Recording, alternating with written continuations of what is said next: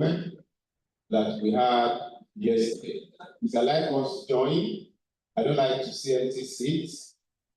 For those of us in our stores, you need to be there as we have a dedicated time today for the exhibition and the sales of all the items that we have. With that done, I'd like to welcome us once again to day 2. Today promises to be all enriching like it was yesterday. We'd like to start today with an national anthem. It's our custom here at SCI to have all of our events started with the national anthem.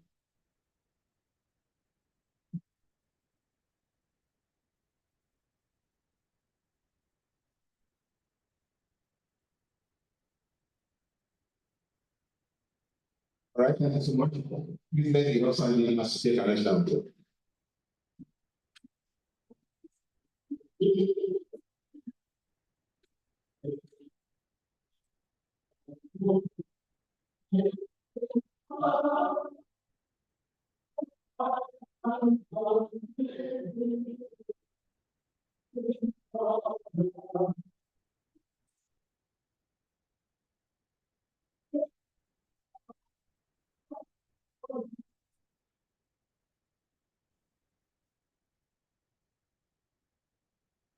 Thank you so much. Please be seated. I like to jokingly say that if you were not born or if you were born after 1979, this one will be a very special one to you. So you need to take deliberate efforts to learn it. I'm sure you used to arise open factor if you were in your 1980 downward to this side. So please, for those of us who were before that time, this is not too strange to us, but for those of us who are not, please, let's learn. Be deliberate. Now, my children at home, if you don't have them, they are caught up already with this, already. We just hope that this will be reflective of our actions as a country. It will also be reflective of our actions of our government.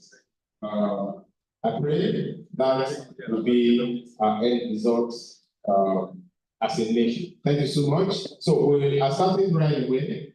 I must confess that we are 1 hour, exactly 1 hour behind our plan of time today. And I like to keep to the time today. Unlike yesterday, at the time I was rushing our speakers because I needed us to meet all the time. But I want to urge that the 1 hour we are missing, I will find a way to incorporate the 1 hour into our event today as we go on. Right away, we'd like to have Mr. Sylvester Oyewole, Chairman, SCI Agric Group, Cooperative Multipurpose Society, as he did yesterday, to please come give us a briefing on this exhibition and the final check as we come to day 2. Let's come together for Mr. Sylvester.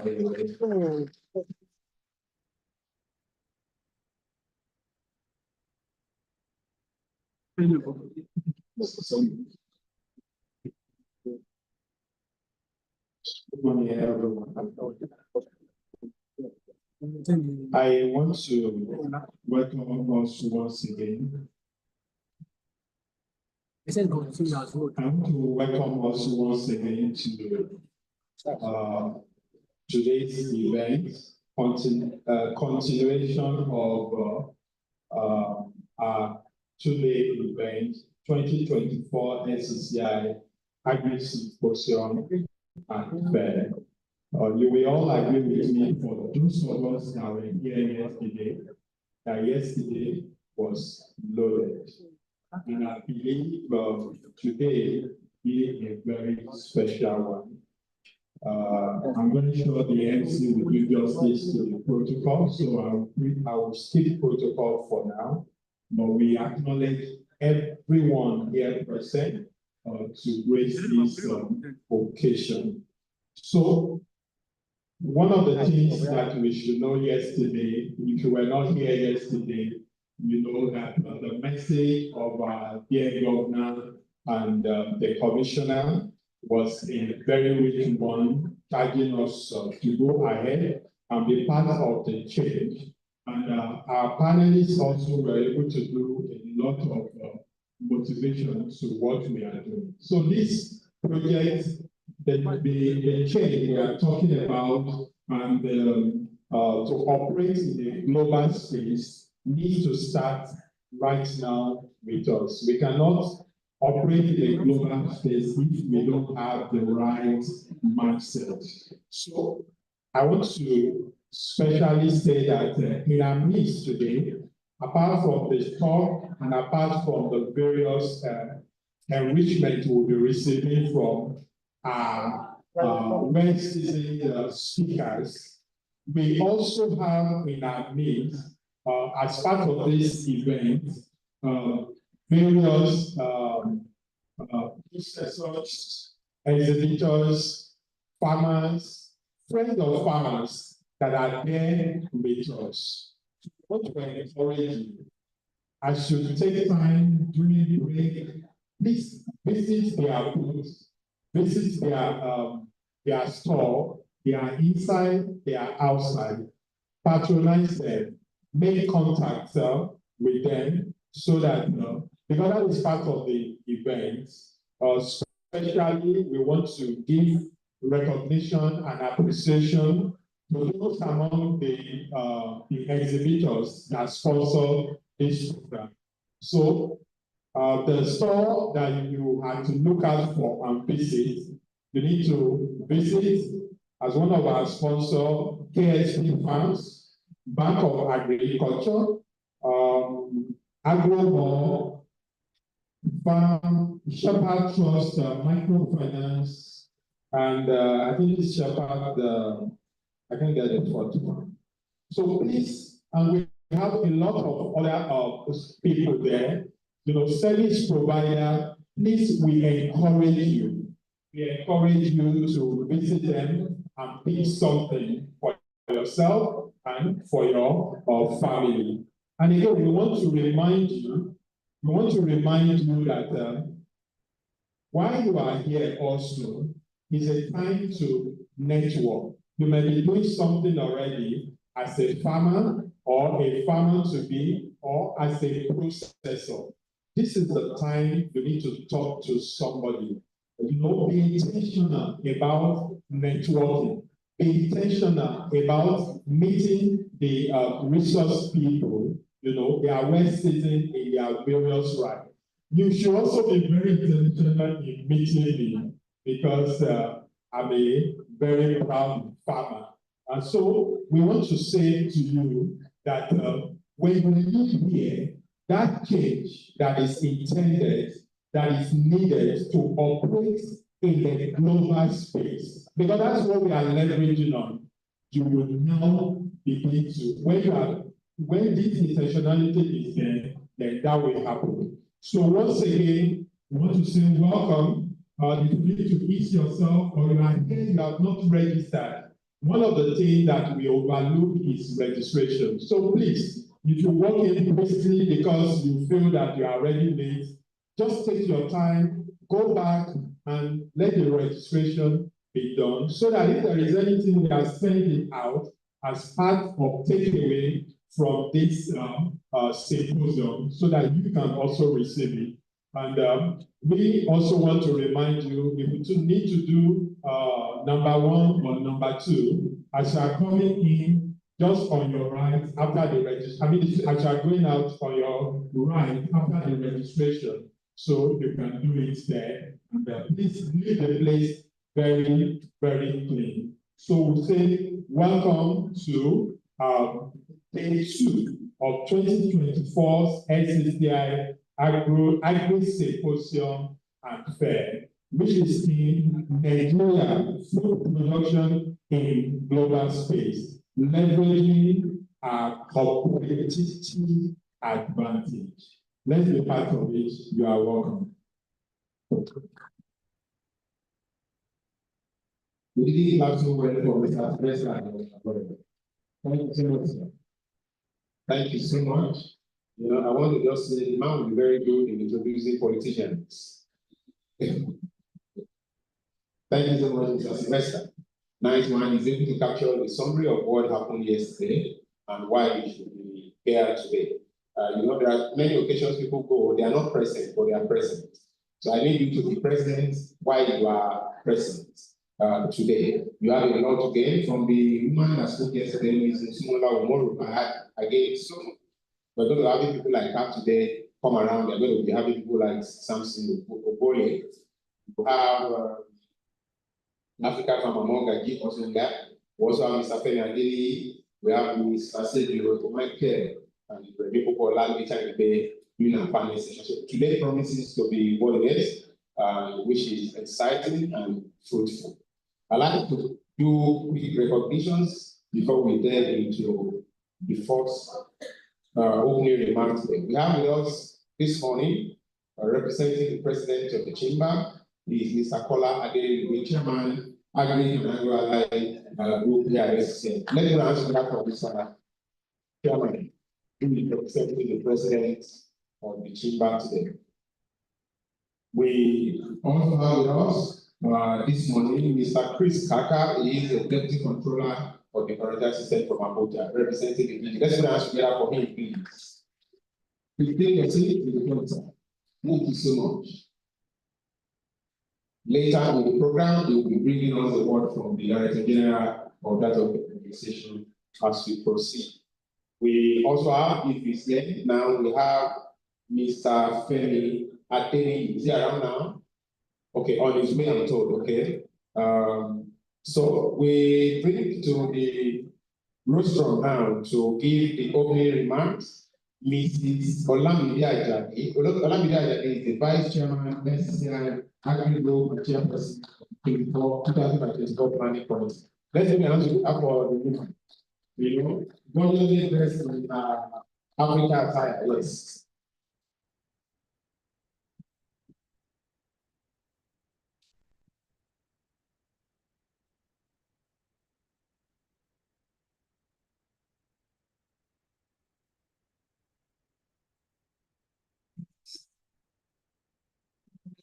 Gentlemen, thank you all those of staff. It is my pleasure this morning to welcome you all once again to the second day of LCCI Agro Fair and Symposium.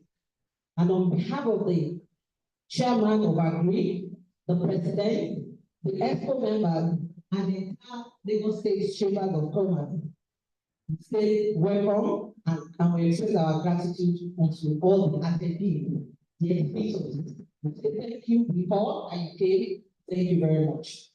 God bless your business. As you all know, country is endowed with abundant natural resources and has substantial agricultural potential.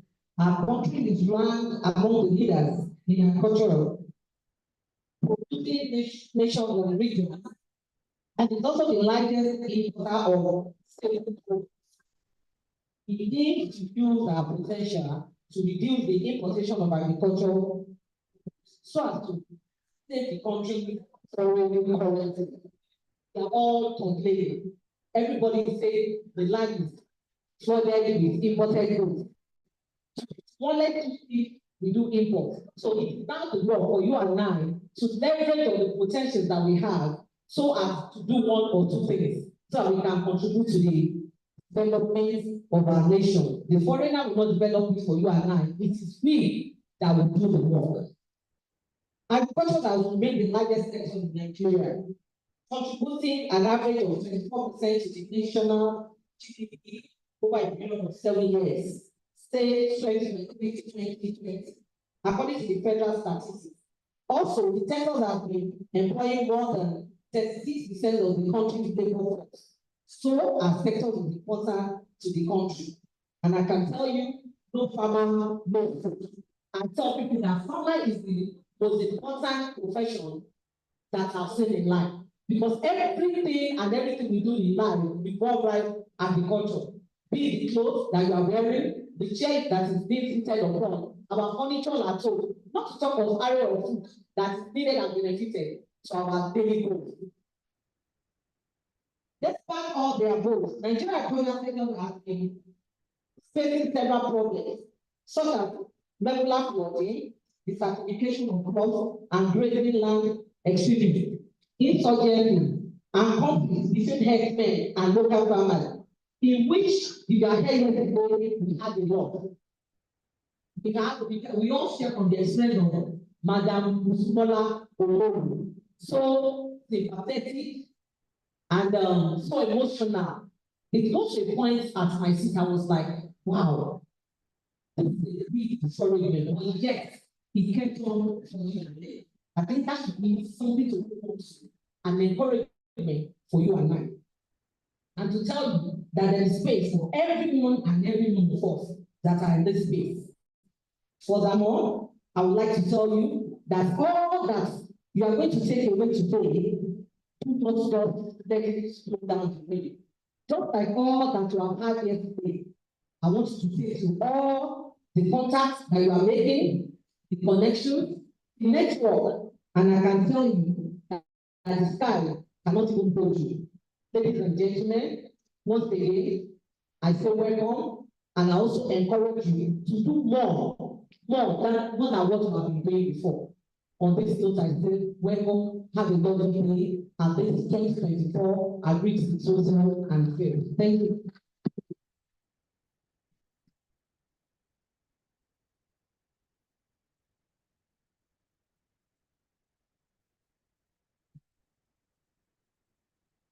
Thank you so much, Madam Ramide Ajadi, for that well-delivered speech.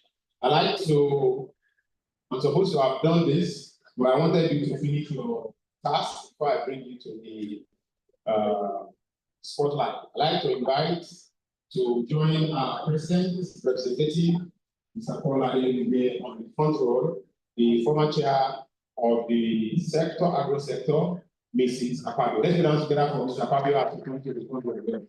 Don't get a step on that. Yes, to the seat. That man said, so it is your time too. We just pray that in come here, we can go Thank you so much.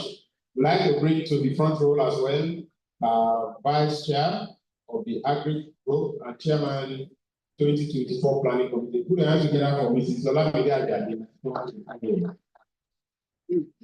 Mr. Olamide, yes. Yes.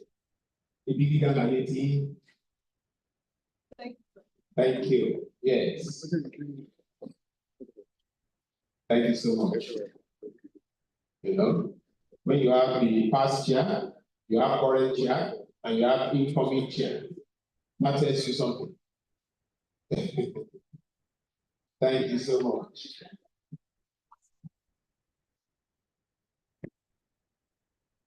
We'd like to also bring Mr. Pukola Remy, Pukola, MD, Tango Farm Enterprises. Is he around? Let's go together for Mr. Remy. Please come to the front door. Yes. Thank you, sir. Thank you. That's one of our discussants today. Then we come as they come in, we'll bring them to where it's needed. So right now, we'd like to take the word from the DG of the, we'd like to take the word from Mr. Chris Kaka, the Deputy Controller of Quarantine representing the DG. Put your hands together for Mr. Chris Kaka. We keep wrapping up the Mr. Kaka comes to the program. Thank you, sir.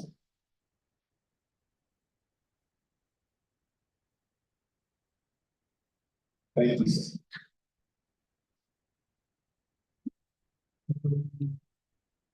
Good morning, everyone. Let me apologize for being late. I was just explaining to one of the organizers yesterday that we had an issue at the airport. We want to call the airline. 9 o'clock flight around 1:30 thereabouts. So I'm really sorry. I believe greetings from the Director General and Controller General of the Nigerian Quarantine Service. He specifically said he wanted to be a meeting. As at the time we were discussing that we need to follow up, he said we want to be at this point for reasons best known to me. But there is another appointment that will be clashing, the event indoors. we then report to the then inform the world to. And some of you may know, most of the issues of these agencies that related to the Agric Symposium are actually in China for a very important meeting. And that's why it's not able to be here. However, it has asked me to be here to not knowing what the audience might be like, but understanding the issue. It asked me to make a presentation on his behalf.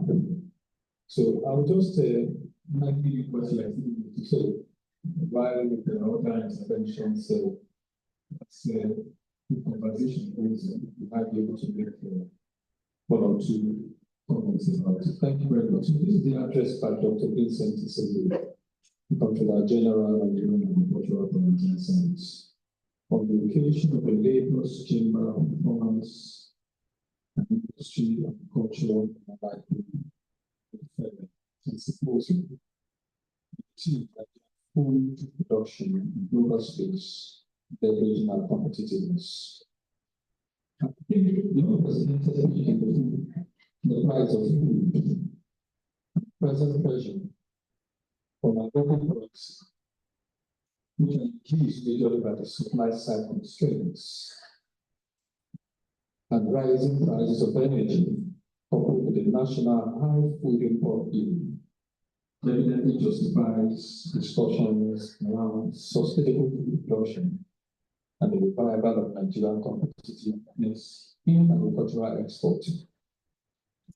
Agriculture, like Madam rightly observed, is a very vital component of Nigeria's economy. It accounts for over 24% of our gross domestic production. And in the face of the global agenda to tackle climate change using nationally determined commitments by nations, gradual reduction of carbon emissions, build resilience, and eliminate, not only promotes national capacity for the development and utilization of alternative sources of energy. Agriculture for Nigeria holds potential for sustainable economic development and growth. And that is true for currency and production of food.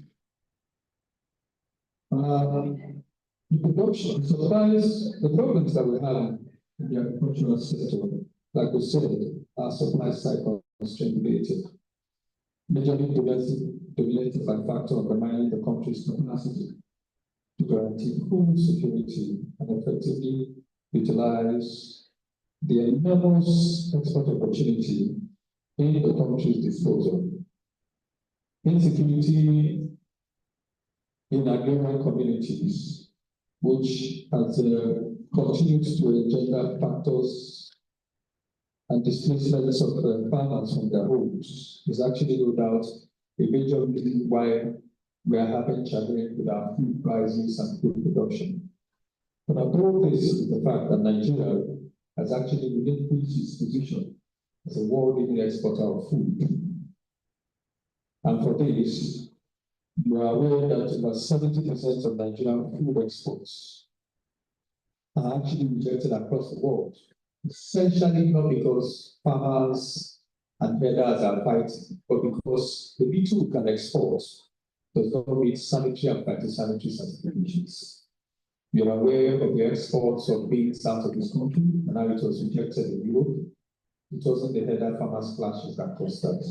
It was the fact that there was improper utilization of the necessary sanitary and phytosanitary certification. You're also aware how we exported yam out of this country, and it was actually returned back to us. Not because farmers were actually fighting the herders, but because there were procedures we needed to follow that were actually not properly followed. But there are so many reasons driving why we're not able to utilize the export opportunities that we have.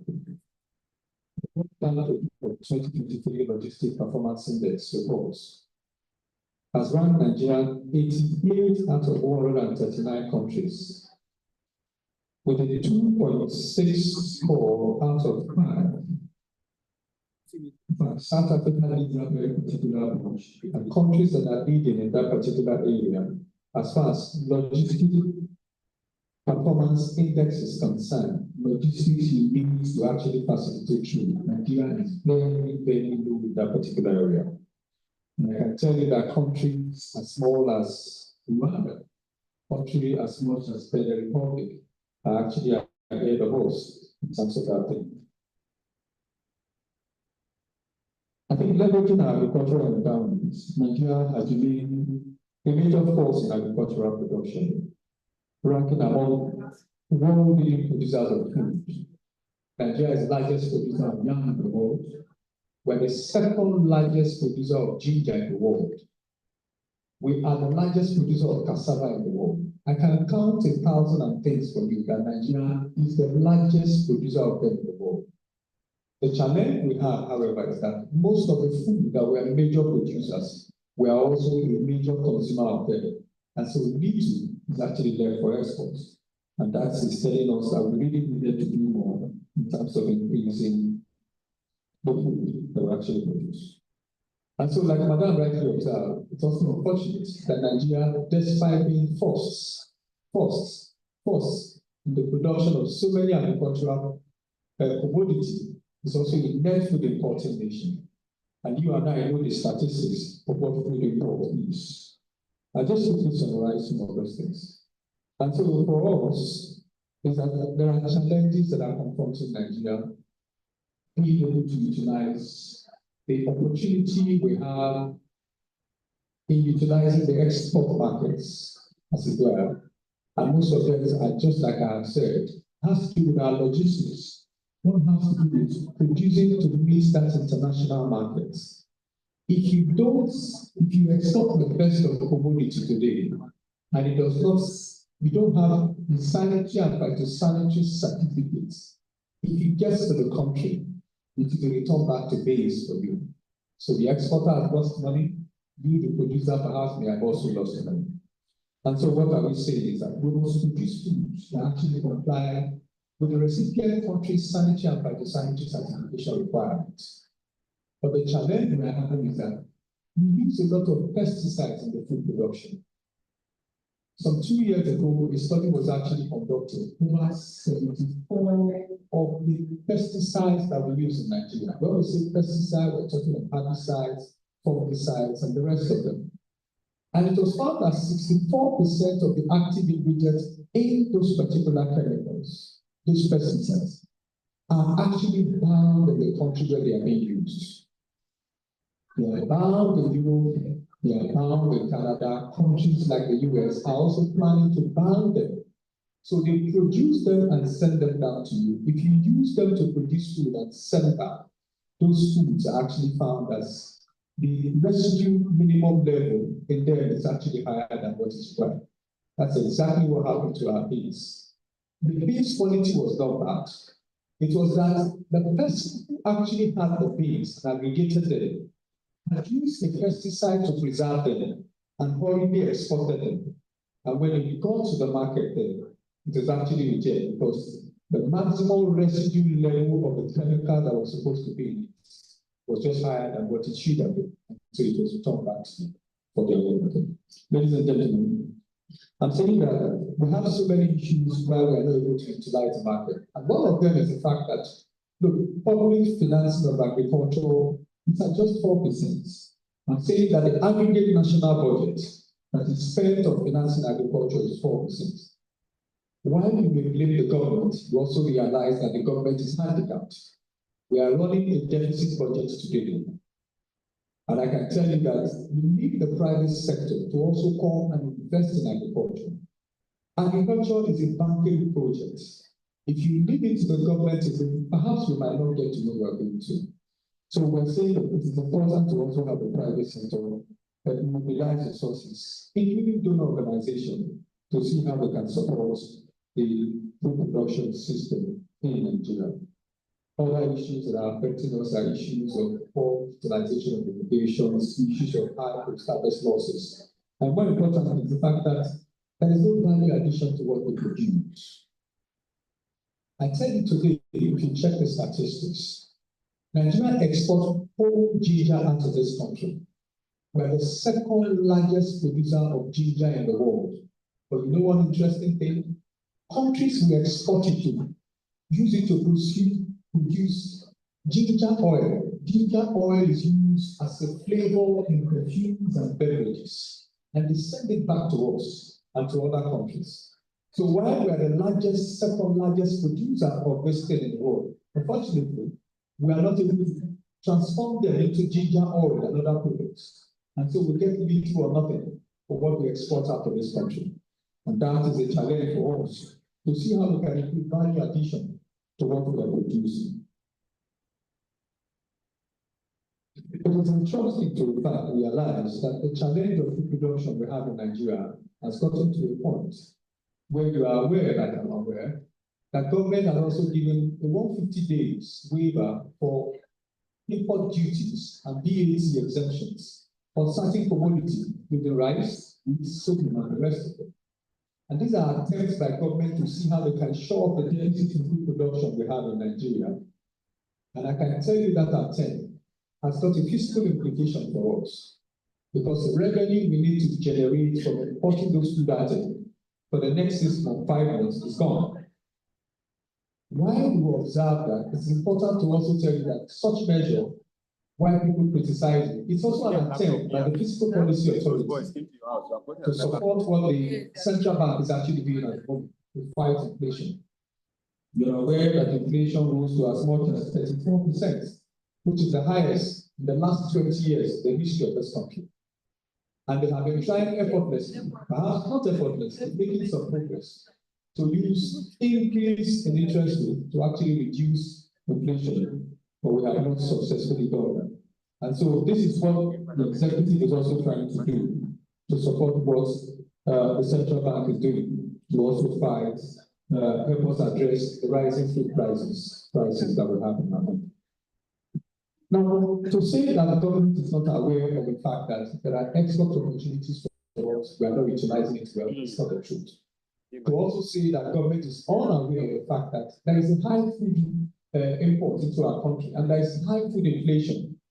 Government is not unaware of this. And I can assure you that it has actually produced, if you look through the current agricultural policy that is driving this country, which is known as the Nigerian Agricultural Technology and Innovation Policy. That policy has stated very clearly what Nigeria needs to do to produce food. And some of the effort government has done is that look, it has not seen agriculture as a business and not as a social intervention in providing food for citizens, but as a business for anybody who comes into it can actually generate money and make money out of it.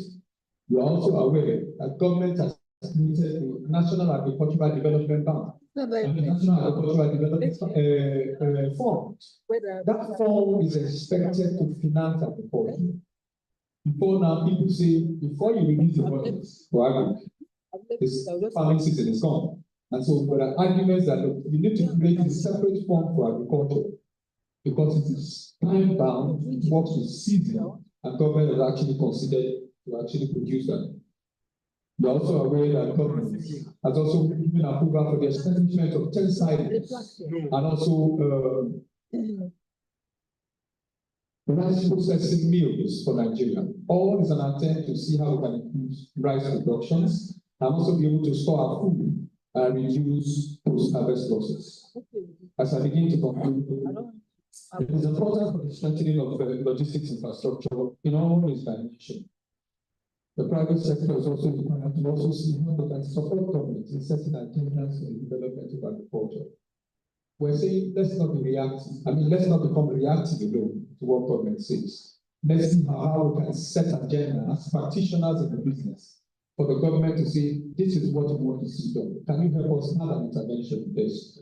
And I can assure you that will be somewhere close to you.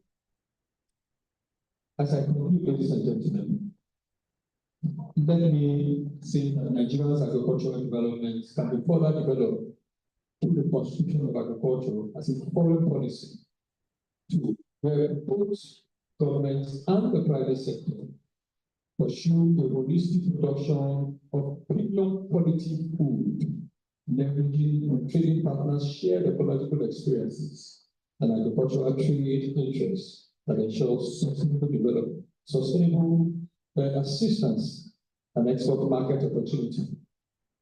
Ladies and gentlemen, we are all aware of the African trade deal that is actually going on now, the AFCA. That makes Africa the largest market in the world. Before now, what we had was the European Union, was the largest custom union anywhere in the world. Anywhere you enter, what happens in one country happens in another. In Nigeria today, the agreement we have signed under the African Free Trade Agreement has made us the largest market in the world in terms of our population. And it is important to utilize this particular market to the benefit of our people and our country. On this note, I want to thank you all for listening and wish you all the best in our deliberations. Thank you so much.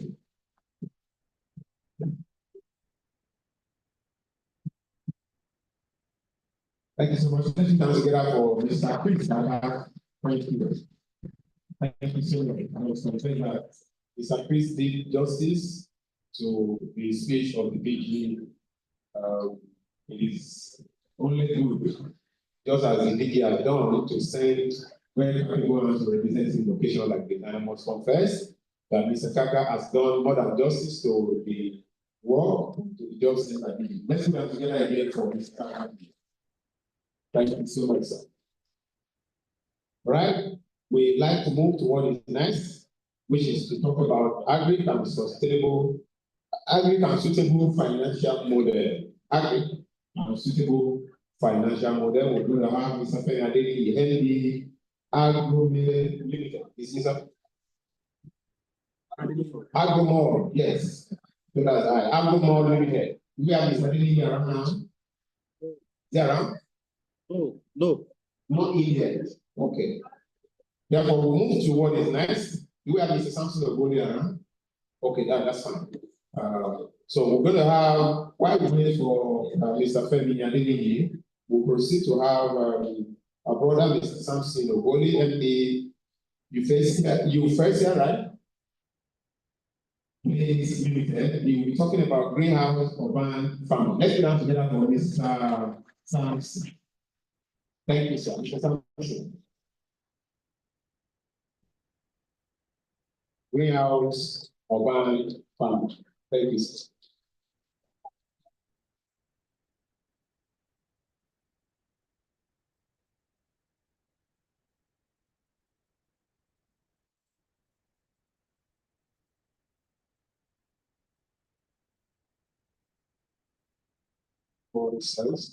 Good morning. Welcome to class. You are going to be having a lecture. If I allow to do this, okay. So I am going to be using my own mic to teach. Is that fine? Hello. Hello. Is it not a good mic?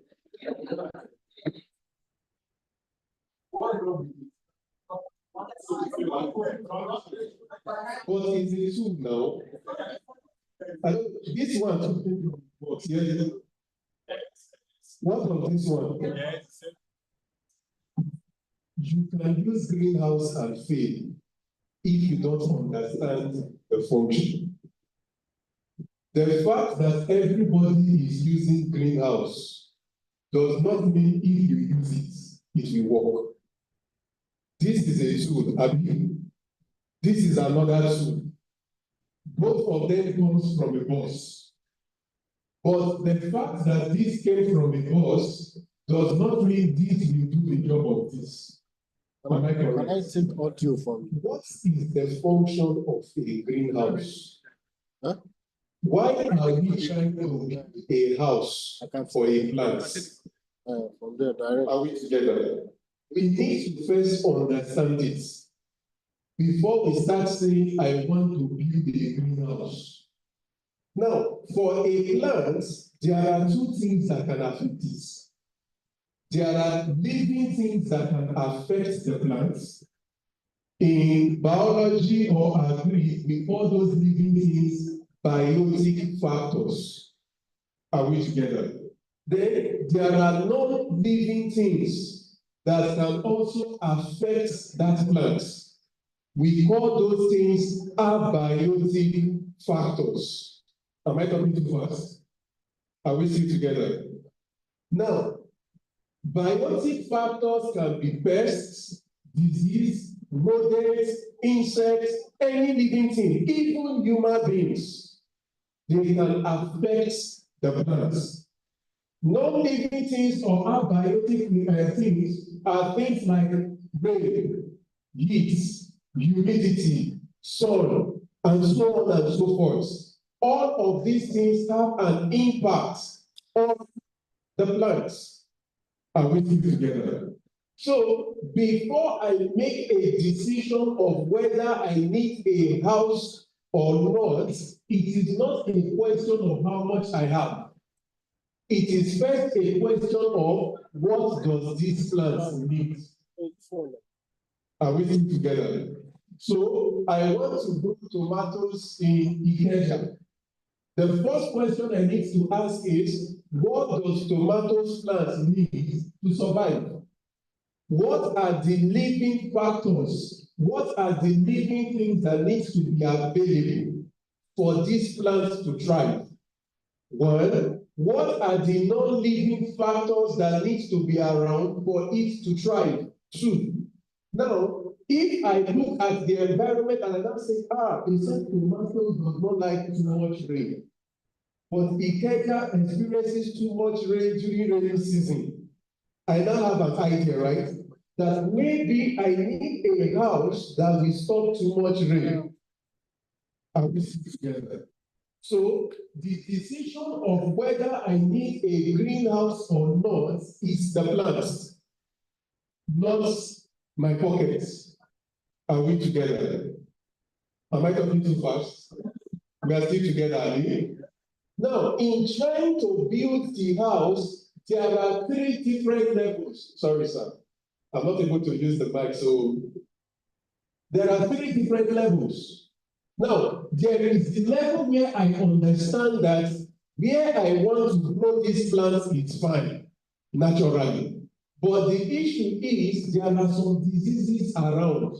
E.g., if I want to grow shoko, tete, in Lagos, will it do well? Naturally, will it do well? Yes. Will the tete have moles on it? Because there are insects, abi? So what am I trying to prevent in that case? Living things or non-living things? Living things, we agree. Because the non-living factor are fine for the plants. Abi? What is not fine for the plants are the living things. So all I will need at that point is a net house. A net covering the top, like this, but built with net, and a net by the side.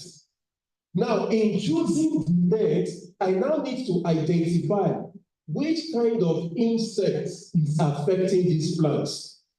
What is the size of the insects? Because the whole of the net must be smaller than the size of the insects. Is it making sense? Because if that hole is not smaller than the size of the insect, I have spent money, but the disease will remain. How does that sound? It makes sense, Abi? So that only happens when the environment is naturally okay for the plants. But there are insects I need to checkmate. Are we together? Now, you will look at some net houses, you will notice that the bottom of the net house, we have something like nylon. Abi, not net or two. It means in that environment, they have things like rats that can eat through the net. So they are putting something that will stop the rats from coming. Is it confusing? If I am in a place where we have rabbits that can grow, then I need to do a foundation with stone round. Are we still together? Any confusion? Let's imagine I want to grow ginger in the north. The weather is fine, naturally. But let's assume that NIMET has told us the sun next year will be wonderful. Like that kind of sun that no darkness will survive, even at night it will be shining. Then I know the sun may be too much for my plants, right? So rather than put a regular insect net on the top, I will now put a shade net to create a kind of shade to reduce the intensity of the sun for the plants that will be inside. Now, in choosing that shade net, I need to know how much sun will be here. How much sun do I want to take away? How much sun do I want to bring in? That is why when you say you want to buy shade nets, they will ask you questions like, what percentage? Are we still together? Because that percentage, what they're trying to ask you is, how much sun do you want to let in? How much sun do you want to stop? Is that fine? That is net house. Number two is what we call a screen house. In the case of a screen house, I want to grow tomatoes in Lagos. You know tomatoes can do well in Lagos. None of us know that. Okay, I'm telling you that you do well. But you also know that, it's from experience, that when rainy season is at its peak, tomatoes is expensive. None of us know that. It's not true. It's just that tomatoes does not like too much water. That's all. So when the rain becomes too much, the tomatoes will start having infections, diseases, so the farmers start struggling. Say if I was to plant 10 hectares before, I want to reduce it to maybe 2 plots. So because all of us will reduce what we are producing, the tomatoes in the market would reduce, the price will go up. Does that make sense? Now, I want to now do tomatoes in Lagos where there is good rain. I now understand that for rain to fall, at least for now, it comes from up. I mean, not from the ground. It will come from up. So when I want to build the house, I need to put something on top that rain cannot pass.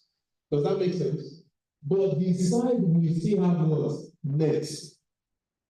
Does that make sense? We now call that a screen house, meaning what I am trying to prevent is now part of the weather.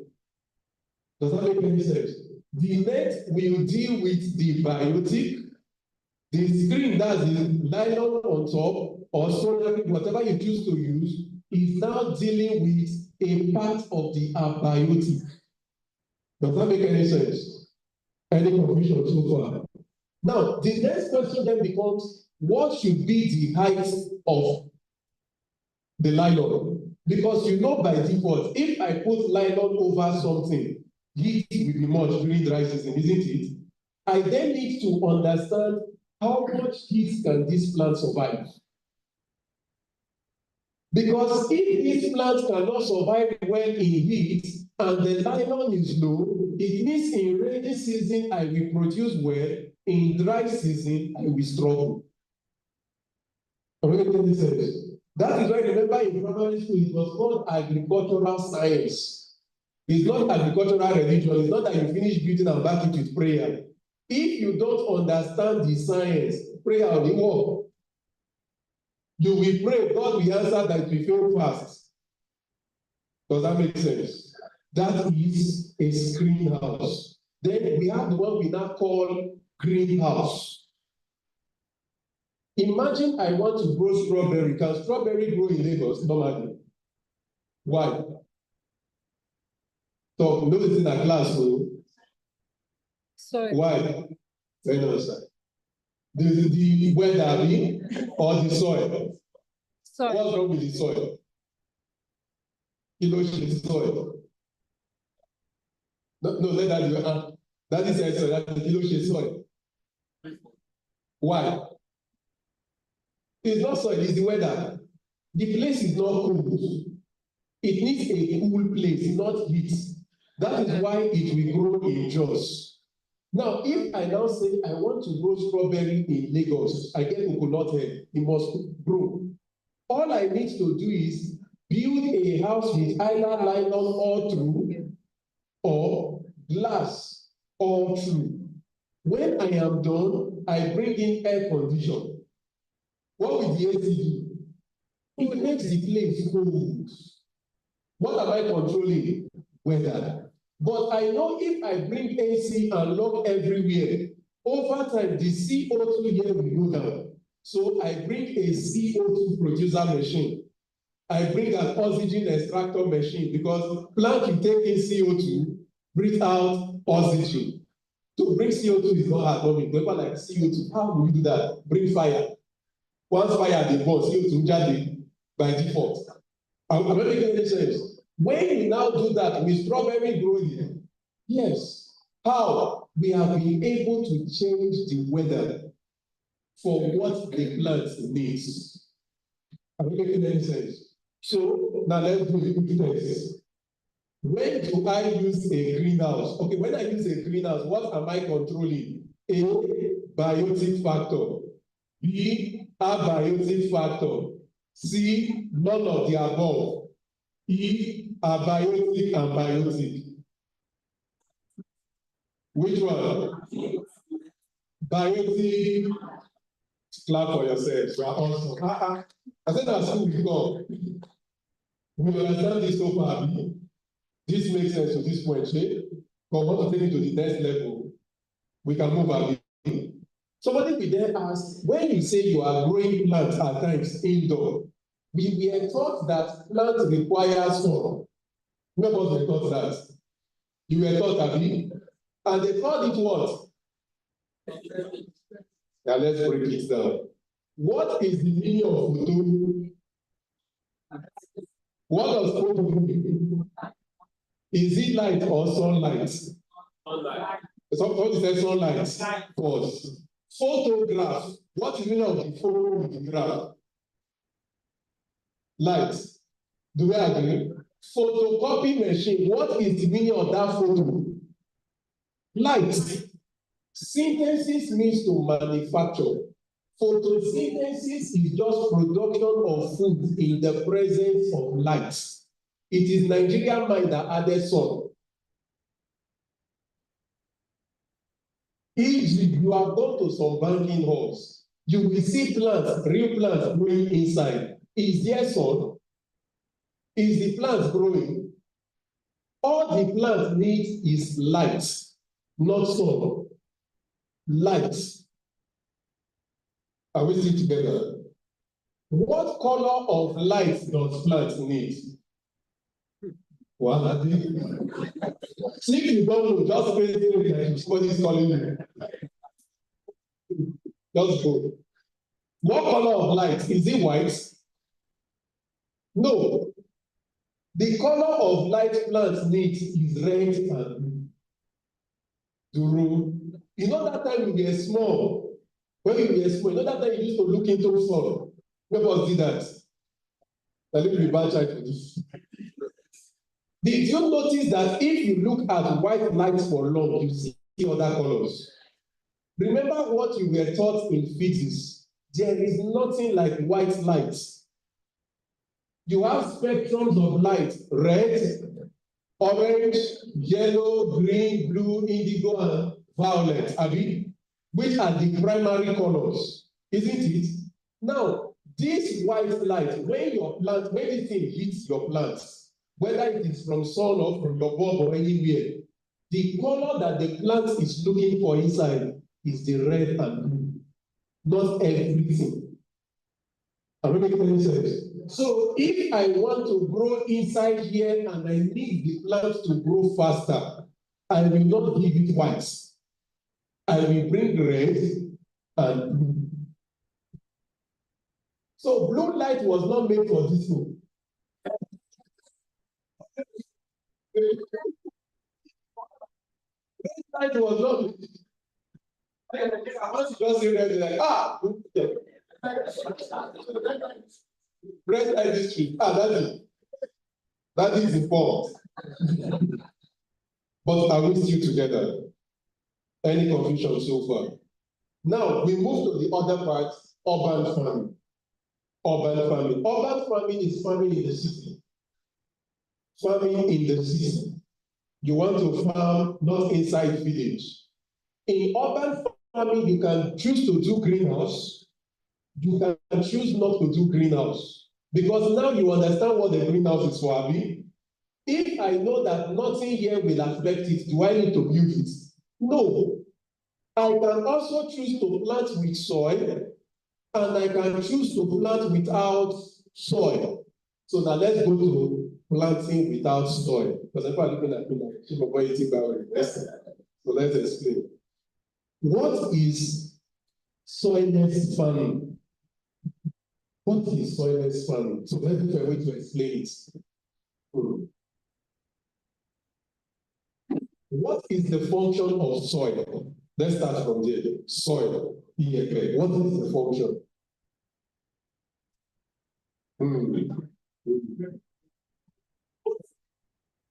So, number one, it holds the plants to provide support.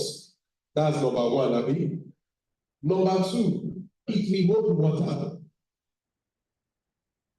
Number three, it will allow air to pass. That is all. Pause. Does soil provide nutrients? Simple afraid to answer.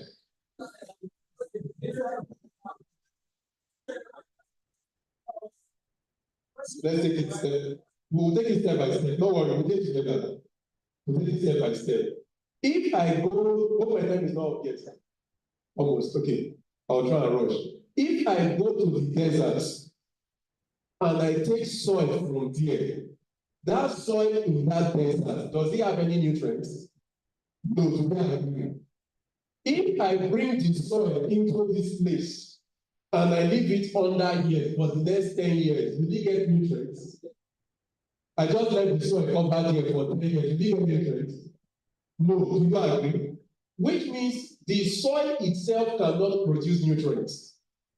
If I take some dead leaves, banana, throw on top, and I water that banana for it to decay over time, am I going to find organic matter over time in that soil? Yes. Did the soil produce this? Are we still together? Did the soil produce it? No. If I take a rock, a stone, and I put it on top, we are watering and that stone begins to wither. That's when it happens over time. What will I meet in the soil? Inorganic materials as a result of the stone. Abi? Now, the nutrients that you thought the soil produced was not produced by the soil. It is produced based on what is happening around. The water that the soil is able to hold is what trapped nutrients. Are we still together?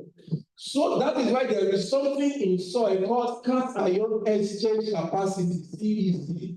Because the soil in itself has a charge. Let's take it step by step. Science. Are we still together? The soil itself has a charge that it uses to hold the water back. Whatever is dissolved in the water becomes available to the plants. Are we still together? Which means it is not the soil that produced. We are still together. Am I talking too fast? We're still good. Okay. Now, what then is soilless farming in simple terms? To find a way to make that make sense. In the olden days, we used, when I say we, not like I was there, but you know, we used to cook with charcoal. I mean, you put firewood, then firewood moved to kerosene stove. That's what I was there. Kerosene stove moved to gas. I am there. Then gas to electrical can, all of that. What is common amongst all of them? Heat. Do you agree? Now, does the rice I want to cook care where the heat came from? Are you sure? It doesn't care. The same thing, because we already understand the function of soil as three basic things. I can remove soil, bring in any other material that can play those three functions: support, hold water, allow air. Once those three functions can be performed, the plant will grow once I provide nutrients. In the case of the rice, heat. Does that make any sense? So anything that can perform the functions, those three functions, perfectly is what we call soilless farming. Does that make sense? I think my time is up. Any question? Oh, I still have them. Mr. Tunde, I don't have many more minutes. Me, I can talk till evening. Okay. That means like, we are not finished. But we understand so far. Now, how do I start my farming in my house? How do I start this thing?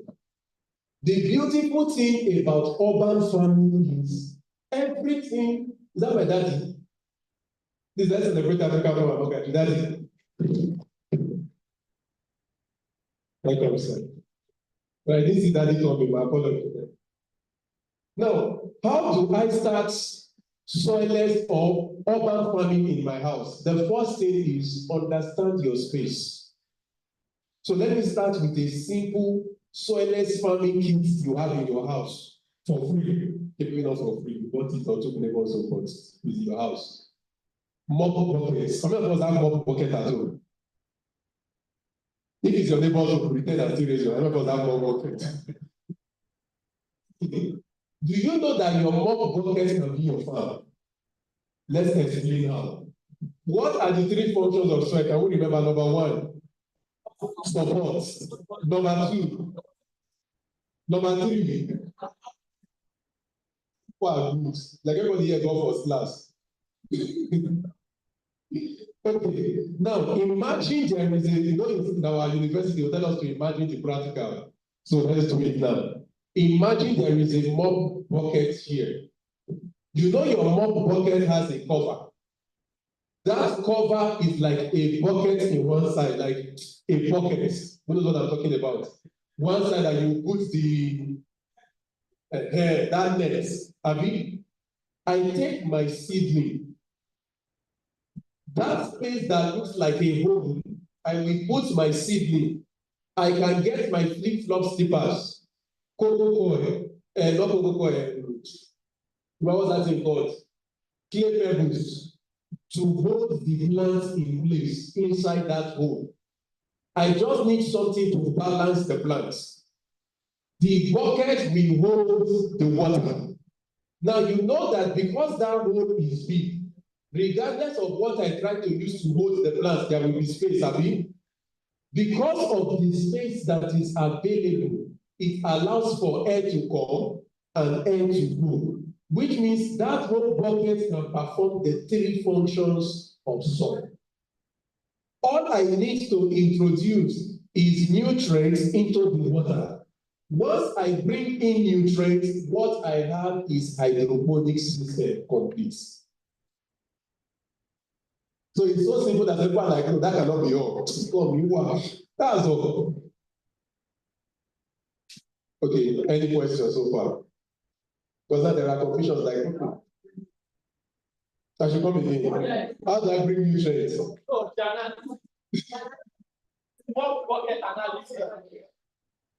I'm trying to see.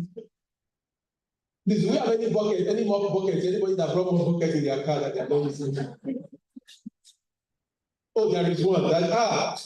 Thank you so much. Let's celebrate our daddy.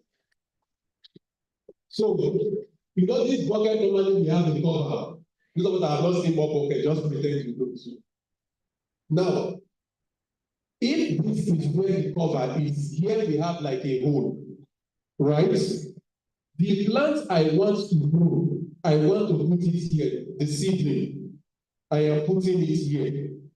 But you know that this hole is a bit wide. If I put the seedling, what will happen? It will fall. No, it will not go in. Unless the seedling does not have anything holding the roots. But if it has like your cocoa pit where you did your nursery, it will stay, but it will fall. But even if you have nothing, it will go inside. I just want to get anything that can make this plant stay here. Anything. It can be foam, thick foam, not soft foam, because if the foam is soft, it will suck in too much water. And when that water is too much in the foam, it will infect the plants. But you know there are those strong foam. You know those foam I'm talking about, they got it for throwing stone those days. Use it to hold the plants. It's not to choke, it's just around for the plants to stand. So the first function of soil has been done, support. The second function is what? Water, to hold water. I take water and pour inside this bucket. Done. The third function is what? Aeration. You know, all here has spaces. So there will be continuous exchange of air between the environment and these buckets. So this has performed the three functions of soil. Does that make sense? Whatever nutrient I want to bring, I will pour it in the water. That's all. Because it is small, I don't need to start doing special machines. Just say, pour, that's all. Does that make sense? Yes, you transplant into this, and that's why I said seedling. You transplant into this. So this is going to grow the full plants. Now somebody is thinking, how long can the plant stay inside here? The plant is only going to start dying when this place is filled up with roots. And the roots has nowhere to expand to. That is when the shoots will begin to die. As long as these roots can keep growing and expanding, you are good. Does that make sense? I will pause. Does that make sense? Yeah. Question so far? Yes, ma'am.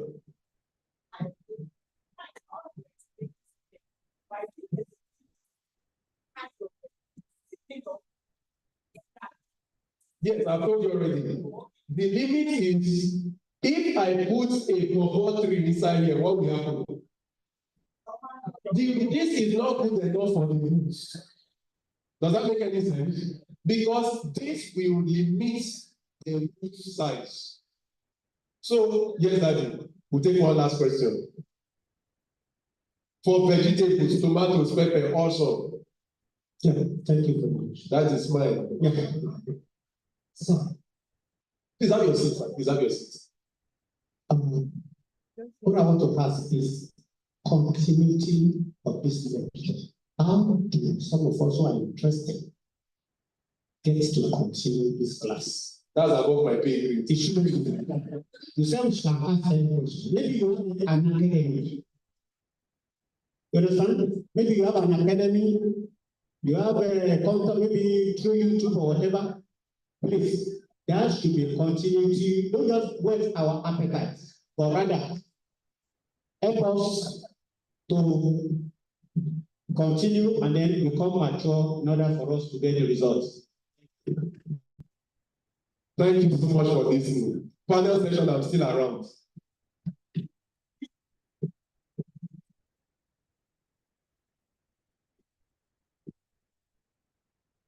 Thank you so much. Thank you, sir.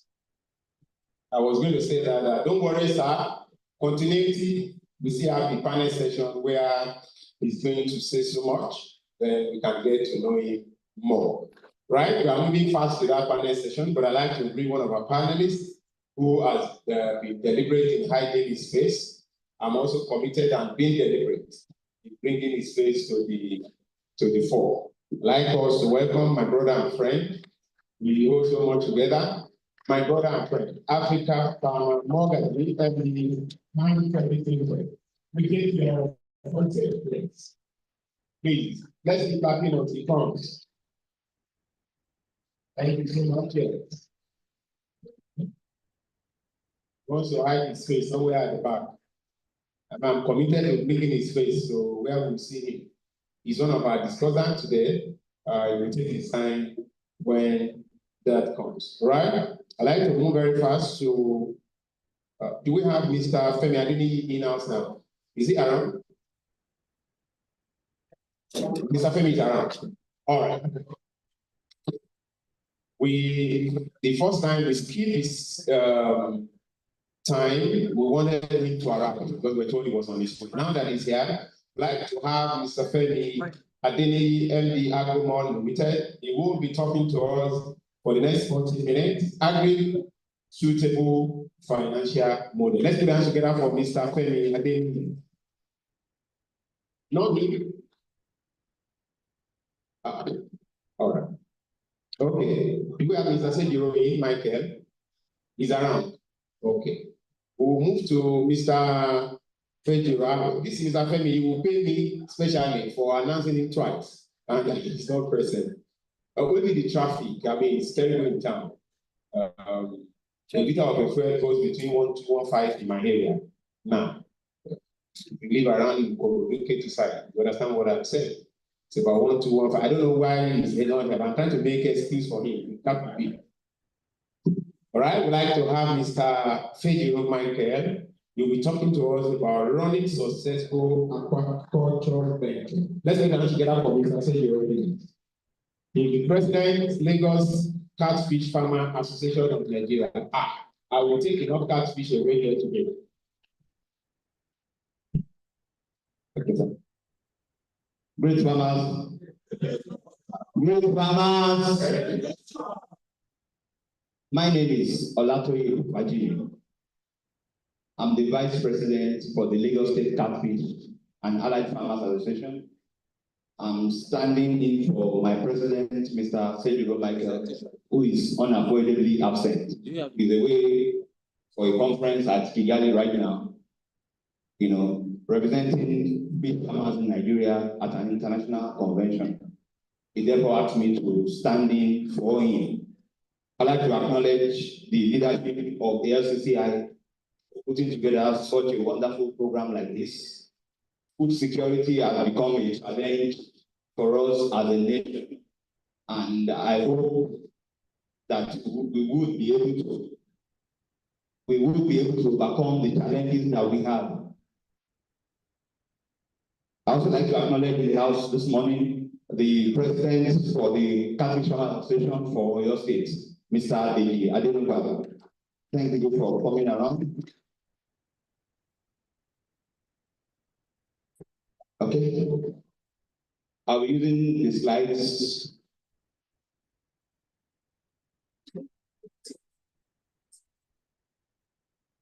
Okay, we're talking about running a successful fish farm or running a successful fish farming business or aquaculture business. Aquaculture is basically the raising of any aquatic animal or plants in a controlled environment. And when you're talking about aquatic plants or animals, you can be talking about fish, shrimp, lobster, toad, plants like azora, like water hyacinths, and what have you. Each of them have their economic importance. What may not be so popular here is so much popular in some other areas. For instance, some people farm frog and toad. And around the West, we talk about that. Some people say, alpha or okay. But in some other clients, it's something that earns a lot of money. So if you're able to put it together in a controlled environment, that is what we call aquaculture. It can be anything. I mean, that's the azula plant, that's tilapia, that's catfish, that's pangasius and new baby that we are just introducing into the market. Anyone who wants to run a successful aquaculture business must be willing to climb a few ladders that leads to the mountain of success. Success is defined by so many people in different ways. Success is a journey. It's not a destination. It's a journey that leads from one step to the other. And there are processes. If you want to circumvent the process, then you will not get to the end point as at Wendy. When you're coming here and you want to come by public transport, you must know the bus stops. You must know where to stop. For instance, if you are coming from Ikorodu, you know that you need to get to K2. And then from K2, you can drop at K2, take another vehicle, maybe to 7 Up, and then to this place. But if you are not aware of that, you may travel all the way to Ojota or to Maryland or to people before you start asking, abeg, where is LCC? I'm going to LCC and LCC, I know, okay, you have to go back. So there are processes, and to run a successful aquaculture business, we need to understand the various phases. We need to understand the various puzzles that we need to resolve and add up to give us that success. Then, of course, you need to also define what is success to you. For various persons, success comes in different ways. There are various endpoints. There are various terminal points for each of us. So, for you that is going to venture or into a business, you must have in mind, what is my goal? What do I want to derive? What do I want to achieve in this business, in this venture? What makes it a success? At what point is this a success for me? For instance, I studied fisheries management at the University of Ibadan, and by 400, 500 level, I was at sea. What do I do? Where do I specialize? Do I become a lecturer? Do I become a practicing fish farmer?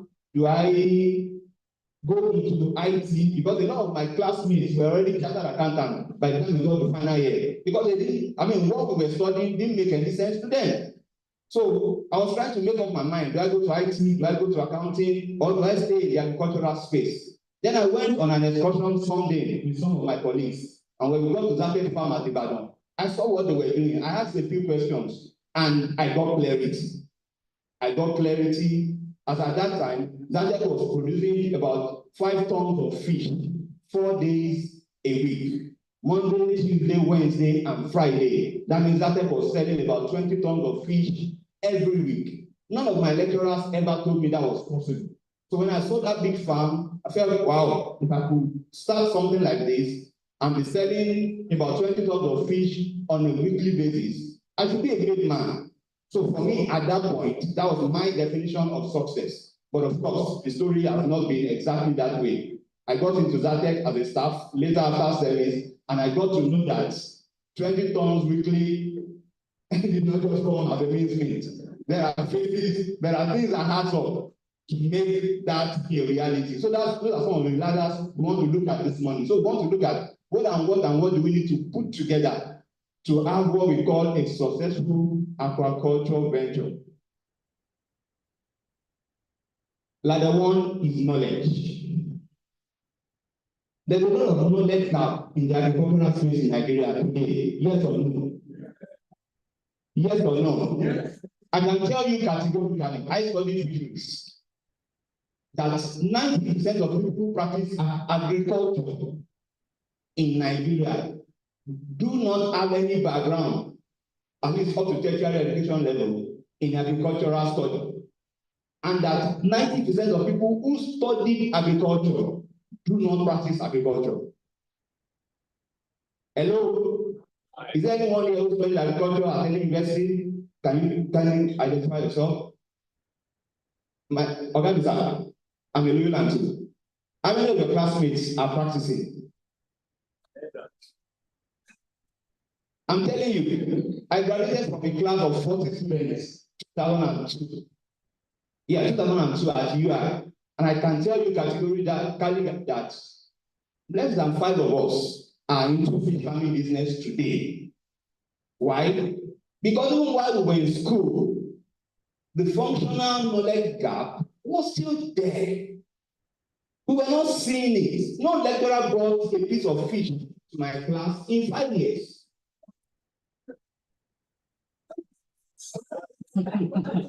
My first breeding experience, I had to sneak to a farm at midnight to witness fish breeding.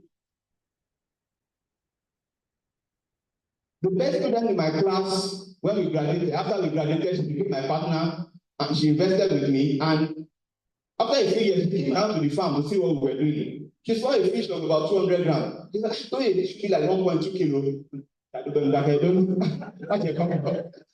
Because she never saw fish. Actually, why? So the knowledge gap is so wide. That's why there are a lot of fish farms around today, not just in agriculture, but across board. We need to rethink. I don't know if there's any lecturer here, but when what we are teaching is not functional. No student, very few students can start a business based on their technical education knowledge. Very few. That student must be very inquisitive, must have come from a background that has given him some foreknowledge.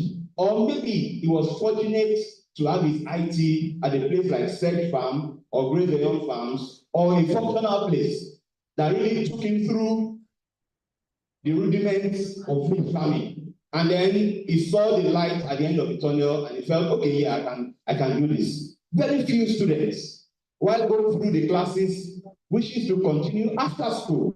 Very few, because they are not seeing the business.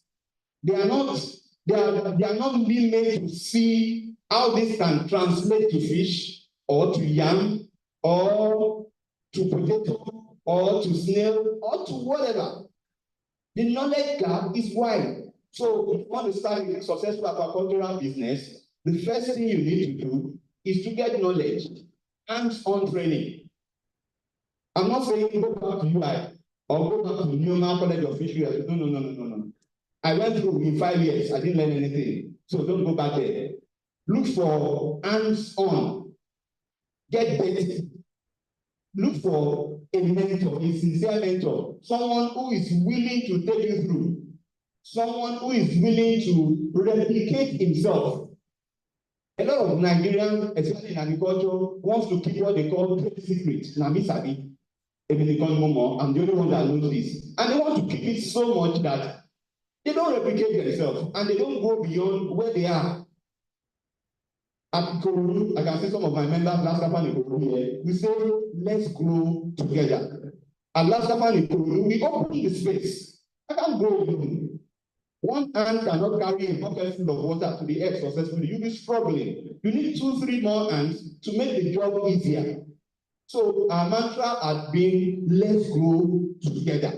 And to the glory of God, we have kept on growing. So you need hands-on training. You need what are you supposed to learn? You need to learn about different kind of farm setup. I've seen so many people abandon their farms because the way the farm was set up, the kind of structures, the kind of outlet, just piping alone, how to drain water. Draining water became a challenge after spending millions of naira.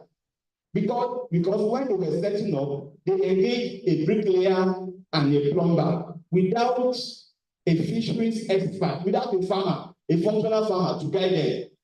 So the bricklayer only came to build a reservoir. The plumber came to connect like a sockeway. So by the time you stock fish, 3 days after, you needed to drink water, and the outlet pipe was at the top. You are not looking at yourself. No share. You understand? I've gone to so many farms. I've seen a lot of abandoned farms like that. So when you go to a functional, practical farm setup or aquacultural training setup, you will learn different kind of farming setups you can have, whether it's the earthen pond, the plastic tank, the concrete pond, the tarpaulin pond, or whatever medium that can hold water, and how you can modify your own space. Sometimes someone called me from Port Harcourt to come set up a farm for him. He bought 4 plots of land beside the express, major gully with a lot of water around the space. He said, I should send a business plan. That's right, we can start, we can send the money. I said, oh, guys, it's not about money. The first thing is site visitation. Where do you want to locate your farm? You shouldn't spend some money writing a business plan for a space I do not understand. That would be abstract. That would be paper tiger. It will not function. So I flew to Port Harcourt, looked at the space and said, Oga, foul. This space would not be a good farm for you. He said, why? And I had to explain it. By the time I took him to the rudiments of what he needed to do, how he needed to discharge water, and all of that, he agreed with me. And he said, okay, thank you so much for coming around. I will get back to you as soon as I now have an understanding, just a 2-hour encounter. I now have an understanding of the kind of land space I need to start a farm. So thank you so much for coming around. You will return back to Lagos. When I'm ready, I will engage you.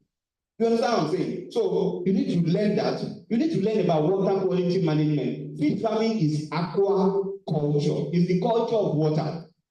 So if you don't know how to treat your water right, that farm will not be a success. You need to learn fish seed, how to select your fish seed. What's the difference between the fingerling, the juvenile, or the jumbo? The kind of seed. It's the seed that you sow that will produce the fish you want to sell at the end of the day. So you need to learn all of that. And so many other things. You need to learn about the value chains. Aquaculture is so dynamic that you don't need to own a farm. You don't need to stock fish to be in the aquaculture space. There are so many things that you can be doing to be a player in the aquaculture space. So I don't need to stock fish.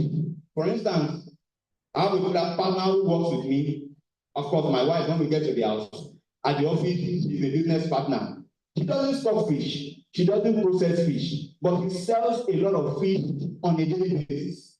She is into product development, packaging, and marketing.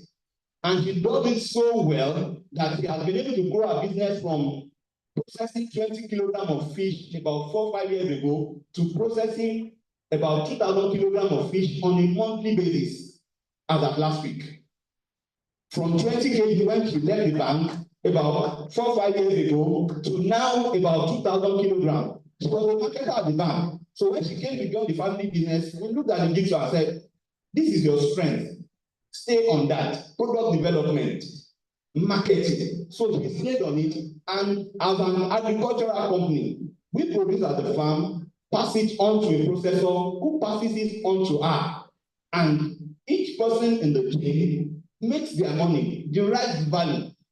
So the value chain is so wide, you can be someone who constructs various kinds of forms for people.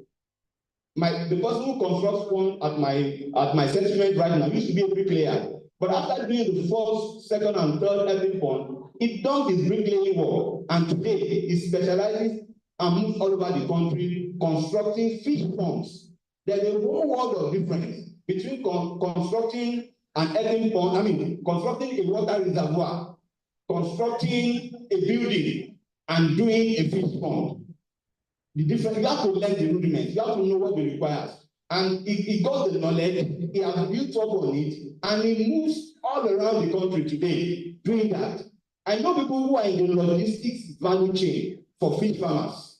They provide what we call a support service. If you want to sort your fish, they will bring staff. They will assign staff to you, 2-3 guys who will come to do the sorting or the harvesting.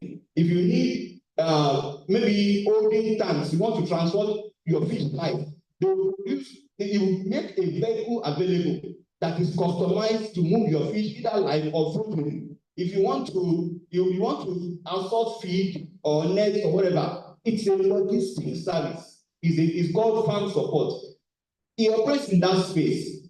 It's adding value to your business. It's also deriving value as a result of it. You need to learn all of that so that before you even start at all, you'll be able to determine and make up your mind. Having looked at all of this, with my timing, with the kind of business I do and all of that, okay, I will play in this space. I know someone who used to be a dispatch rider, helping us to distribute fish. At the point, he looked at what we were doing, smoking fish. He would bring fish from the processing factory to deliver to customers all over Lagos. And after a while, I said, "Okay, can't I learn this processing?" I said, "Well, if you're interested, why not? How long do you have to give?" He said 2 months. He learned it for 2 months. Today, he has dropped his dispatch bike. He's a total processor. What do I mean by that? It's so good that people from all over bring fish to his factory to process. He has developed a space, he has movements, he has staff and all of that. So he doesn't own a fish farm. He doesn't sell fish. All he does is bring your fish, I will process for you. He doesn't even package. He will give it to you in a box or in a bag. You take it away, go and do whatever you like with it. And on a daily basis, it adds value to your business. It derives value from that business also. So you need to learn about the global value chains in the business so that you can make up your mind where you want to play based on your peculiarities, based on the space you have, based on your personality, based on the funds available. Of course, you also need to learn about disease management. Today we are talking about antimicrobial resistance. Farmers have loaded their product, fish, poultry, and what have you, especially in animal husbandry. We have used a lot of antibiotics today that people who eat our fish, our broilers, our goats, our meat are eating antibiotics with it.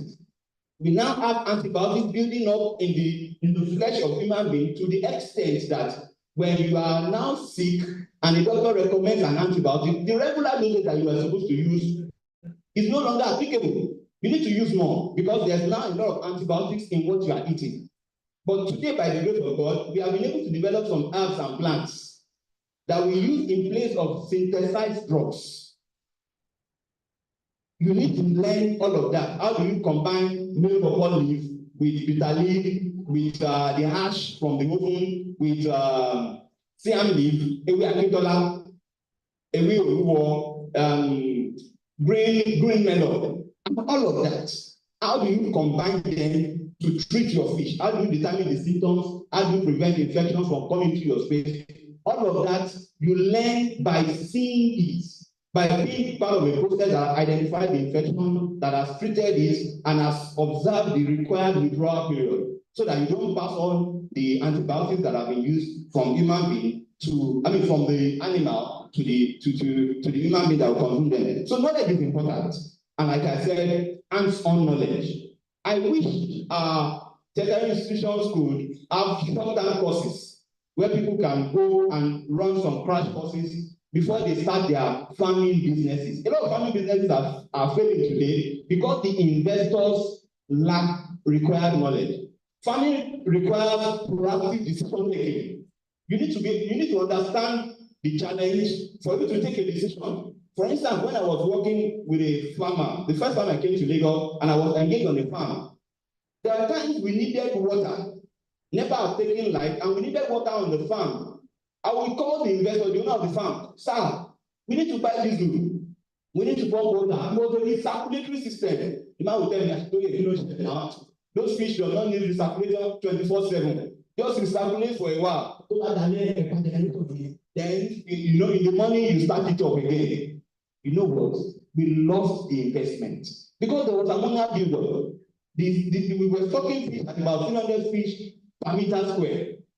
Instead of the other recommendation, if you are doing flow through, you can do 50 or 100 fish per meter square. But because it was a recirculatory system, we were stocking at about 300 fish per meter square, and they needed recirculation 24/7. But the investors didn't understand that.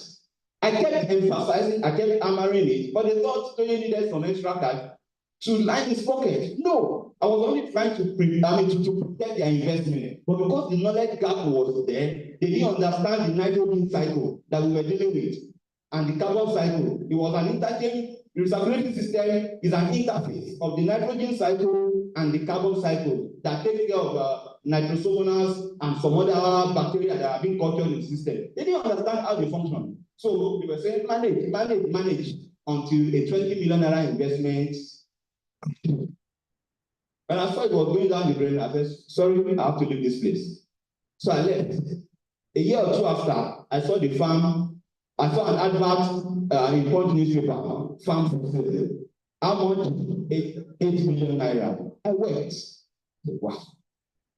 Another massive investment going down. So knowledge is power. Knowledge is important. Before you invest a dime in agriculture, please visit a functional farm. Even if it's a collapsing farm, you will learn how not to do it. How not to do it is part of education. It's a vital part of our education that we need to embrace. How to do it, how not to do it. It's important. So knowledge, hands-on knowledge, it's important that we gain all of that. We engage students from time to time from various institutions. We have trained close to 150 of them at our farm at Ikorodu. And then the next ladder that we'll go to is product development and your marketing plan. If your aim is to make a success of your fish farming business, then you need to make up your mind. What do you want to sell? Because we are raising fish not as an hobby. It's not an aquarium. If it's an aquarium, it's something to just come, look at the beauty, appreciate it, and walk away. But if you are looking at fish farming as a product that you want to pass on to people, that, I mean, your customers will derive value from, and they will exchange money for the value that they are deriving. Then from the outset, before you even start, you need to make up your mind. What products am I going to be selling? What do I want to sell to people? Let me give an example. During COVID, we had a lot of fish in our pond. You know, COVID came like play. Na lie, na true, na lie, na true. Until all industries and everyone had to shut down. And as at that time, we had a lot of fish ready for harvest. And you know the way fish, animals are. You can't stop the process. They have to eat and keep growing. You have to keep investing money. And for all as a business, there must be a point at which this product goes out and comes back as money to sustain the business, to pay for the various services that we have used. So we started looking at ourselves. What do we do? What do we go from here? And then one day my wife came around and said, do you know that people are at home now? There is more consumption. Every member of the family is at home now. Before now, everybody jumps out and maybe you come back in the evening and eat dinner. But now, every member of the family is at home. Minimum twice a day, they will be feeding, if not 3, and in between meals. Why don't we begin to package this fish as ready to eat and deliver? Because the challenge was, how do we deliver live fish? We were selling live fish then. So we said, okay, can we package it as ready to eat, add ice to it, and use dispatch riders to deliver it to people? Okay, that makes sense. So we started advertising fish on ice on our Instagram handle. Before you know it, there was a lot of demand. So what we do is minimum order quantity was 5 kilograms. So you can do multiple of 5 kg. People started ordering 5 kg of fish. So we pick them out of the pond, clean them up. Because there are a number of challenges when it comes to catfish especially. One, a lot of people are saying it's too energetic. I cannot hold them, they are going to sting me. That's why I'm not buying. So we solve that problem by killing the fish. A lot of people say, oh, it's too slimy. I don't know how to clean the slime. The wahala of cleaning the slime is too much. Don't bother. We'll do that for you. We did the cleaning. We decocted it and all of that. Oh, will it still be fresh by the time it gets to me? Don't worry. We've got ice. We'll preserve it with ice and it will get to you as fresh as if you killed it by yourself. And we were able to generate so many customers as a result of that process. We call it catfish on ice. It comes, you open it and start cooking your food. Some people will order, I bought all of that. The only thing remaining is the fish. Don't worry, this back rider will soon be at your door. And by the time he arrives, you don't need to rinse it again. Just open the nylon and throw it into your pot. It was a ready-to-eat product, and people were eating it. So what I advise anybody who wants to run a successful fish farming business, don't look at it as fish. Look at it as what products am I going to be selling? In what forms will my customer be willing to pay for these products? Is it as spices? We have what we call the catfish powder that we produce. Is it as the smoked one or the frozen catfish? A lot of people want to eat catfish, but there are no farms around them. Even when there are farms, we farmers will say we are not harvesting today. But now we have what we call the frozen catfish product. We have 3 glass freezer sites in Lagos, Ikorodu, Badagry, and Agric, owned by our station. We have stayed from our members, store them with ice, put them in our glass freezers for about 6 to 8 hours, and then put them in cartons. This is the form of the carton. This one that I was holding there will be going into a 10 kg carton. And we dispatch all over Lagos from cold rooms. So that's available. We also have the flakes, the fillets, the kilishi catfish, and all of that. So when you look at our sites, or when anybody looks at your catalog or offering, they should be able to see a product that they can identify with.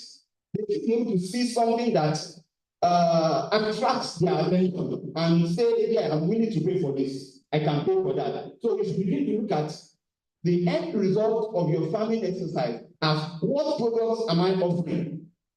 who am I servicing? For instance, a lot of people said we don't eat catfish for religious basis and what have you. We have come up with another one. We have called it, it's called pangasius. We brought it in from Thailand. A lot of people eat Thailand fish here, either cold room or the smoked one. So some of us went out there, learned how to breed them, and now we are introducing it to farmers across. Especially at Ikorodu, we have about 25 to 30 farmers who are now raising pangasius, and we are selling them majorly as cold room fish. So, because the idea is that we want to increase the amount of fish that we consume from our local production. In 2021, the Ministry of Agric said Nigeria consumes about 3.6 million metric tons of fish annually. About 3.6 million metric tons of fish annually is estimated fish consumption in Nigeria. Alas, locally, we only produce about 1.2 million metric tons.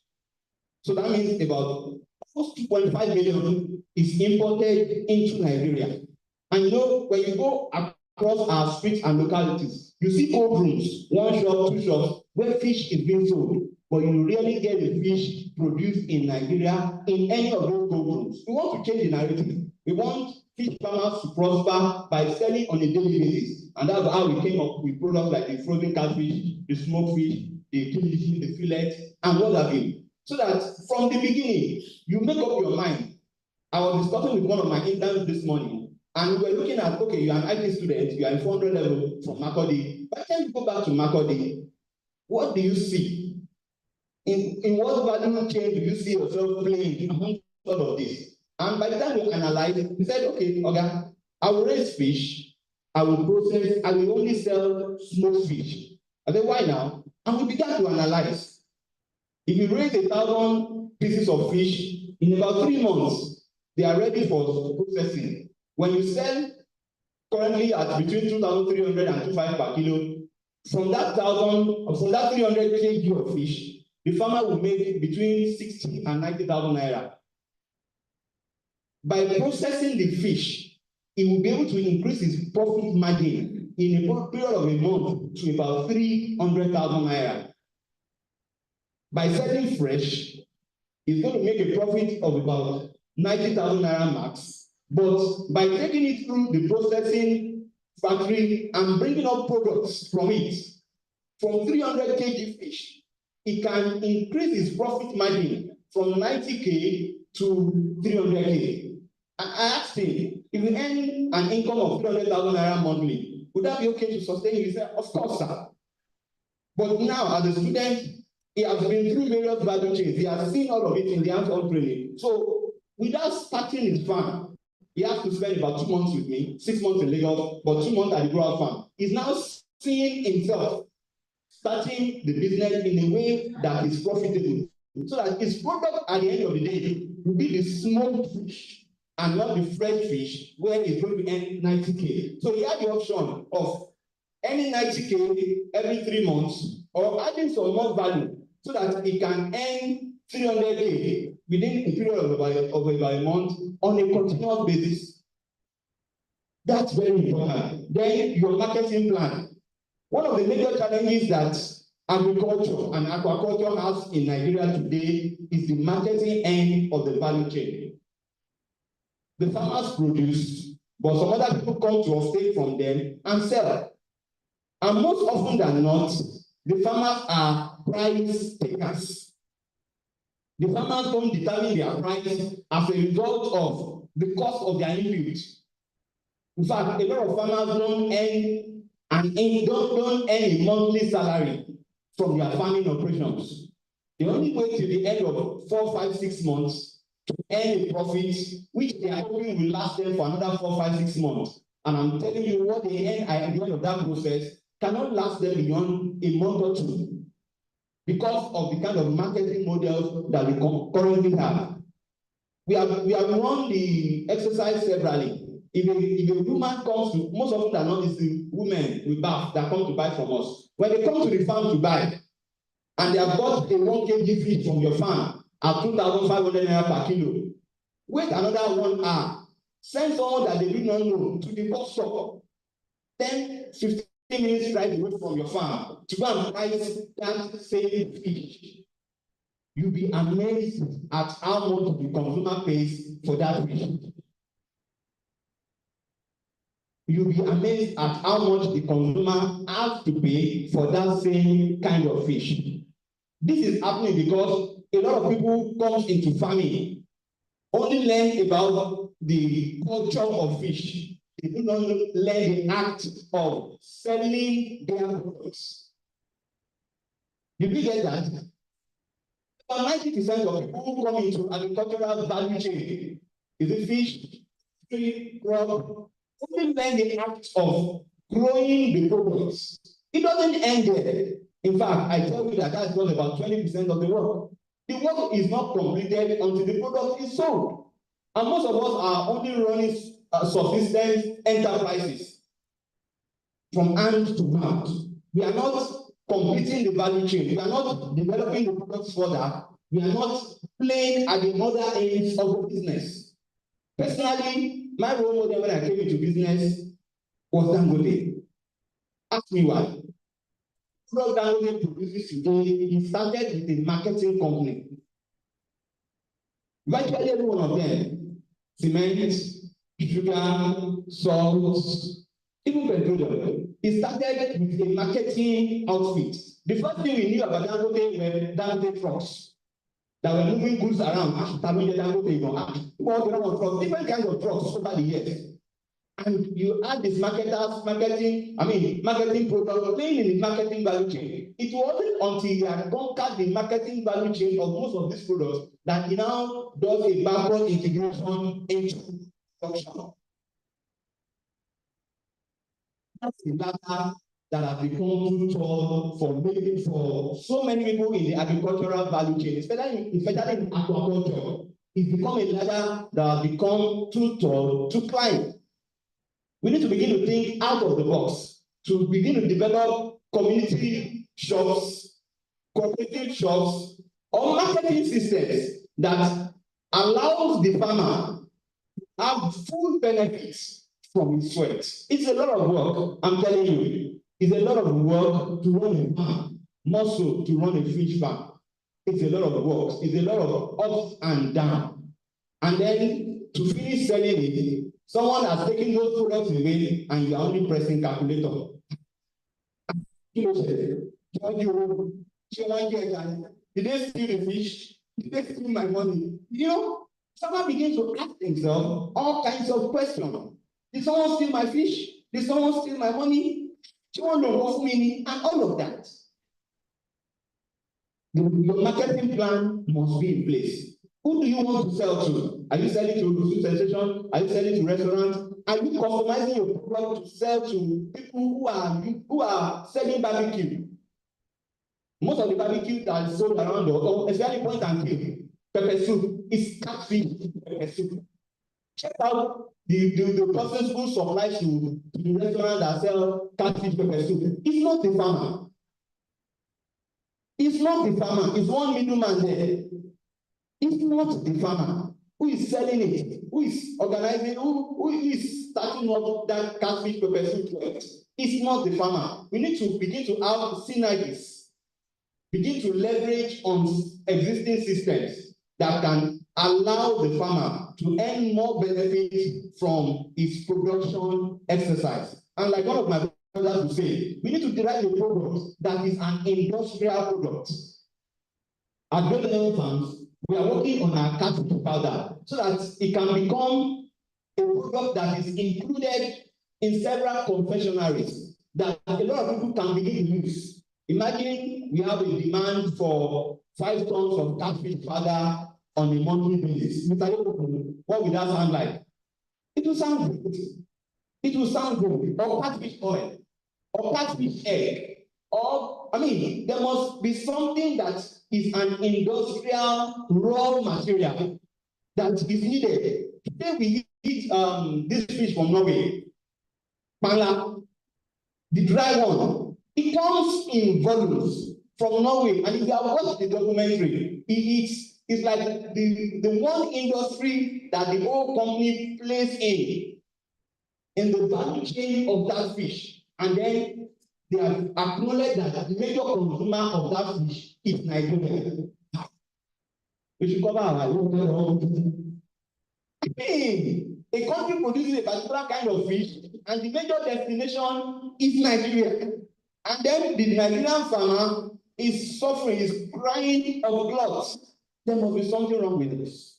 We need to begin to change those narratives by developing a marketing plan, from a product development plan to a marketing plan that ensures that your business is structured in such a way that it can think through, it can carry through, and end at the right point.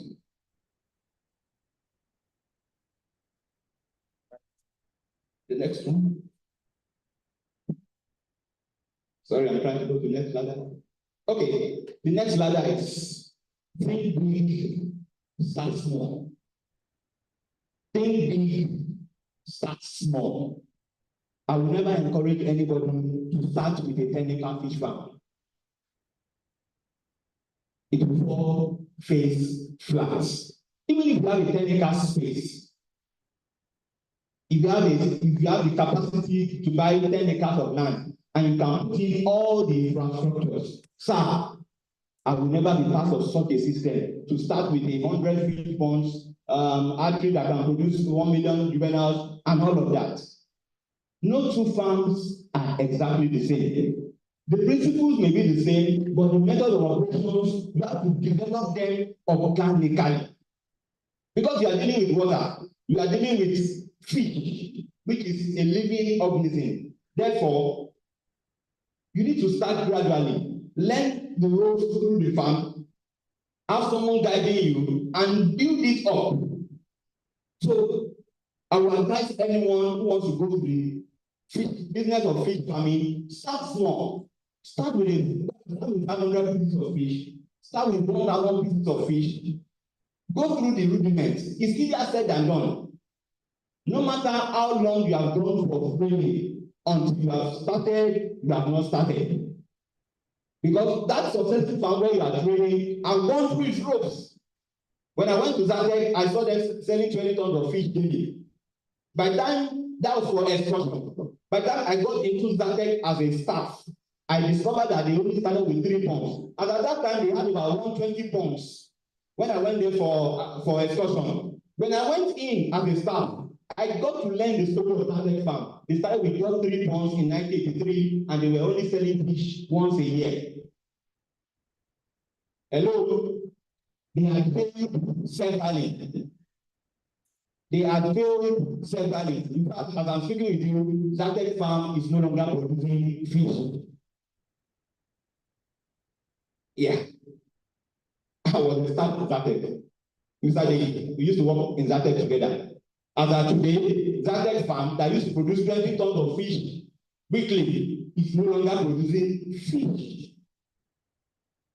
You understand what I'm saying? So it's a ladder you have to. So start small, learn the rules, develop your system gradually so that you can get to that end point that you want to get to. In rounding up, I would like to talk about sustainable funding for agriculture, for aquaculture especially. What kind of funding can you use to run your fish farming business? Please don't borrow money for a start. Only Lano.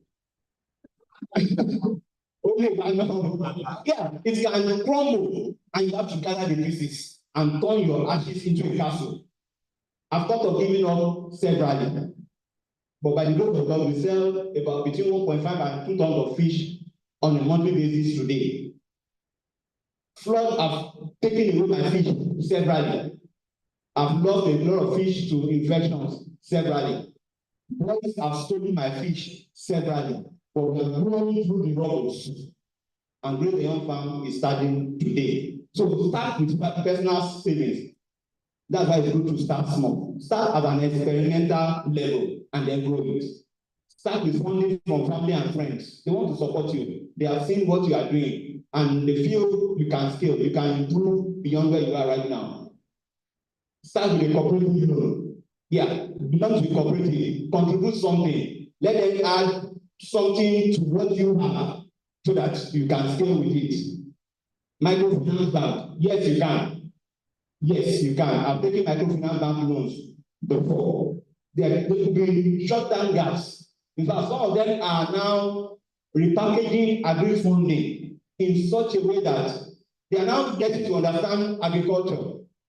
One of the major challenges with taking loans is when you take a loan today, the 5th of September, you have to start paying back next month, 5th of October.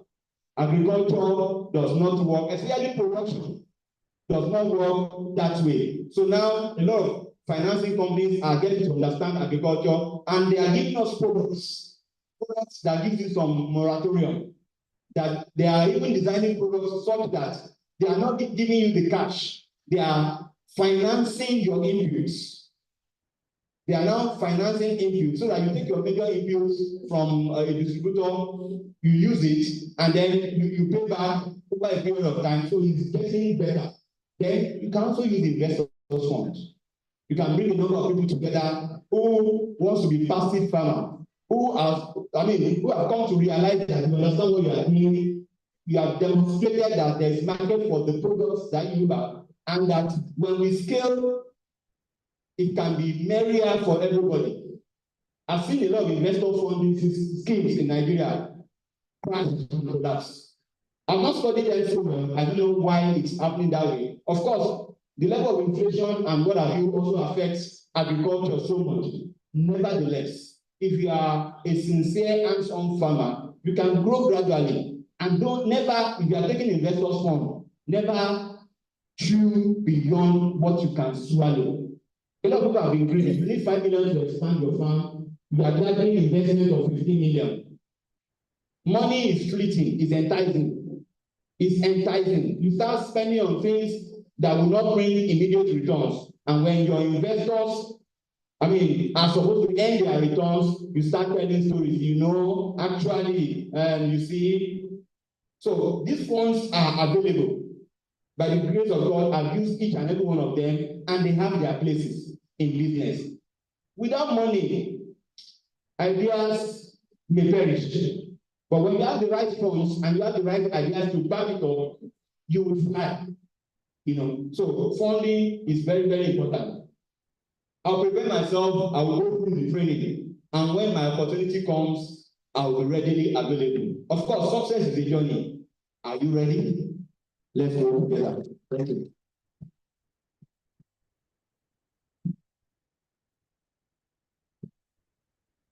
Again, let's go down to get out for Mr. Tyler, I think. Yes. You did so well. Thank you so much, sir. We appreciate your time and the well-delivered paper. I believe when the question time comes, we are okay, maybe at the discussion, we'll have the Q&A when we can ask questions where necessary. Right now, we'd like to move first to what is next. Do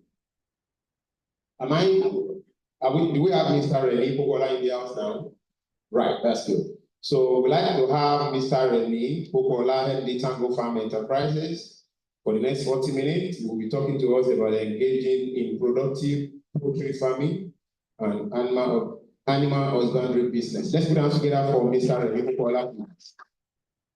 Thank you.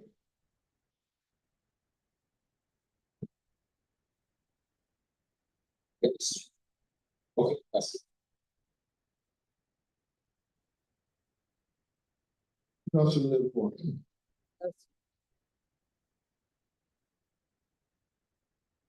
Management of SCCI, thank you for inviting me. I find myself in this business because we said it's a business. I find myself in this business out of one, excitement, then two, customers continue to push me. Say that what we need this, we need that. And then with that encouragement, I realized that what it has become everything about me. And then I still want to learn to know more about it. Because you find out that what we all need protein, and then some of those things we do in this space is something that has not so much religious connection. Everybody will take. Like I said earlier, I started with 15 beds, and I bought the beds 5 weeks old, and I reared it behind my window, and then over time, I realized that what I took, I did my prophet and my offering with 2 beds, and from there, I realized that was some people took interest in buying the beds off me. And I just told the persons I want to eat one. That one is from my family. Because when the bed so big, and I think one of those people that held the bed, I can see the person here. So from there I moved to 30, from 30 I moved to 60, from 60 I moved to 100, from 100 I moved to 150. From 150 I realized that one of my customers just told me one day, Mr. Kokola, you can supply RAM. I said, I don't know much about it. Mr. Kokola, what do you think? You can supply RAM. Well, find out. I bought 2 RAMs. I took it to our office, and they checked it and looked at it. I went, this one is acceptable. Bring more. And from there, I brought more. From that more, as I was going back home, I said I was going to supply some people in the battle. So from there, I was going to supply some people in America. You know, 2 nights, I didn't sleep. So I was just buying, selling, buying. From there, interest started. But it's a beautiful journey, and it's also a nice one. One thing I will be taking you through, one of those things I will be taking you through is about the business, and because there are some aspects of the business that can make you so, this wala you just do more jarring. But there are some aspects of the business that can keep you going, that whatever you are doing in that area, because food is expensive, and to get the food can be another thing entirely. But to meet up with that area, there's some aspect of the business that can help you to do that. You'll be surprised about there are some things that people are looking at in live animal. That when you have it, when you can get it, you are there. There are some customers of mine today that can call. They don't even need to look at the animal. Mr. Bola, I'm working with this budget. Can you supply me this kind of thing? I said, look, you can't get it with that budget. Can you raise it up a bit with about 30 or 40,000 so that I can give it to you? I said, no problem. Okay, I'm going to send you a deposit. Maybe about 60% of the deposit, you send it to my bank. And at the end of the day, you say that when you supply me, I'll pay you the balance. When I supply them, and you just realize that what they say that we support not where from right with. You know, some other people say that when they want to see the picture, they want to see this, they want to see that. But one thing is so sure is that what engaging in productive poultry farming and animal husbandry is business. But by and large, I've also expanded to a way in such a way that what I call my business, I term my business as protein business, not necessarily small, because it's about protein. I won't take much of your time. I'll just, by the time we get there, I think the most important thing for me is that what is to understand why you are doing the business, is to understand what people need. There are some people today, I can tell you in Nigeria today, anything. You only work about 2 or 3 times in a year, and they make a lot of money. A lot of money. There was a particular salary period in this country about 2 or 3 years ago. They were looking for RAM in Lagos. Seriously, RAM in Lagos. Even a small RAM, a small boat, thousands of naira on it, people will buy it because they bought. You know what I'm saying? It is in our society you find out that what people buy things to make as an ego. You know what I'm saying? And people pay for. Now look, I'm the one that killed that cow. My cow is the biggest. My ram, nobody can touch it. It's wow. You know what I mean? In my house, we kill 3, we kill 4, we kill 5. There is goat, there is ram, there is this one. Some people even define it. My goat is from Sokoto, is Sokoto red. My goat is this, you know what I mean? To tell him that what about the nutritional value of their animal. So also you have it that, and then you know the point is that people want to spend money and you want to get money, and then definitely you want to celebrate too yourself. So don't do yourself and don't let them. It is about spending. You know, it's about spending, and that's why you find out that what a Chinese man will come to Nigeria and be smiling and will refuse to go back home because of what Nigerians want to spend. No matter how hard the economy is, Nigerians like spending. You know, that one at the back of your mind. We are in the space of business. Have that one at the back of your mind. If you look down today, they might not. Maybe when you have a shock, it might be tough. But give them in 1 or 2 months, they will adjust and they come back and they look for money. So it is wonderful. It's a beautiful country.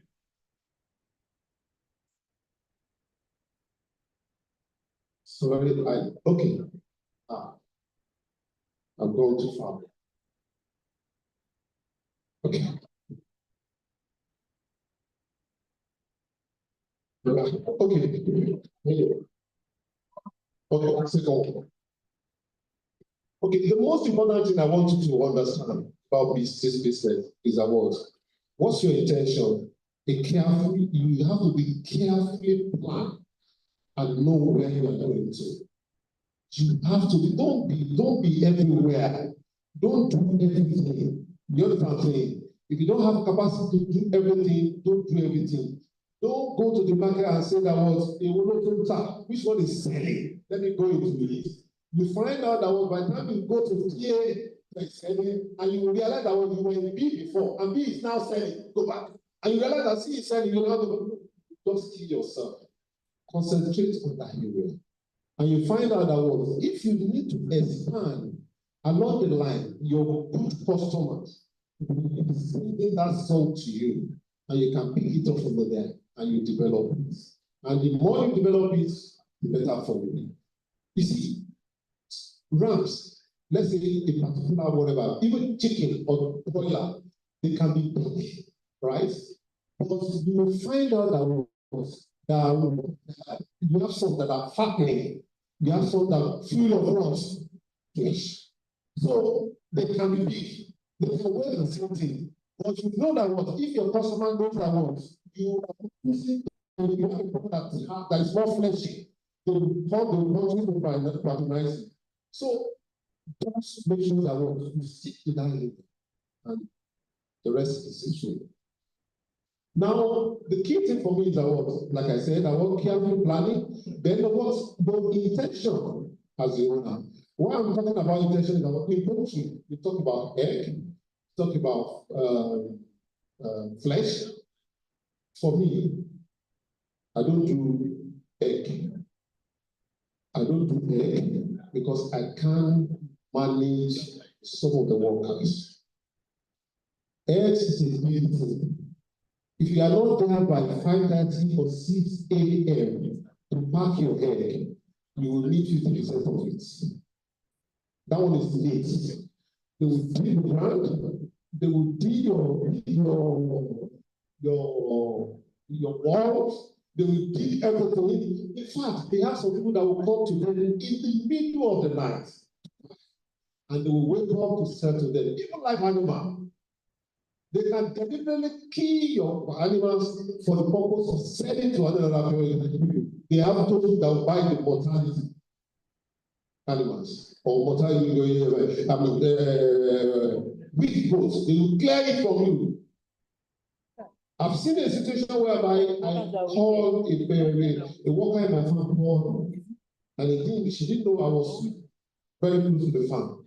That, Daddy, that 2 chickens, so we have 2 mortals, go to.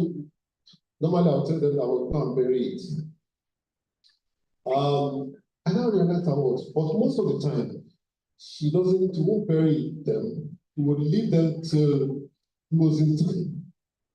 But when I got there, I said, oh, where are the beds? I wondered you was work on that your husband has come to court to take it. I employ you, I didn't employ the family.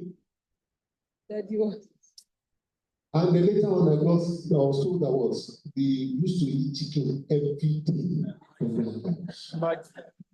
So if they can do that to the live animal, to the chicken, then yes, there are some people who have this under whatever.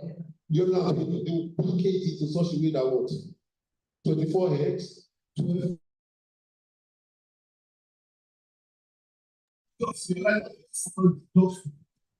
Every day, you nothing. So you have seen the animal that is inside it. He didn't know that once. He's going to greet one respectful man. That used to greet. I was trying to greet that man. So you have situations. So I really don't. I just want to really say that I think this area I want to manage this area. So, like I said, the general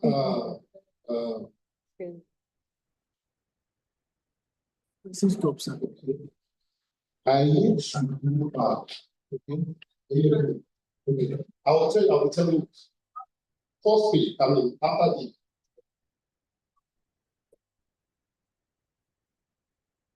go back. Okay. Yeah, go back. That bit. Don't worry. Okay. Yeah, thanks. Very important. What farmers should consider. I'm talking about unboxing everything together now. What you should consider, they are very important. The breed of your animal, they are very important. They are very important. For chicken, is it cockerel? Is it noiler? Is it broiler? Is it layers? Different, each one will give you different models. Each of them knows the time to give you money to get your money back. So you should be thinking about that. If you are talking about broiler, you also have different kind of broilers. There are broilers that are very good for eateries. You know, they come out in a rounded shape, beautiful big legs, and then what big chest. You know, you have to consider that. So the breed, they are very important. Then your environmental hygiene, neatness of the space, neatness of that area, they are also very important. How you care for them, they are also very important. Safety precautions and disease management, those are very important because if you are late in giving them food, as far as Bola is concerned, they will start picking themselves. They can even pick the mortality, the one that is dead among them, and start eating it. And therefore, you are transferring disease from one to one to another. So they are very important. Your location, they are very important. I went to a particular one, about 3 of us were raising an imported turkey, exotic turkey together in Nevada. And we went to the place we used. Wow. The place you don't need AC, you don't need food. I'm telling you, the air is extraordinarily busy. Oh, I'm telling you. I just said that was food if you are dead. Yeah. You know, and that's location is also very important. Security of animals, security of the security of workers. In Nigeria today, if you are not thinking about security, you are as good as a god, as a dollar. Sometimes about this December, January, around my farm, in fact, one of my fish suppliers just called me. She called me that, Mr. Paula, where are you? I said, the farm. Okay. They kidnapped somebody this morning that place.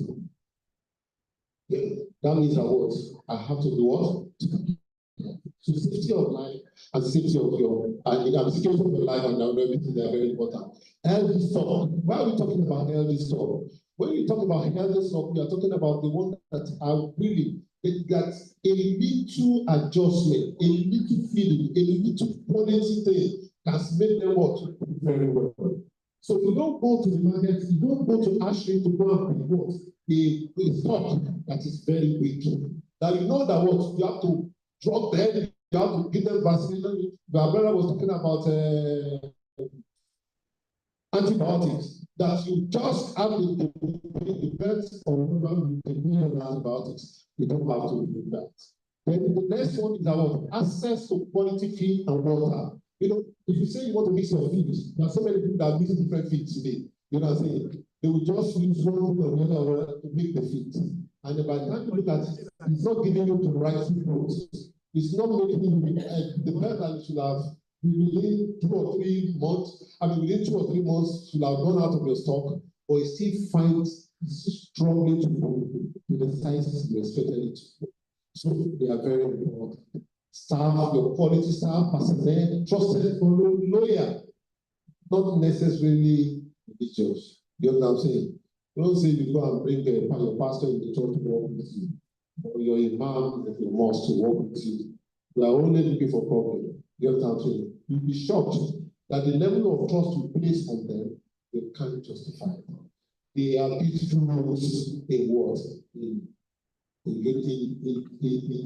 religious uniform. So don't try that. But at the same time, not that we don't have good ones.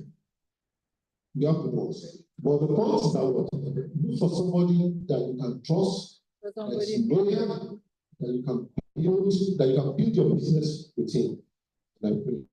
I will go where it was. Yes.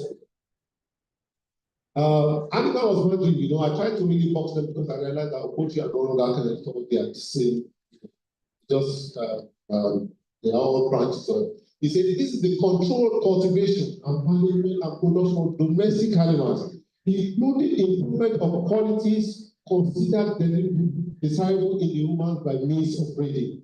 You know, I said something earlier on that this is an aspect of breeding. You are breeding, because this one can take time. Your goats people have, your cow people have. Take care of them, continue to feed them, you continue to water them, make sure that they are healthy, you continue to do that. That process can also be tiring. Now you know, and up to that time, it's not with the market. You know, it does not well the market size. It can't pay you back. You know, so that's you need to also, that's another. And this is basically about livestock learning, selective breeding, and selective breeding, and selective, you know, we talk about the selective breeding, which is very important. That's the goat house, that's the goat house, that's the goat house, you know, that's the goat house, next one. I can't put animal husbandry. We're talking about dairy and meat farming, talking about goat farming, talking about ram, sheep, talking about cattle, and in the sense that what can give you meat, can give you meat. That's the area we also, we are not doing much about our area. Yes, we need to do more, because you find that if you look at the products of those milk, cheese, and other kind of, they are very expensive in the market.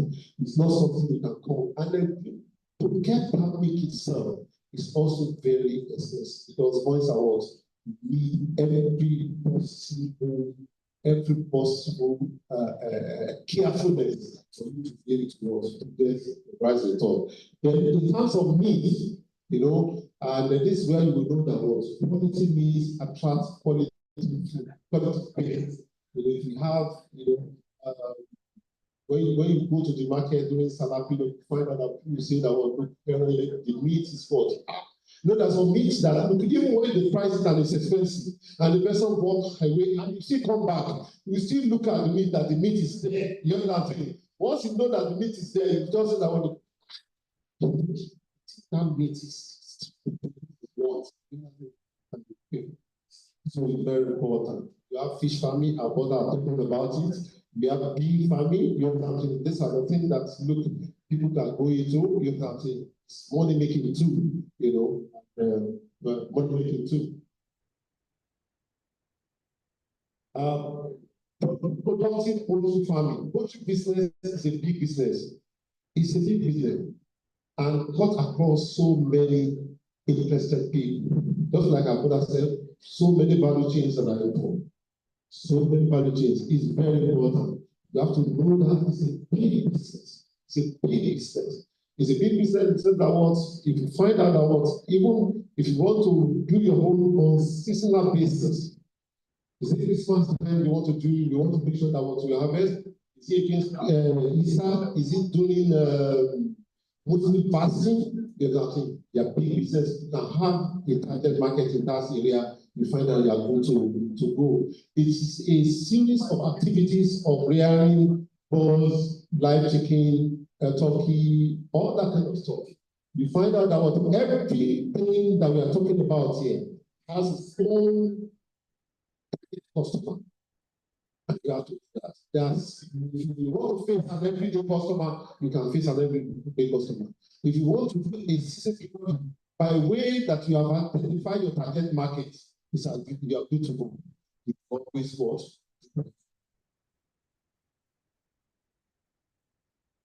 Now, poultry production, you find out that what you have intensive system, the cage system, you have the cage system, you have the cage, and you have layers mostly, and you have boiler and broilers that you can put in the cage, which means that what they have restricted movement. They have restricted movement, they are better managed. You know, I mean, it's very easy to manage those ones because you have a way of controlling or the disease or it is transferring from one to another. You have a way of controlling them. The semi-intensive flooring system is a way that works. You have them in an open field, but you still restrict what? Their movement, but they are not caged. They can move around, they can jump around, they can whatever they can do. Some people like that kind of chicken. Some people like that kind of animals. You know, you have to do that. They are in that area. Then you have extensive, which is grazing. Those ones that can what? They can move from one place to another. You understand, like a local chicken. But despite that, you can have a big space that you allow them what, you know, to move around. They are much more, they are healthier than any other two systems. What makes them, and even their meat may be strong than those ones. You understand? So it's very important. That's the cage, you understand, caging system, which is what we talked about, and that's another type of cage. With this kind of thing, you can bring down their waste. You know, I mean, their waste. You clean it you can clean it every day. If you want to make it maybe in the morning and the evening, with that one, you are good to go. Essential activity to profitable poultry business. You need very important source of your chicks. They are very important. Hatchery. We have a lot of hatchery in Ibadan. You see, if you look at it very well, every hatchery has its own problem. And with that problem, if you don't care for it, you find out that when you can take one problem to this place, maybe you visit hatchery here today, hatchery B tomorrow, hatchery 3 years. So you can transfer the problem of this one to this one, this one to this one, this one to this one, and you realize that you have multiple problems.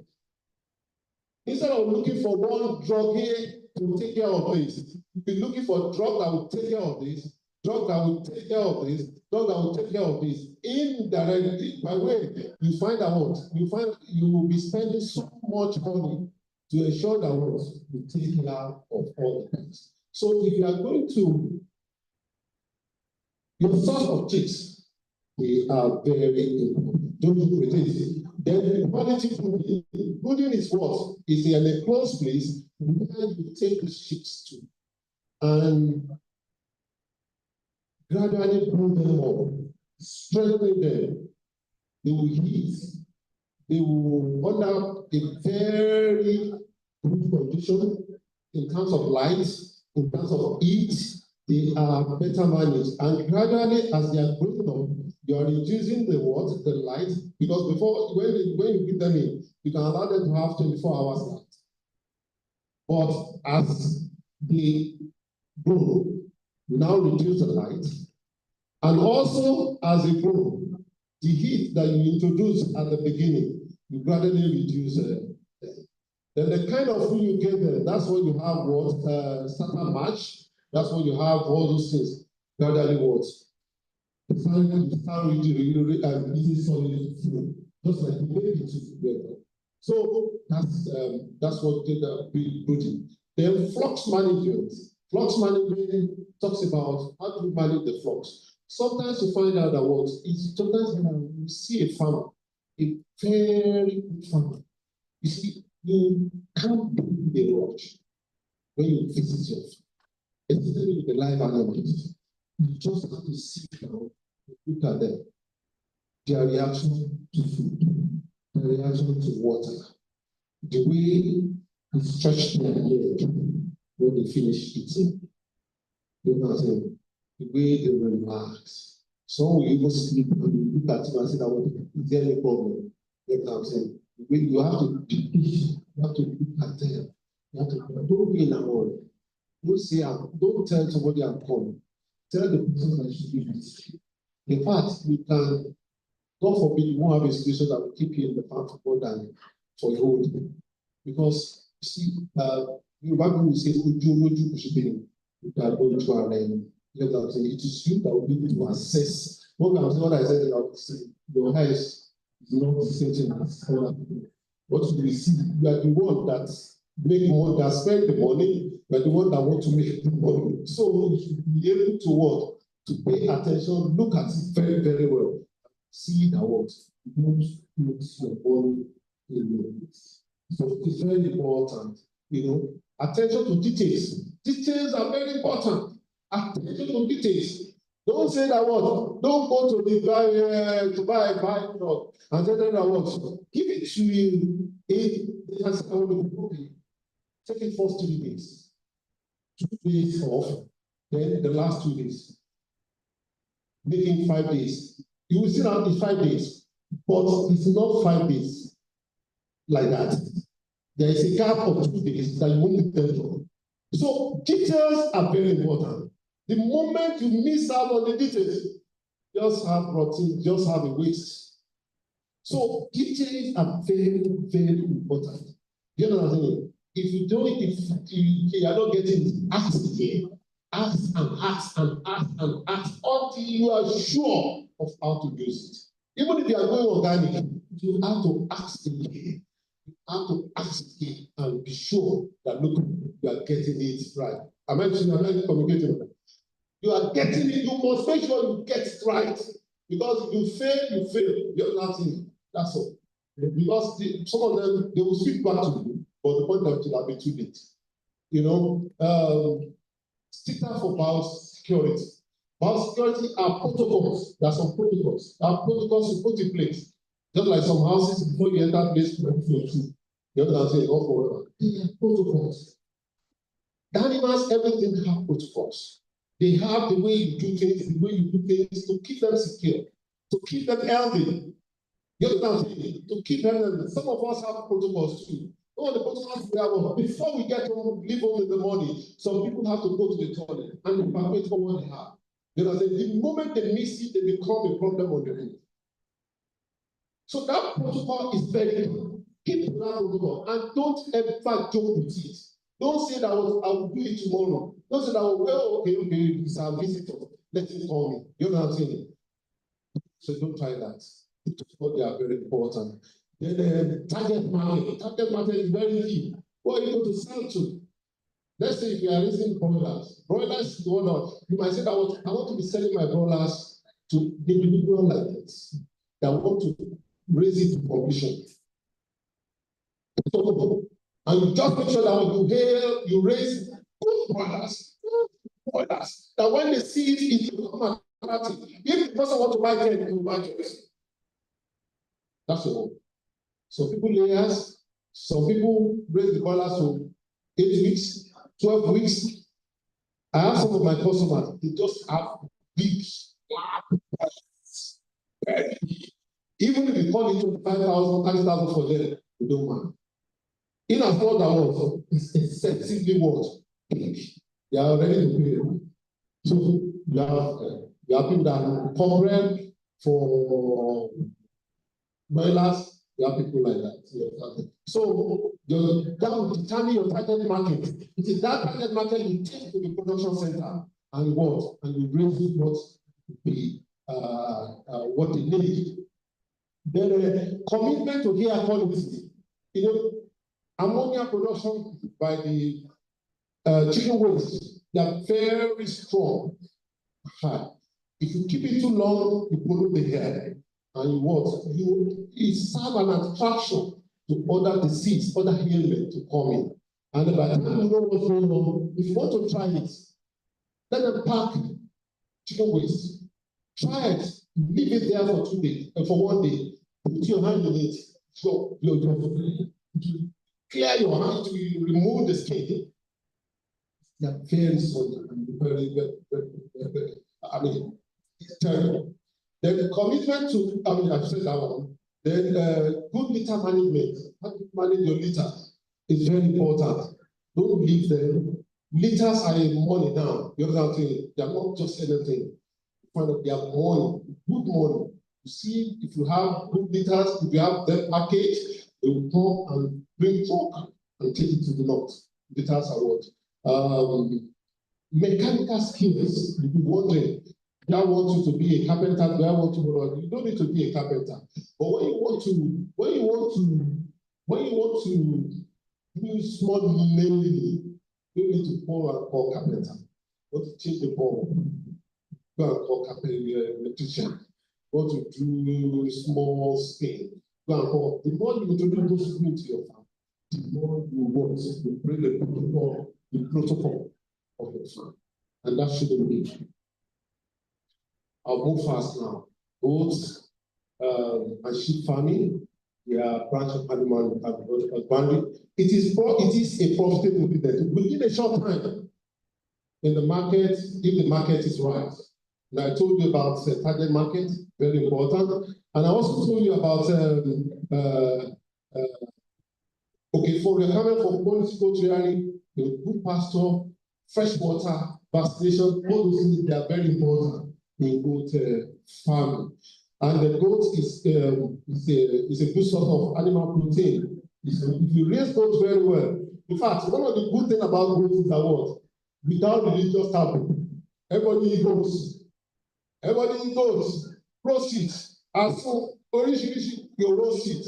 You know that pepper soup, you know that thing. Everybody eats goats. It's a friend of pastor. It's also a friend of imam. You know that thing. Everybody eats goats. You know that thing. You know, you can look at it. This is what they call shukto rex, and this is what's called a ram. You know that thing. You know, one of those things that I wanted to, which we are going to talk about, you know, briefly, I'll just take time 1 minute to talk about it. If you look at this ram, he has a bulky neck and a bulky wall. I've been here in the horn. Bulky head and bulky neck and whatever. That's an attraction. You know what I'm saying? There's nobody that will see this ram. Look, if he sees another ram, he will come back. Because what? In fact, somebody was telling me there yesterday that with the neck and the head, that's 150,000. Yes, that's 150,000. Because some people sold ram as high as 1.5. 1.5. Goat and sheep management, very important. You know, I talked about incentive rearing system, you know, free range, allow them to move around, another kind of thing. But with the way the country is now, in Lagos, if you leave your goat, if you leave your ram anyhow, they will pay. You will see an Okada man, somebody behind the Okada, somebody in front of the Okada, the Okada man behind him, you just carry your goat as a carry your goat, you jump on top of the Okada, and there's so much. You just be there. In fact, they might not even be there. They will just look for salt, small, and the goat is good. Each method has a different cost structure and labor input. Each one of them. different construction, expensive, semi-expensive can be easily managed by family member. That's all that you can use your family member to manage it. Someone do this one in the morning, doctor do this one in the evening. But you find out that for intensive require more labor and attention. Because why is this intensive? You keep them in a cage, you keep them in a store, and you are feeding them there. Later on, you know the purpose of doing that. With that one, most of the time, you use that one for what they call for milk, and also maybe for what they call fattening. Instead of use them for fattening, move to the next one. Very fast. The other thing, talk about cattle. Prominent position in the meat supply. The cattle, we eat cattle a lot. You can have something that say they don't eat. Despite that, they will say that they only eat red meat. You see bokoto in their pot. You see shaki, the fuero, all those things, all combination, whatever. You see them eating as pepper soup, but they don't eat red meat. You see our area. Then cattle account for 45% of total meat consumed in Nigeria, and while goat and sheep account for 35%. You see that what money is there. And I will tell you today, we don't have enough for them. We don't have enough of them. With our population, we don't have it. And therefore, that's to tell you that what? That's the market. If you are looking at the population of the cow and whatever that we have male, we have female, we have kid, we have small ones. The male, the female are precious to an average Fulani. And the small one, they are precious to them. So therefore, you will see them being sold in the market like that. They can easily sell the male, and because they sell the meat, we have fewer and female. And that's to tell you that what we have fewer meat in the market than the meat. Then they are the most profitable livestock for small farms, easy to raise other multiple incomes. Okay, these are two types of common cow in Nigeria. Two types. This one is Bokolo. This one is white Fulani. Bokolo can be as big as 660 kg if it's well raised. And then with that 660 kg, commanding price in the market today will be in excess of 2.5 million. Commanding price in the market today in excess of 2.5 million. Because when you are talking about 6.60 kg, you probably need a very strong car to fight to do this. And this one is quite full of them. It can be bigger than this, but they are also big. But any of them will serve people because of milk and whatever, and the meat and the beef. Requirement to raise cattle, good pasture, supplementary lay during winter. And that is what they don't really have money to do that. They can't store. They are not even planting. Most of them are not planting, not to talk about stuff. And that's why they will keep on being our problem. You understand what I'm saying? So somebody needs to change the orientation. That look, we need to be part of whatever. And you don't want to spend like that. Spending in terms of, let me support farmers. But when you are harvesting, I can buy from you. If we are doing that, there will be a lot of value chain in the business. But because we are not doing that, that's why you find out that what? They have a problem to some other people. And then they are talking about fresh water, they are talking about fascination, they are talking about plenty room to roll. Plenty room to roll. Sometimes some people make it, they can divide this space into 4. 1 quarter for their house. This one, they will use it in month 1, this one month 2, this one month 3. By the time they get to month 4, this one will have been what? Okay. And it was. And that's what the Lagos State has done. I'm so sorry that I couldn't make it yesterday. That was a question I would have asked the commissioner. They are on the feedlot for the past 4 years. They are yet to establish it. And you find out that what? It doesn't show seriousness. You know, all farm roads are packed in Lagos. They are packed as completely packed. So, how to find it? Yes, this is the last. Yeah. And I need to take you through this. This one, they are real. And you don't have, you need to do this to be able to get money to feed those ones that you are real, to be able to maintain it. And this for me tells you that what you look at the seasons that those is selling it, where it commands market. You buy off season, you specially feed them. After feeding them very well, they become bulky. Big bag. Make sure that what you buy the one that have big horns. It's an attraction. Like I said earlier on, big neck, big horn. That one is like 150. Some people they don't resume work until January.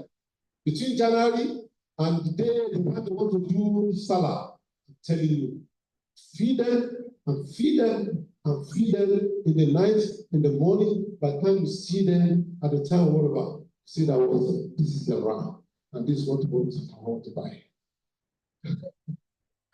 So that's it. So weight gain depends on what? Age and breed. Age is very important. Age of the ram is a young ram that is have big body and whatever. It doesn't take time. Within 2 or 3 months, we see a big ram or a big cow. You know, cattle nutritional requirements. What are the requirements?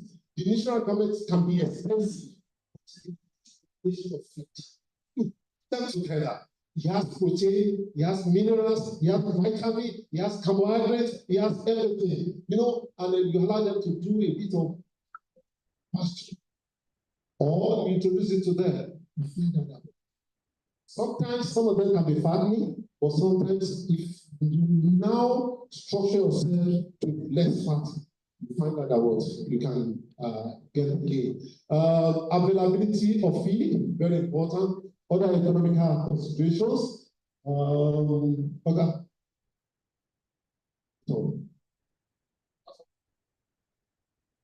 Okay, so that the feed, how do we call it?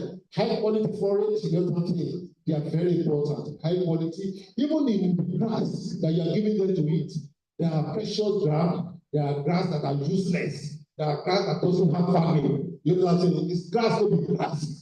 Grass are different, you know what I'm saying? There are some grass that when you feed your animal with it, you are sure of results. You know what I'm saying? Grass, no be grass. There was grass in there, you know what I'm saying? It won't translate to anything. The minerals and vitamin supplements, they are very important. Energy feed, you know what I'm saying? Sometimes you find out that what? When your animal eats powdery cassava, it depends on when it eats cassava that's a whatever. Powdery cassava will go to the straight. If that one will do a job, the one without a powder, if that one will do a job of 3 months, that powder will do that job within 1 month or 2 weeks. Because we feel it in the body, and therefore you also have to manage it so that it doesn't become a problem. And that's why you find out that what when you mix this feed together, you combine them together. This one is not 100%, this one is about 30%, 5%, whatever. You mix it together, you get a very good meal. You are good to go. You know, and concentrated feeds, protein supplements, they are very important. There are some things that can give you raw protein. You know what I'm saying? Like palm kernel, like soya bean, like granules, you know what I'm saying? Yes, it can give you raw protein. You don't need to look for it. They are good. But those ones you don't have to give them said that because they can give raw protein, you can't give them 100%. You just realize that they should be doing short time to use the rat or to give the animal. But the point that sometimes you find out that it might be more than 5% you do the job. Just gradually. And again, that was feeds activities, you know what I'm saying? Very important. this what they call molasses, them as water, fantastic. It's a very cool. But they like it. The animals like it. When you mix them, put it in a small water, they will drink it. In fact, that will. These are the kind of grass. These are whatever. You understand what I'm saying? Yeah. Lastly, when selecting the best cattle feed for weight gain, it is important to consider the nutritional composition, cost effectiveness, cattle feasibility of different feed options, additional regular monitoring cattle performance, body condition, monitoring them, don't just leave them. You know what I'm saying? And feed intake can help you evaluate the effectiveness of the feed program. It's very, very important. When you are going to go. If you have to know, yeah, you are going to go. Without, you can't get it wrong. You are what? You are sick. You know what I'm saying? Pay attention, pay attention, pay attention, pay attention. Look, for me, I'm looking forward to a place that I want to go and learn. Because I know that what this country, I know I'm positive. And the reason why I'm positive is instead I want to be ahead. By the time Nigeria government ready, I'm already. Because they will only call those who are no knowledge about that. Go ahead, folks.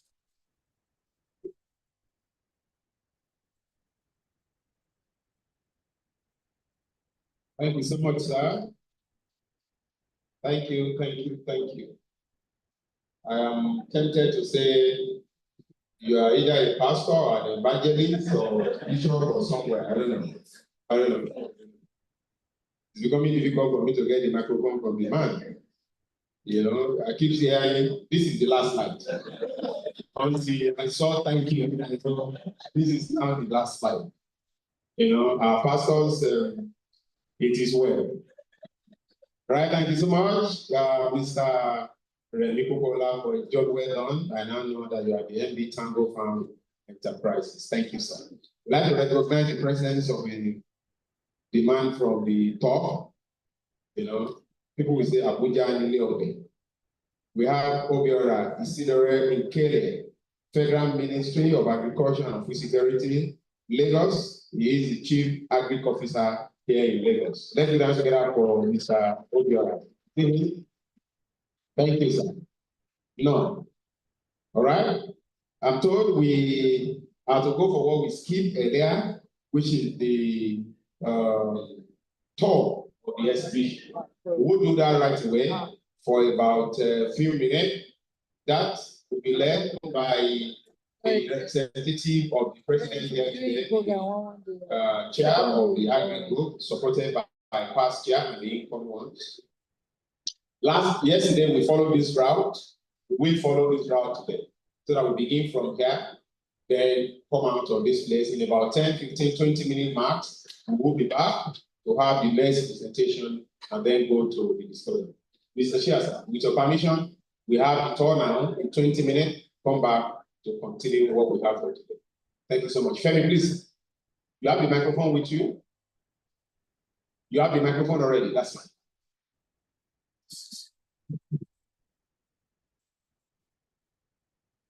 I won't go right, sorry.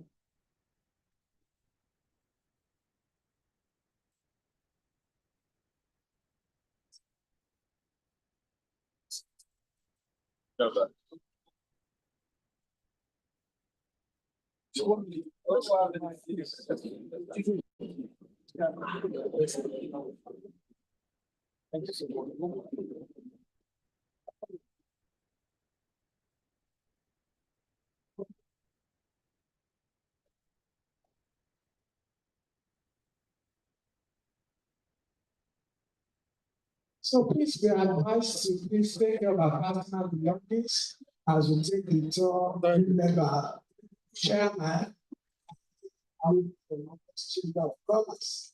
So I think the first vote we are seeing is Whitefield Ventures Limited. Good morning. My name is Andy and I'm from Whitefield Ventures Limited. Actually, we sell fertilizers, different fertilizers. We have different granular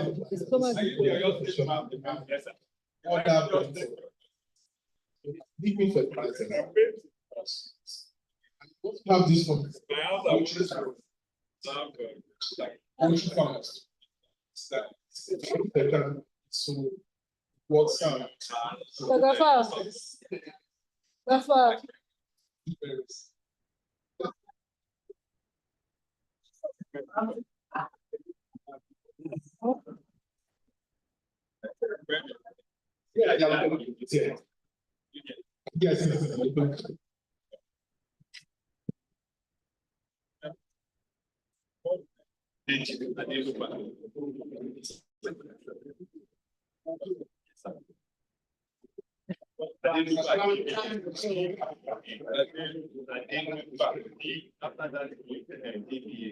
Okay, so next we are on to Bowale Farms. And Good afternoon. My name is Nancy from Bowale Farm. We grow all our farm produce organically, and we have located at Barbara Village, Agric. After one of the Buhari estate, there's called so that's when we have our working so extremely, our food Williams extremely. So we actually go into, we have both livestock, we have proteins, we have curry, everybody likes curry. We have vegetables as well. Yeah, this is chicken. Yeah, we have cocoa, yeah. From other people, I will bring them down to storage so yes, sir. Any capacity you want, sir. So we have we attend the Grody Farmers Market every Saturday from 10 a.m. to 3 p.m. So we are always there at McDonald's. So you can see from the way to the effort and what I all so we have our clients as well. Thank you very much.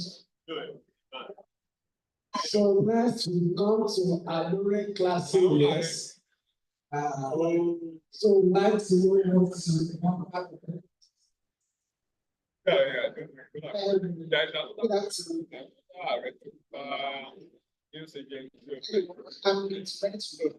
African West.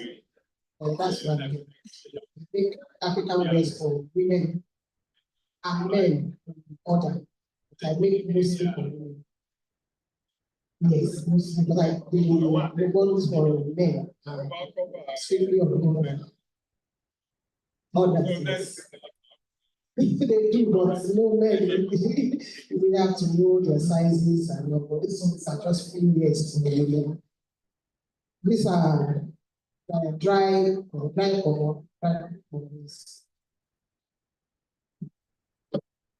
So that's to have some limited.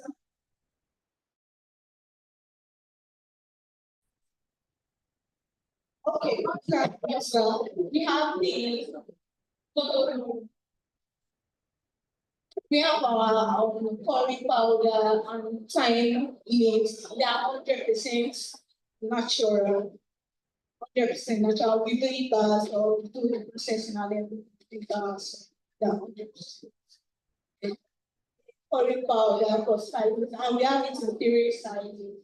The 450 gram, the 150 gram, 80 gram, then time out 100 gram, then 65 gram, then 85 gram. Yeah, thank you, sir. Okay, we have reed diffusers, we have the car diffusers, we have the refill bottle, all made from lemongrass. Yes, we have the essential oil too. Then we have the hair care oil for itchy hair and dandruff, all made from lemongrass. Yes. Yes, made in Nigeria. Yes, our family that have built it up.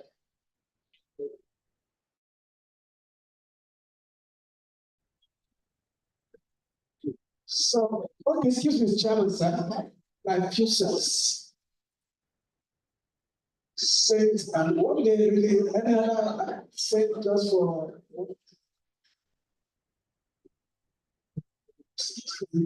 So next we are on to vegetables by there. So I'm sure my boss. You're welcome, sir. You're welcome to Vegetables by Bay. Yeah, we are breeders and marketers of hybrid vegetable seeds, cutting across crops like tomato, cabbage, cucumbers, onions, which are very suitable for this agroecology.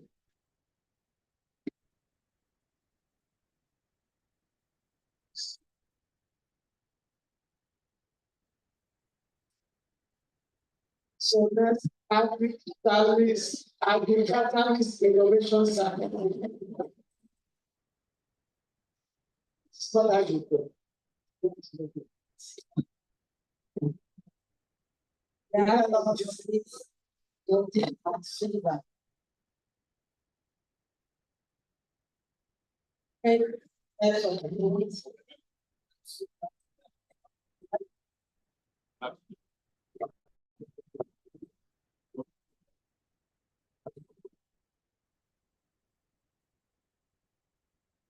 So next, African box, African food box.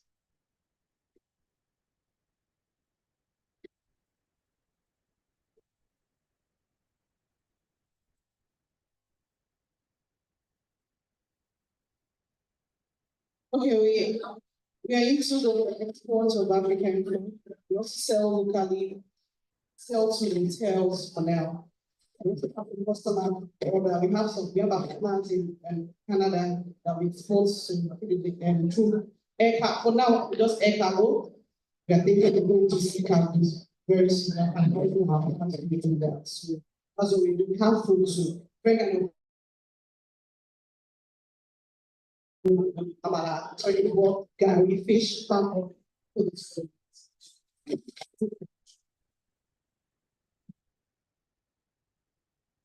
For now, we use in South Canada.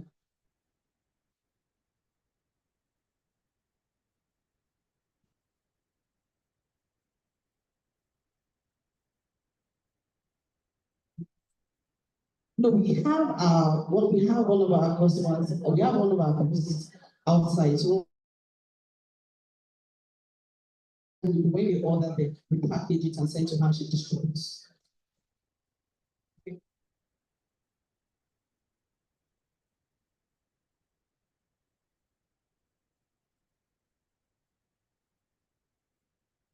One guy came here yesterday and he said, you have to do some documentation, which I sent to my boss.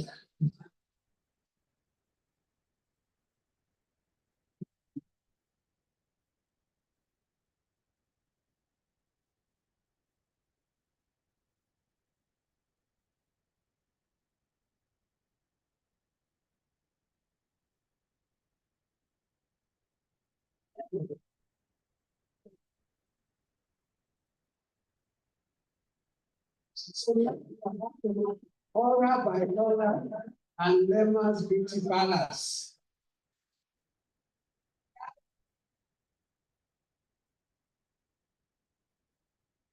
We have simple products, health perfumes, we have bleach, toilet wash, liquid soap, and we have nice designs of Ankara made in Nigeria.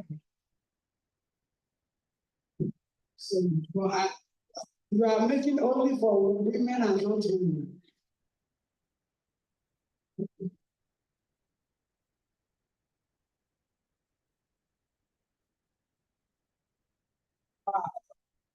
Wow. So that's also.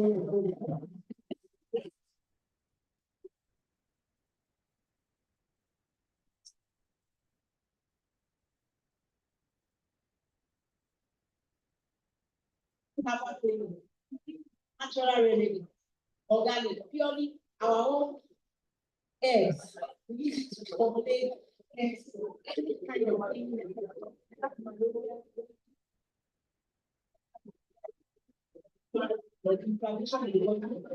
have therapy, adults and children. We have mouthwash, we have for any kind of if there's change, that always the buffet.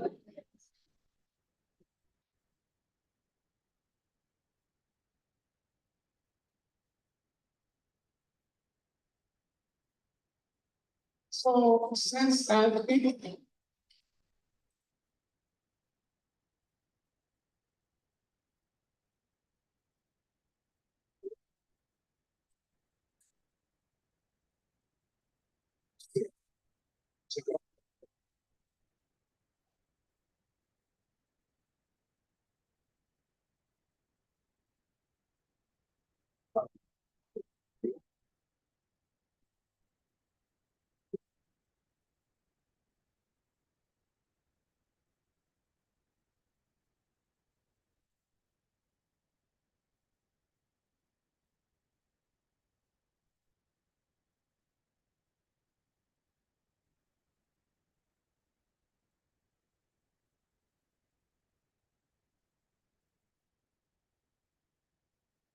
So,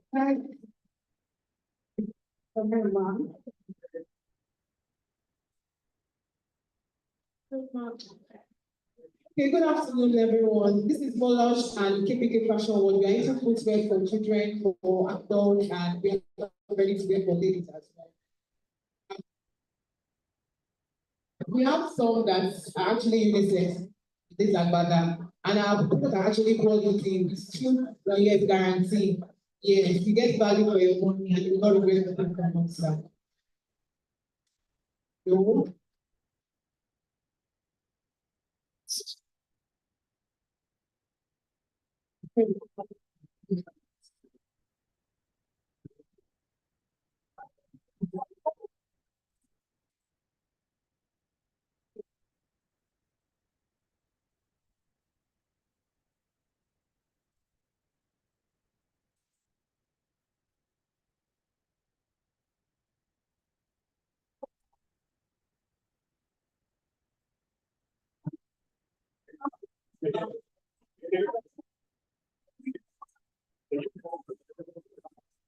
How are you? Hey. You want us to know. How are you?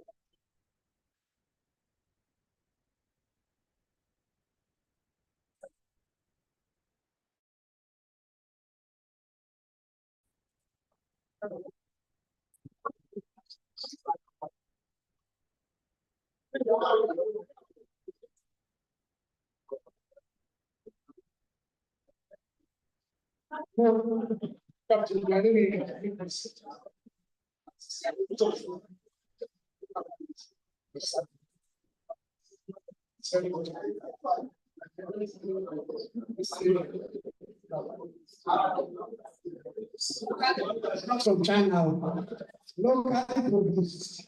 Good afternoon, man. Okay, my name is Haley and I'm representing Noah Enterprises. Here we have a lot of things made with our hands, made in Nigerian products. We have coconut oil, the cold press and the hot press. We have carrot oil that prevents sunburn. We have our natural honey direct from farm. We have shea butter mixed with coconut oil ready to use. And we also have the one mixed with carrot oil ready to use. We have black the solid one. Then we also have the body wash. All our products are natural, baby friendly. As a matter of fact, we start from hospital, educating mothers to go on using natural products. And every adult can use our products. Made in Nigeria, NAFDAC approved, and we are here to create more awareness. They're also available in stores. Next is Jobeli Ventures and Agro Farms.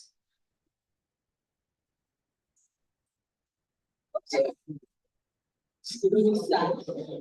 Make us start in particular.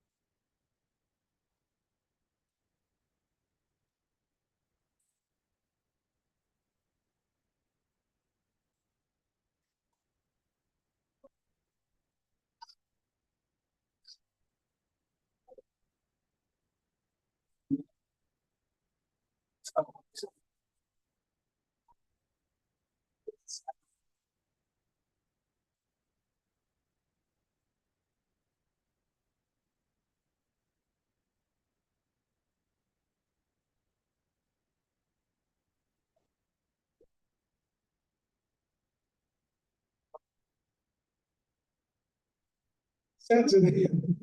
Thank you. Next is Cosmos Enterprise Nigeria Limited.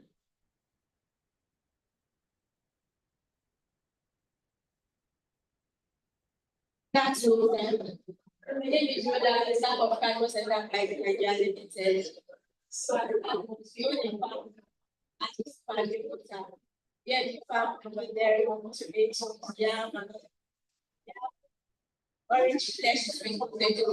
The type of potato that is orange and rich in vitamin and this for digestion. Girls like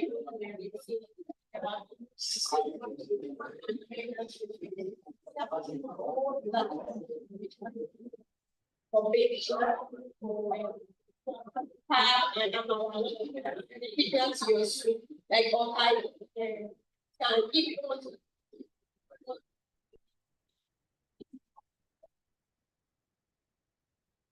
That's for that dry, if the local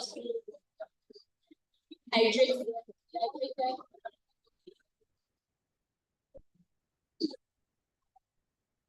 It's fish industry. Fish. So it's fish. Half of it.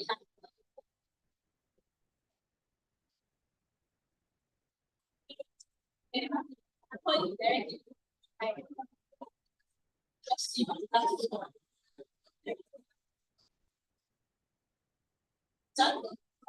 yes. Yes. Just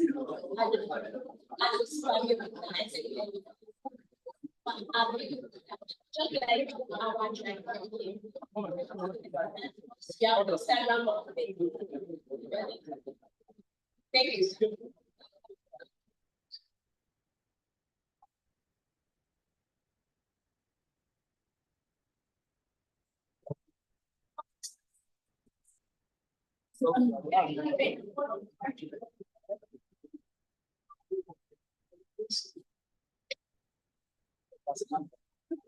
thank you. PF Farms.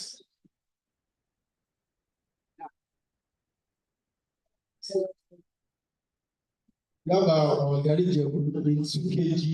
We have a 1 kg and our fresh tomatoes are small flesh and our banana pepper. 3 kg or 2 kg of garlic is just 3,000 naira. And fresh, nice food, getting free, stone free. No, we have a tasty one. So it's so free and nice. You don't down at the most important to speak your heart. Really, don't have sugar. So much. Okay, so we are here live and direct. Welcome. So where do we start from? We start.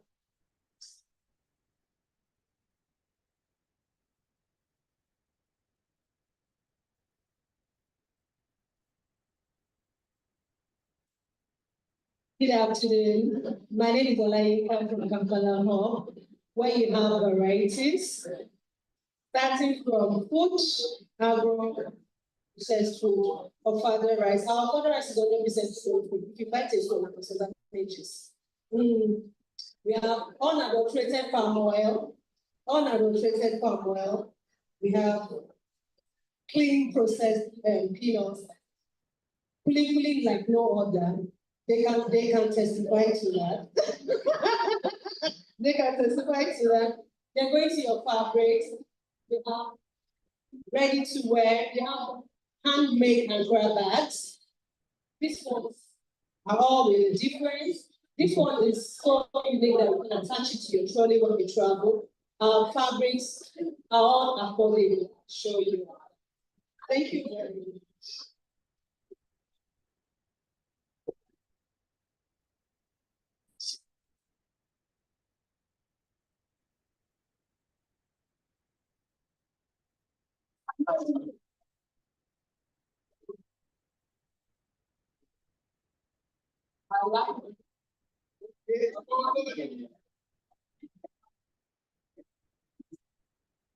Good afternoon, welcome, sir. This is Big Consult Stand. We deal with bees. We have been keeping bees for the past 31 years. So this is our pure, freshly harvested honey. This is a 100 ml, this 250 ml for 2005. And when we keep bees, we have 8 products. This is beeswax made from honeycomb. You get something only from the comb, instead of you get wax. This is called bee propolis. It's a bee pharmacy. It's a kind of antibiotics that we use. If you know the name in your phone, you will see it's good for the asthmatic patient. Anything that has to be brought or any skin infection.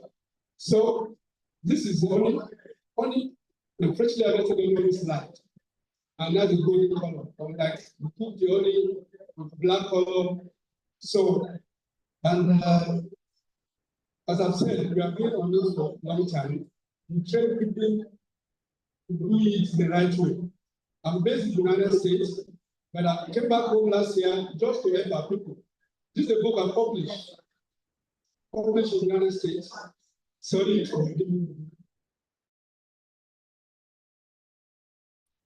So that book is sold $32 online at Amazon. But for affordability of our people, we give it for $75. So we are to training, consultancy, and we manage. So you're welcome.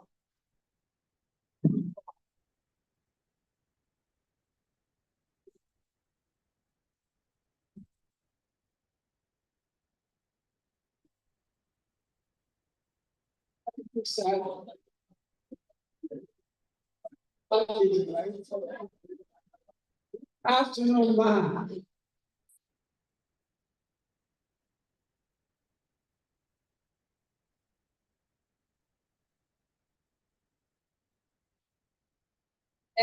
Very good. Lamprey Hall, very still have traffic solid, traffic women. And very lovely flowers of the non-treating and then have lovely non-tarnished jewelry, being jewelry, bracelet, watches, perfume watches, anything. It's the most of everything. I can testify to that. So next we have Johnny Prayer Banks, Johnny Bio Global Limited. Forgive me. Hello, good afternoon, my sister. How are you? I'm Mrs. Taiwo. Actually, I'm into African prints. But during COVID, so that is why I was saying we still have this, but this is a great fair. So I don't want to bring the agenda to a big fair. But I can make this in the car anyway. But with this,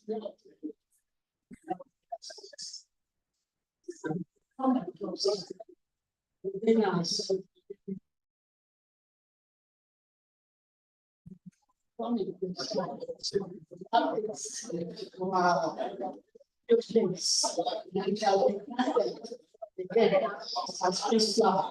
we export.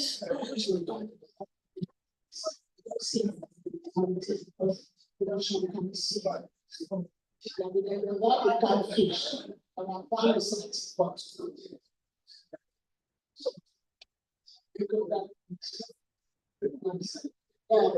Yeah, this is the.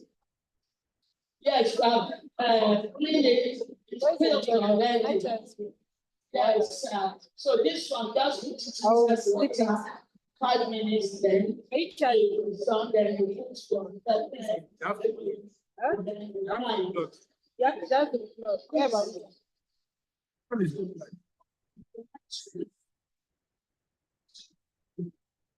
Yes, it's natural next.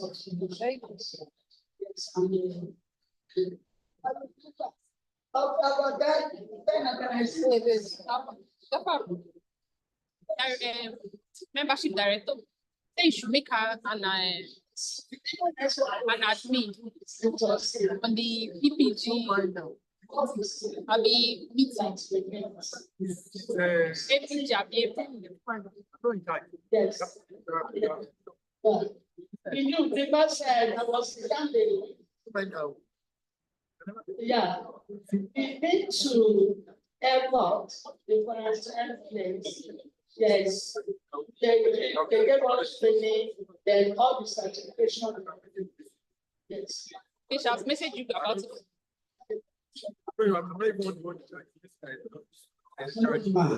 I'm not sure the lack of food. I've told you. Offer, she see the Samaya White. Oh, Samaya White. She should have asked my what directly. And I'm saying, Samaya was outside.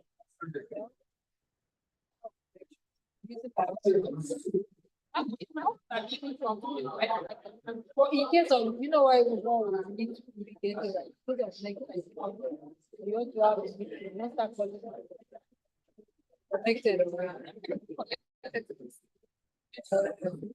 Because it's possible I have a meeting here. Is that right? I don't even know. I've been to the house. I want to go and meet him today.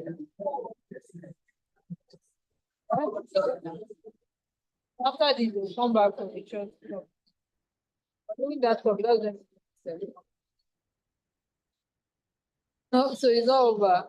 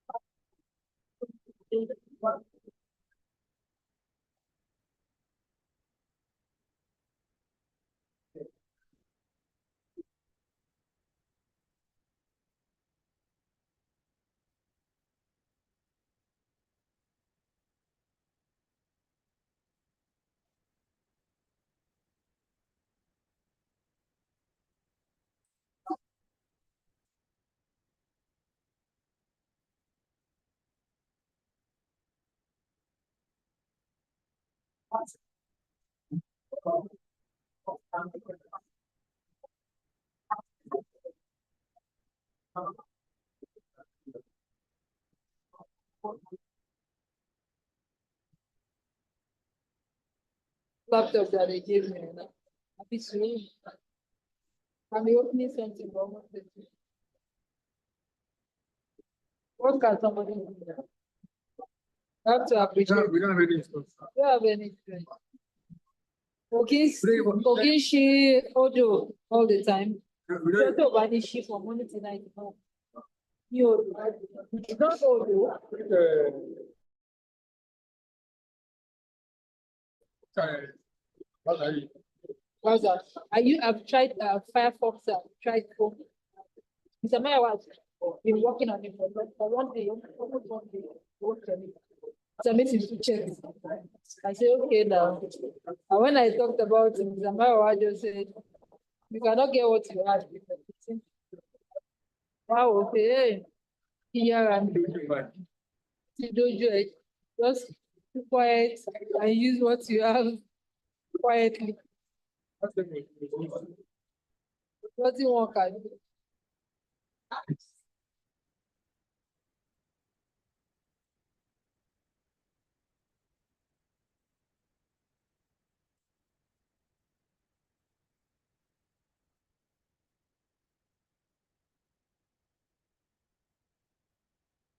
I left it on this page. I want to go and call you and tell you. You can connect it from me. It's only the one. It's only the one that has the class. So I have to accept. No most times we have.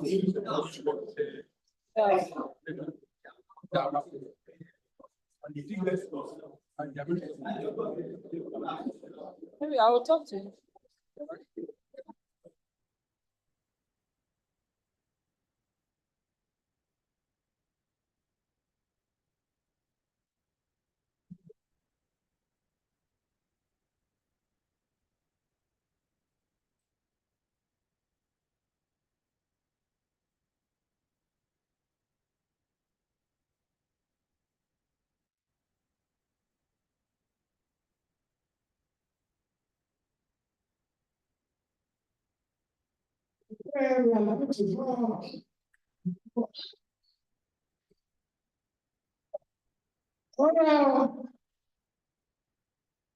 So we are now with Upland Consulting Nigeria Limited.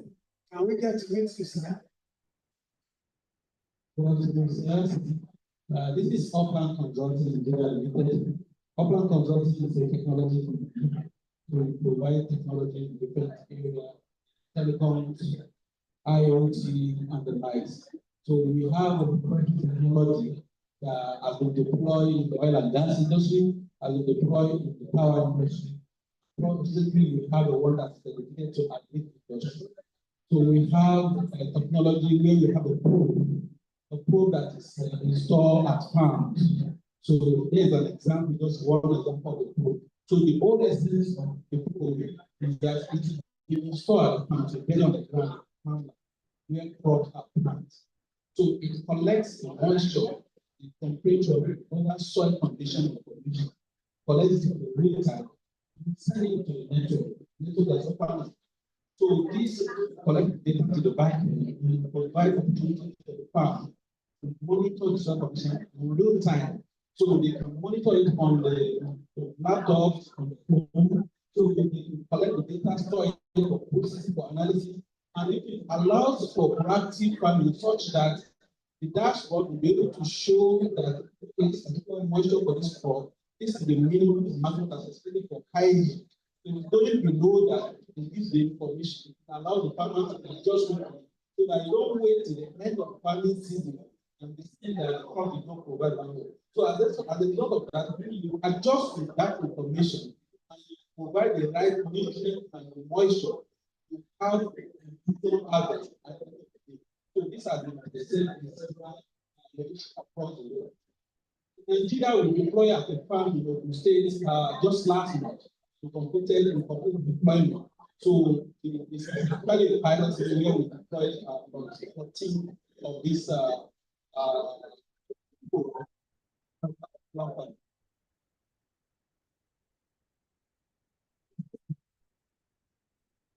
it actually depends on some condition. For example, the soil base. So we know the condition. But on average, the size of 5 to 10 hectares. So you don't have to be concentrated at a particular area. So but if you notice, we adjust the example, we notice that in a particular section of the farm, the crops are going very well. In another section, those crops are not doing very well. You can probably relocate or you can install a probe there. You try to monitor the different see what you do. Make sure that you have the end of the family before you correct me. No answer there.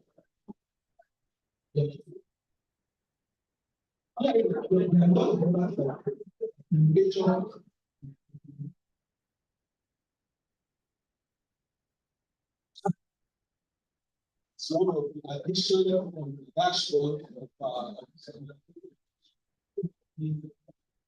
dashboard collect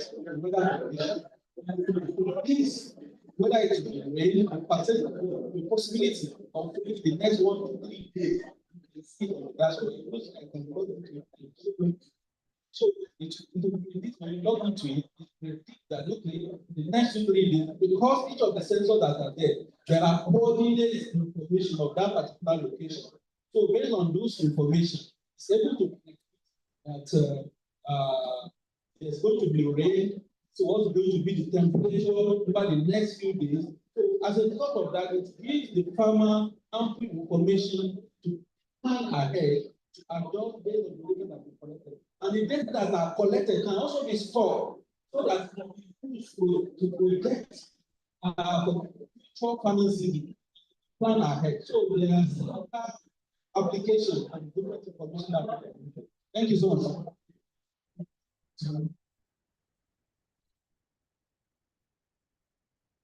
Device comes with other components. It's not only the device. You understand? Because like I mentioned, if it works with network, it works with backend. It's like a phone. The cost varies because it depends. There are different tools. You don't want that.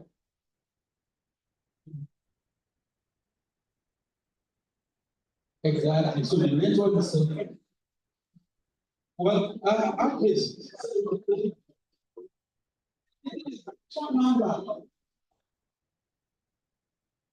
When you see what people are asking, if, for example, we just did one last week, as I was talking, I should have left, but you don't know what I'm asking for that question. I want to make a decision rather than the same for the future of tomorrow. If I could, it cost me 50 million. So give me an idea. One of the reasons why I've been about the cost, I talk in Naira now. Secondly, it's not only about the communication. There's a little of the back end. Also, the condition of the farm. I can't be solving. So everyone comes to tell them what you need to do. So now next is Agric and Agro Processing Limited.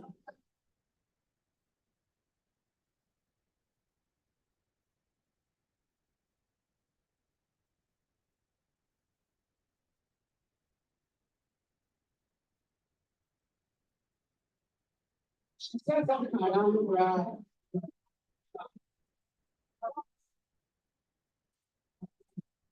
check on thank you so much. So if you have your card, your card is so Agric and Agro Processing Nigeria Limited International. Yes. That's an entity that spoke to us yesterday on processing. Okay, so we'll pause for 1 minute and get other members of the team. Our able chairman, is happening. So let's wait for 1 minute.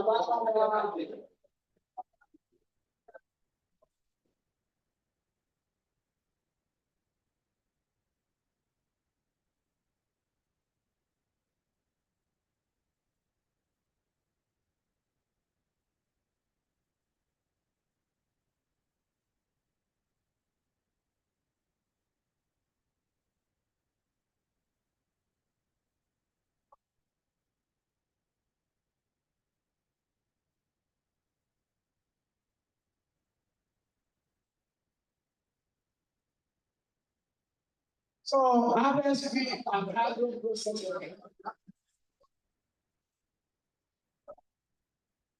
Please tell us about your company, what you do, your product and services. Some of that, so that we can see. Yes. We are not writing here. Okay, we have cassava starch and we also have cassava offal. The cassava starch, cassava offal. The cassava starch is an edible starch, and the cassava offal is also used in animal production, animal feed production. So that's basically what we produce as harvesting and approach. Basically, you remember to say that cassava is a major raw material in production of our starch. So we usually cassava in harvest field. We are looking out for cassava farmers on Cassava farmers gather here. Raw materials needed in large quantity. Come and hammer, come to harvest field and agro processing. And the quantity for cassava suppliers to come. So we can hear from Premier Standard Industrial Limited. Will tell us your product and services. Good afternoon, Paul. This is Premier Standard Industrial Limited.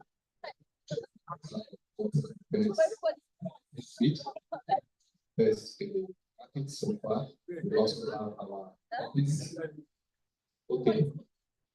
So we have our office also in Ghana, our branches, which are Takot, Aba, Lagos. So all the government is going up to all our fish farmers. We also have Rango fish cream.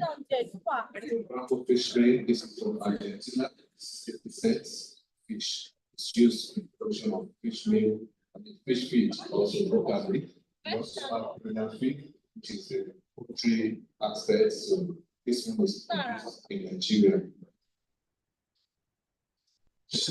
Yes, we pass 1 minute. What do you get? We have done it right. We have seen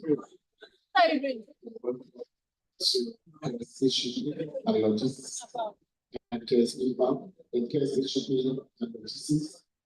We are into one-stop shipping shops where we engage in services of freight forwarding, customer clearance, and road forwarding, I will also engage in efforts to pick up goods in anywhere in the world, as well as also we do the exports to anywhere in the world. So what we basically do is to take the risk of your sugar in the process of handling the goods, both inbound and outbound. And then also we are two KSP farms where we produce goods that are fit for consumption, like the palm oil plantation, where we process palm oil for export. So that is what we are doing. Thank you so much. God bless us. And God bless KSP farms too. So now we are on to rental and export. Pardon me, madam. Hello, everybody. My name is Faisal Diana. That is not falling down.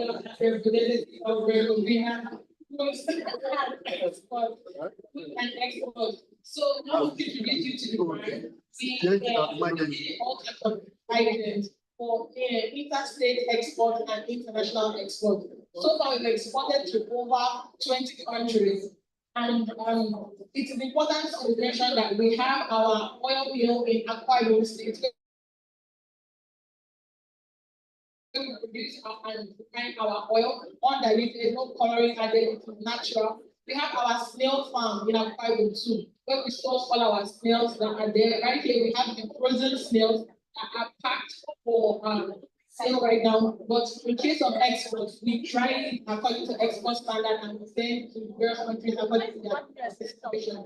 We have our fishes and we have our crayfish still sourced from home. We have a wealth of other items. Obviously, you know, this is an exhibition, so there's a limit to the number of things we can bring. So we did it all food items and we export large scale and small scale too. I implore all of you guys to come and have a taste, see, patronize what we have to offer. Thank you very much.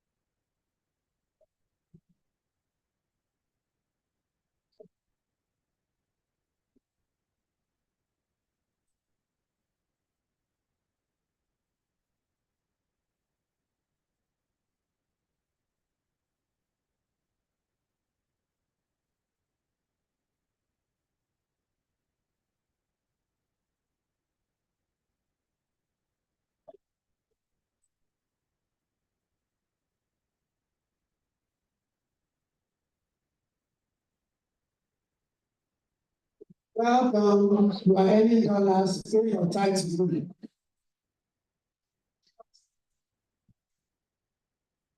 afternoon. My name is Leslie.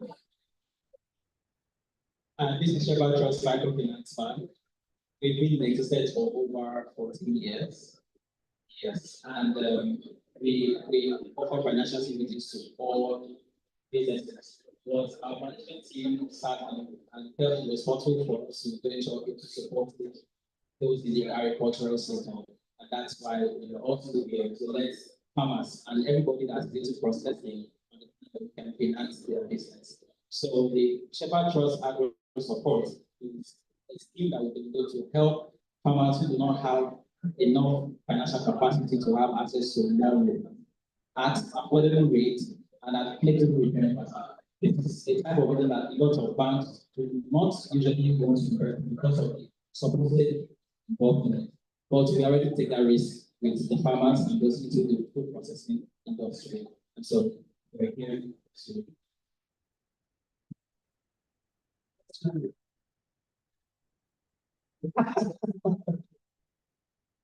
Thank you, Shepherd Trust. So, Tangerine General Insurance Limited. Are you scared to insure us? You are passing it out. You are clear. Each other. I'm scared. Thank you very much. Thank you for having us. My name is Ayuba. This is Tangerine. We're into insurance, pension, and health. But today we are here for our agri insurance product because of the program we have today. So generally we have all insurance products. We provide cover against all the agri production, either crop or livestock, including after production, that is the processing part. When I say livestock, I mean poultry insurance, cattle insurance, fishery insurance, and all. So we have a lot of risks around this production, like for poultry, we have all kinds of diseases. We have accidents, collapse of the pen house on the beds. We have diseases too. We have gonorrhea and the rest. All provide cover against those things. For fishing, it can be either in a pond, concrete pond, or 18 pond, or trampoline, whatsoever type of rearing. And we provide cover for loss of the fish. For crop also, we know, yes, separation. For crop, we know the natural disasters we are facing right now because of the climate change, like shortage of rain and excess of rain, and all to ensure that any natural disaster that can happen in your farm, we provide cover against that.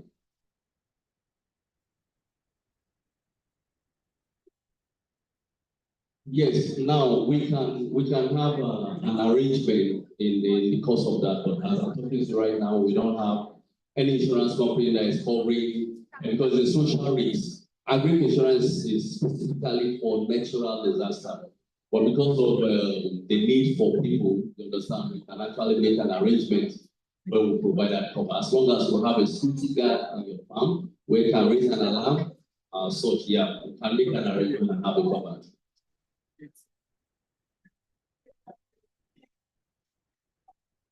So.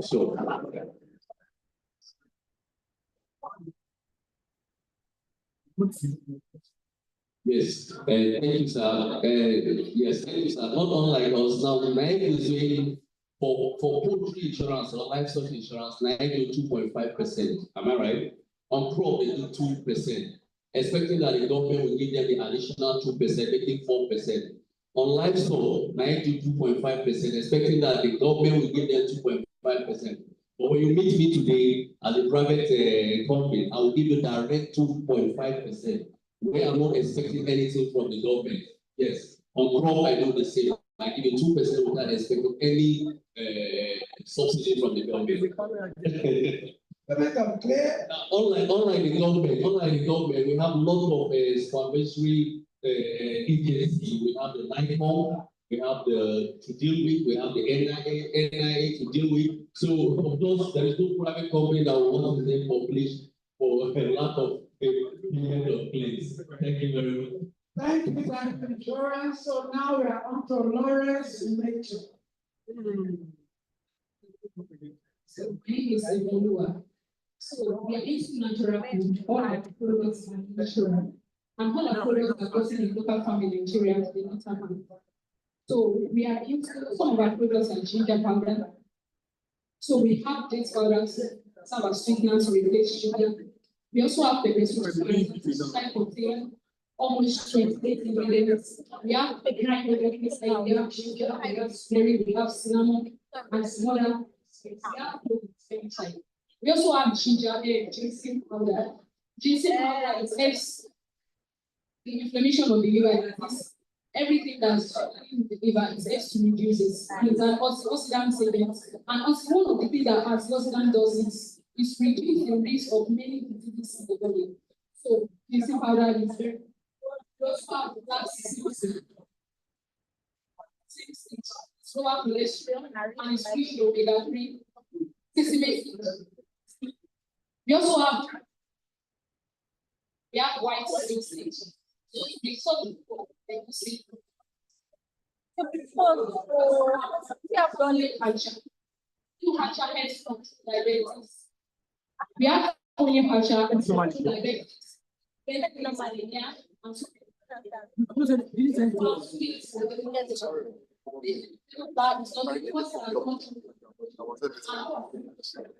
fiber. This the only one. We have so much. Yes. Oh. Yes, are produced in Nigeria. Yes. Yes. Because from Nigeria. Yeah.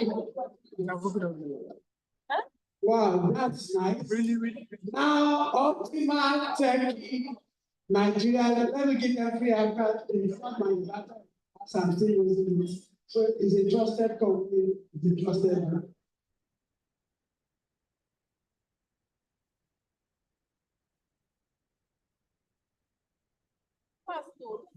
Come back.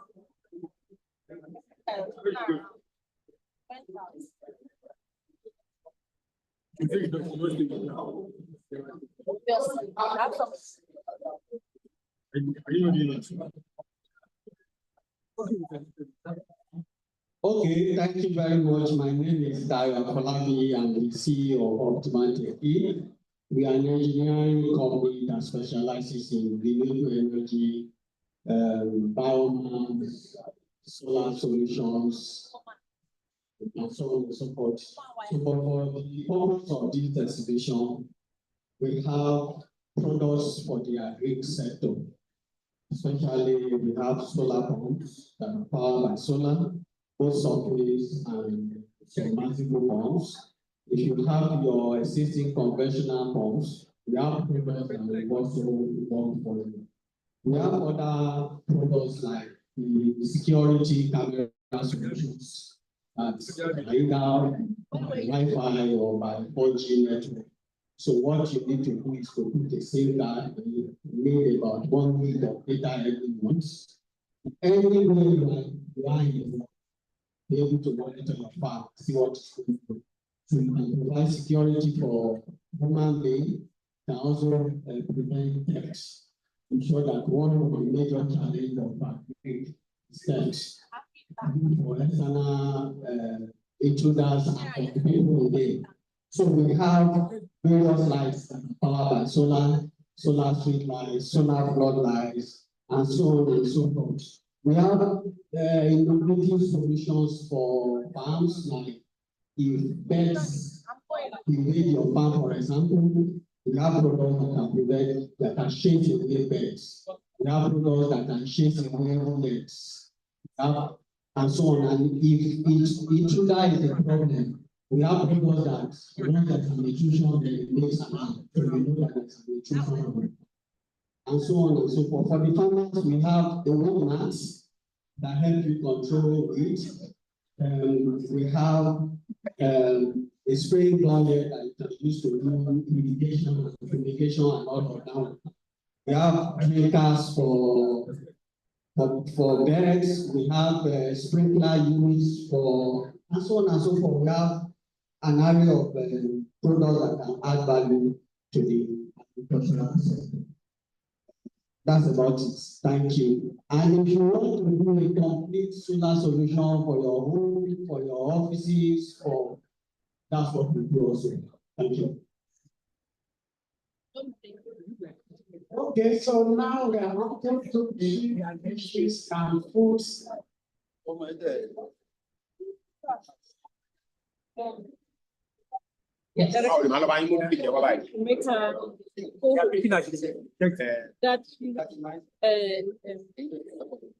so finally now. Okay. Yes, I said we are from Tucci Fisheries and Foods. We are into the processing and packaging of farm produce. Here is our products. We are into free, we have staples, we have spicy and super essential. For our staples, we have a lot of Ijebu gari, blended yellow gari, same as honey beans. We have them in different sizes. There is 2 kg, there is 1 kg 30. And these are our spices. There's onion flakes, garlic powder, they are all natural, homemade. And this is for our super essentials. We have palm oil, we have them in 1 liter, we have 500 ml, same as 2.8 kg. Yes, sir. Sorry? I guess it's because of the hearing here, because they are not all like that. I have some in there, I can bring them for you. They are not that registered.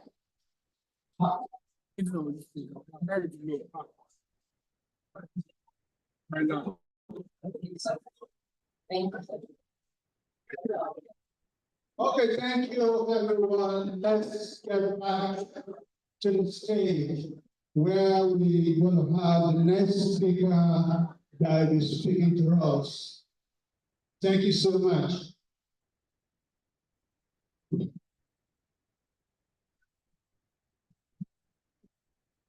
Thank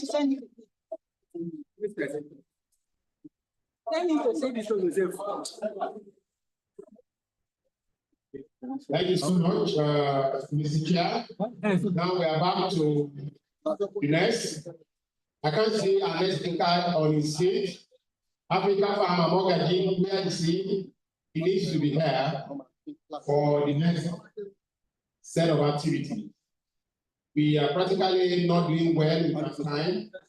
We're supposed to spend 20 minutes for this. We need 1 hour. That's clearly all right. To talk to us on the practical and basic tips to successful crop farming, we have one and only Africa Farmer Mortgage MD Credit Farm Credit Limited. Let's put that together for Africa Farm. 40 minutes for his class. Thank you.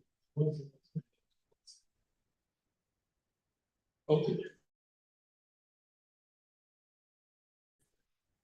Yeah, because I know we are already in the afternoon. I want to say a huge thank you to the leadership of the LCCI. Also a huge thank you to my chairman. I say chairman, not chairman. I will get back to chairman, but there are 2 chair people here, so they are chairmen. And also a huge thank you to the current Agric Group chairman for leadership, and he knows how to let you have your free hand within the system. He knows how to groom. He's a proper administrator. Some of us are bulldozers. We can bulldoze anything. We can work. As we have an idea today, want to implement tomorrow is a systems person, but he also knows how to shake body for everybody and put people together. So please help me put a round of applause for him.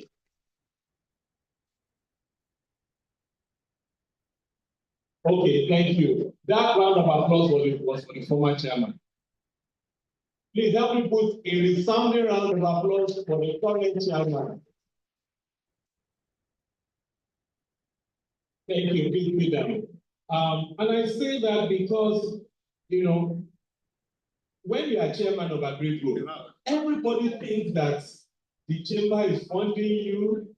You are spending a lot of your money. It's draining. It equally takes the time of your business from you. I've been a former chairman too, I know. So when you see a chairman, it's a lot of work. So many people, the incomings and the ESCOs, I want to encourage that we pay attention to build on what is already on ground. Now, I'm just going to have a gist. Haven't listened since yesterday to almost all the speakers, and today, Farmer Samson took us to class. He's a fantastic teacher. Please put your hands together. And when I began to hear the head and the neck of the ram is the money. And seeing the value chain of the fish, and also from the quarantine, permit me to move a little away from the topic within the stipulated time, because our country is in dire need of solutions and collaboration to deliver the solution. Collaboration is missing. So I will still stay around with the crop, but also move a little within the time.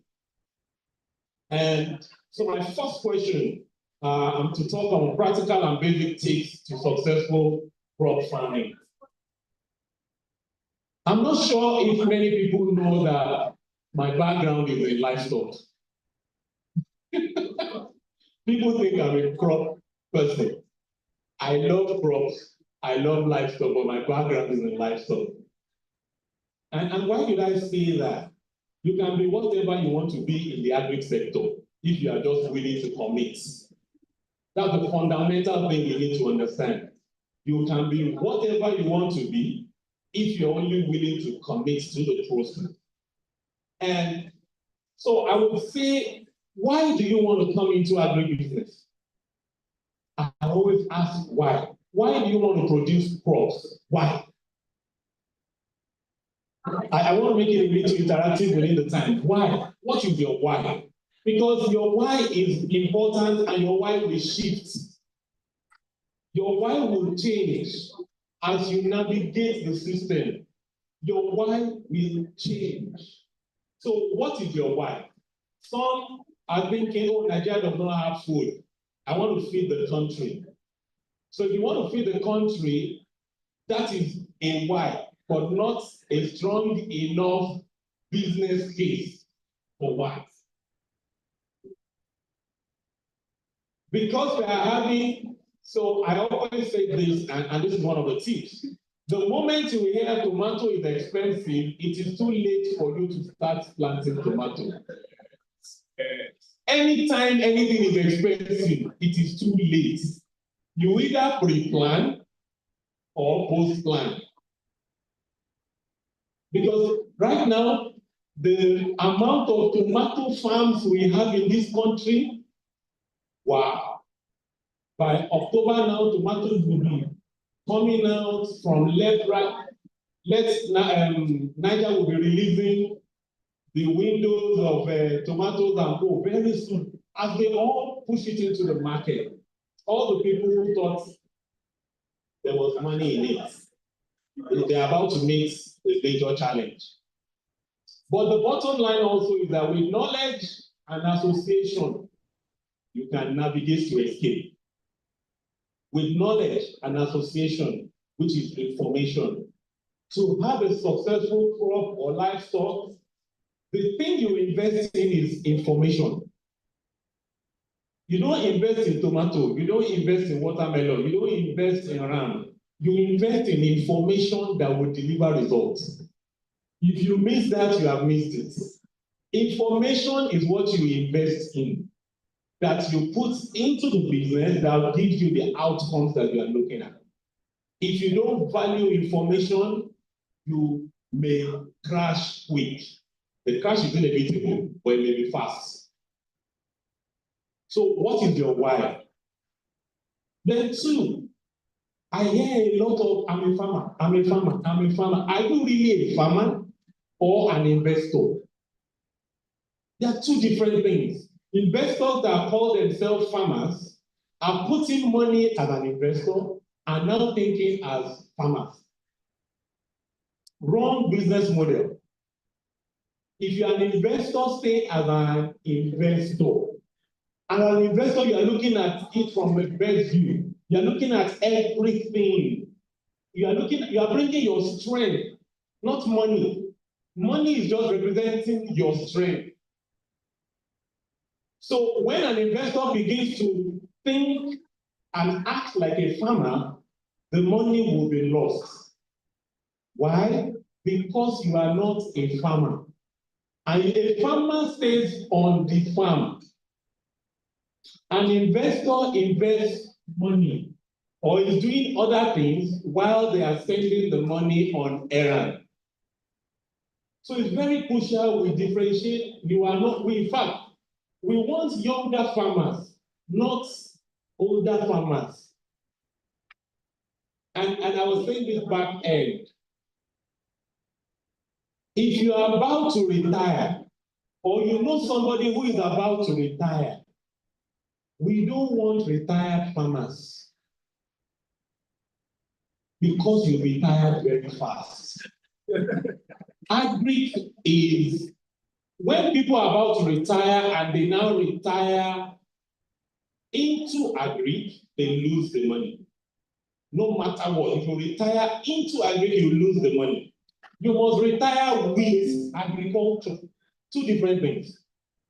If you're retiring with agriculture, it means 3 years, 5 years before you leave.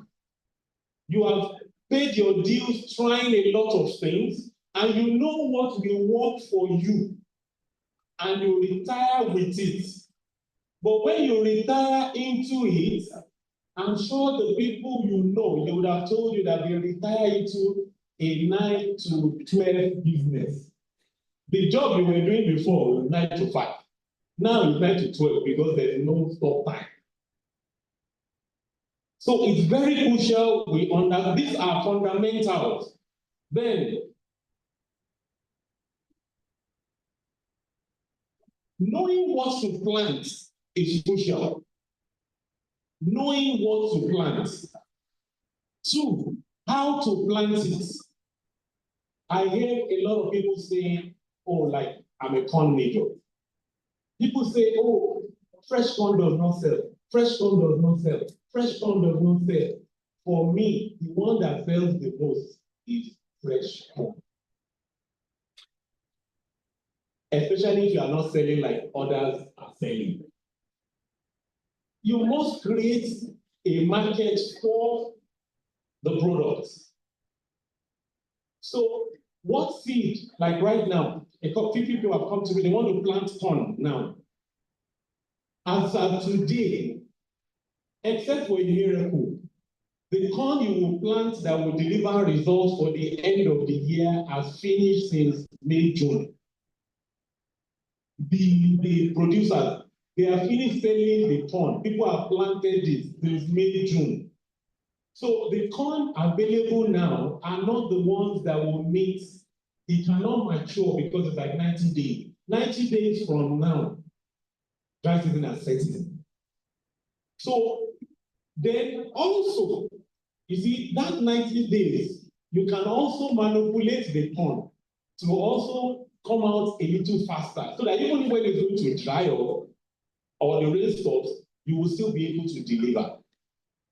That is the how to plant. So if you are planting now, you should be arranging a land that has high water retention. So that as the water is going down, the crop is still doing fine. So knowing how is more important than knowing what. Then knowing when is also more important than knowing how. Because when to plant is crucial. If I want corn to come out in December now, and I'm using the varieties available, I must be planting by next week, upper week. Because what many people don't know, and one of the speakers has spoken about it, you need to get training. But beyond training, you need to get coaching. You can be trained and you will know about it. Most research institutes will tell you about the product, about the crop. They have not done commercial before. So they were now advised, go to research institutes. How many of the staff have a 10-hectare farm? None. And this is very crucial because we rush to the research institutes. Now, I'm not downplaying the knowledge domiciled in the research. You work with researchers, but you don't take the advice of a researcher that is not in commercial business. Because you are doing commercial. Researchers have in the store, in the warehouse, especially the international ones, they have the best herbicide, best insecticide, best seed, best everything stored from the beginning of the year. So they want to use it, they take it out. I've not seen any research institute doing 10 hectares of any crop for research. It's 1 hectare. They will now multiply it to give you what it should give you that you are putting money in. That's how it works. So they go into the store, they bring it out, and you use it. You, when you want to buy, it is adulterated like in the market. It may take you 3 practical examples. There was a particular year, I think 2009. We produced 2008-9. We produced corn. So the corn dried up because there was no diesel. 250 acres.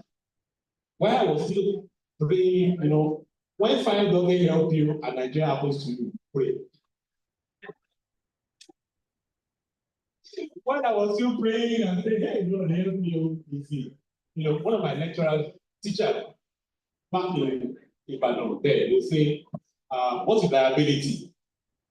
And the way he taught us, and I remember, kilo liability. What is liability? Liability is an humongous debt that you don't know how to get out of. That's liability. What was I talking about? So the corn, that corn dried out. And the state government, I won't mention the state now, the state government now came up with a new policy. When we raise funding again to plow the whole land, now we scale it a little more, like 350. So that we can take advantage of the market. Then that state government now brought out policy to say that you cannot buy more than 50 bags of fertilizer.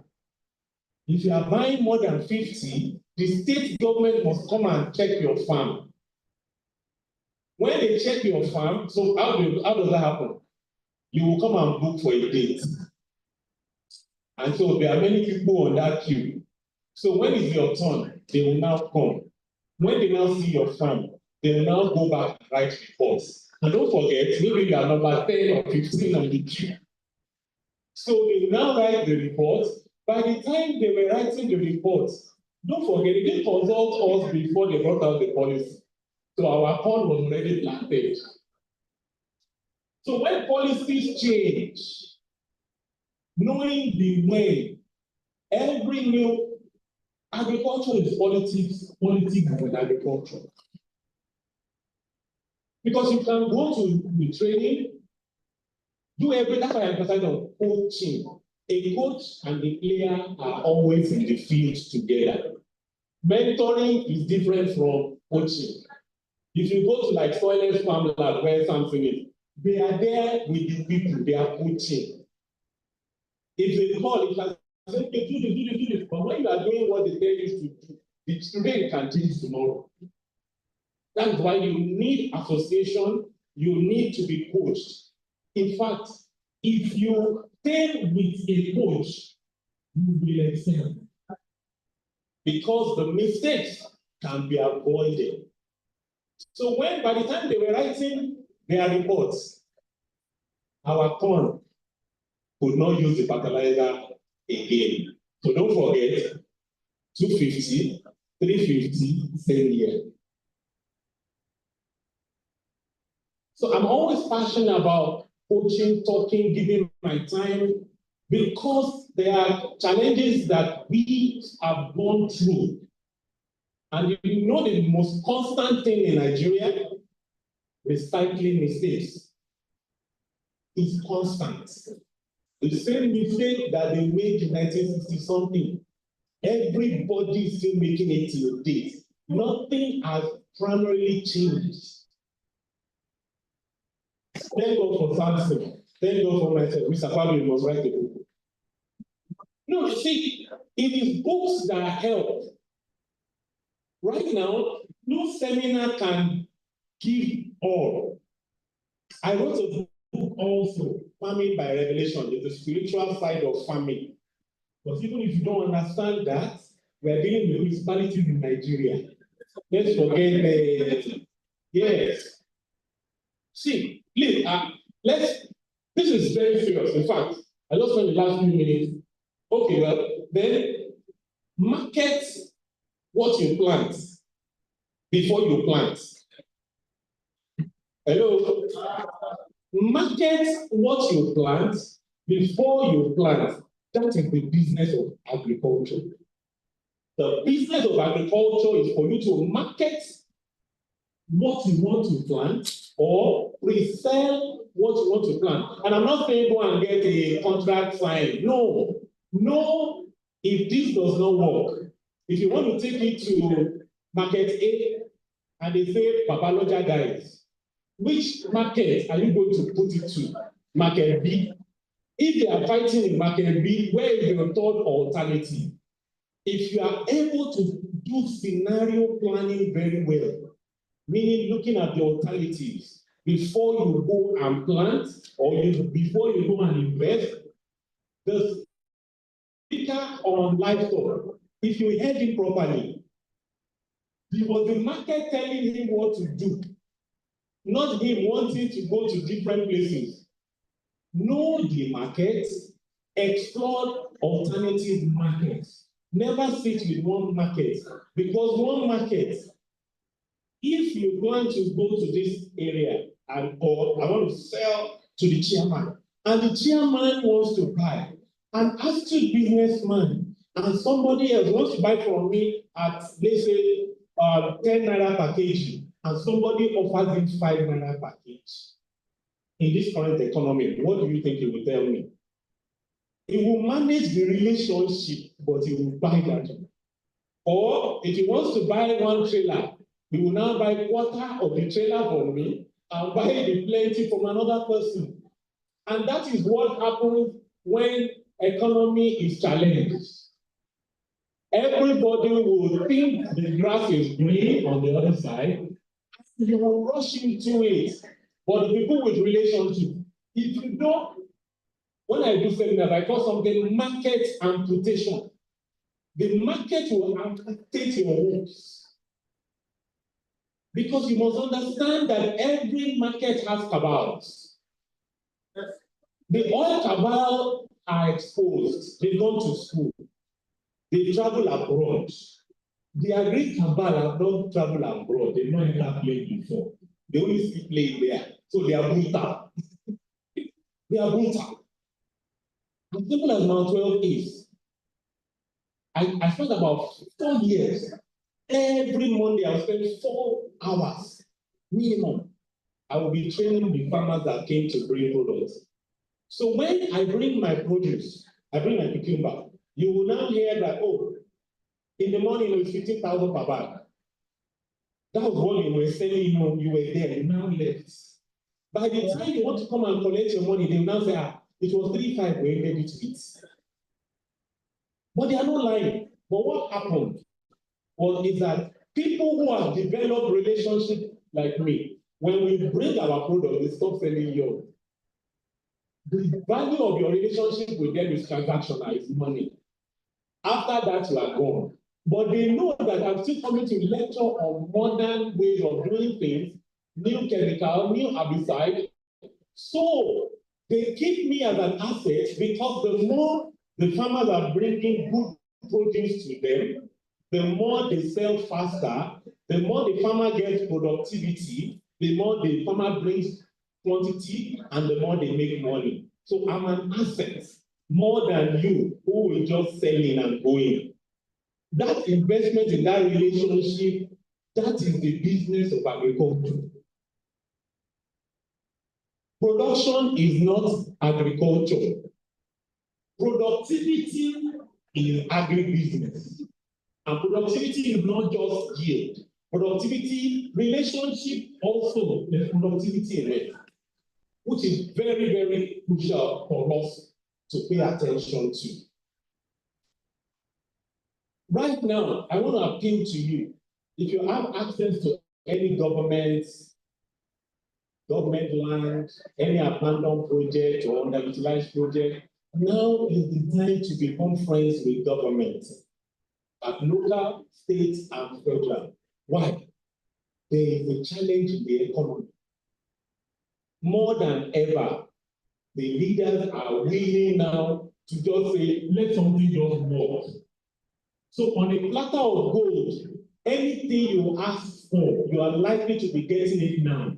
Before there was bureaucracy, but now it's the governors, the senators that are saying, what's happening? Deliver this, deliver that. And so, but understand that government does not make profits. Government wants impact. So when you are talking to government to take their facility, you should be talking about impact. So the business model that works now is a social enterprise. What is a social enterprise? A social enterprise is a business that has a structure, 50% profit, 50% impact. Meaning, they say in Yoruba, and you must be willing, it's an exchange business plan, a business model, where you are willing to, if you're supposed to make profit or make a lot of profit in 3 months, you are willing to stretch it for 6 months, delay that profit, okay, such that you will have that relationship or facility for another 25 years. There was a project I planted corn also. So the rain fell in February, so we quickly planted. So we used the rain to plant, save us like 4 irrigation. That time, when you put on the generator, we use 2,000 liters of diesel per day for irrigation. So if they put it on, anybody that is not utilizing it is your business. So about 50 hectares, the pipe under the ground, we are planted, it was 2 weeks, the 2 rains fell. The 3rd week, the irrigation was even there, we had starts, water was not coming out. And I was the one buying 45,000 liters. All the people that was helping, the water was coming out. On 50 hectares, water was not coming out. So I did everything, water was not coming out. So the next thing, I was frustrated that day, and that was about 300 acres. But there was this 50 hectare that was. And so one new staff now said, Esa, and the water cannot come out there. And I said, why? He said, no. About 17 years ago, when we were constructing this, it was a 12-inch pipe that they ought to use under the ground. It was 8-inch they used. So sometimes when you feel that government staff are not performing, it's not that they don't want to, but is it someone that has not entered government service when they do the construction that will now go and say, sir, they use bad pipe there. And now the head of the department who was fresher then, you now want them to flush that man out, I mean, your promotion will be started. So that's why we must understand. I have been doing things with government back end, parastatal, for years. And I understand that where they put you is where you should stay. Don't look around, just they put you there.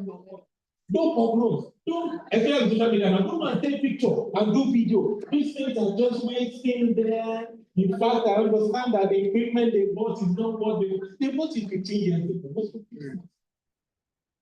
I'm saying this because many of these things will be available to us that we must take. Don't blame the people sitting in office in government. Understand them. The most important question you can ask is how? How can we do this? They now tell you the how. And this place, don't go here, it's only rainy season, but they will not tell you why. Because they cannot effect any change.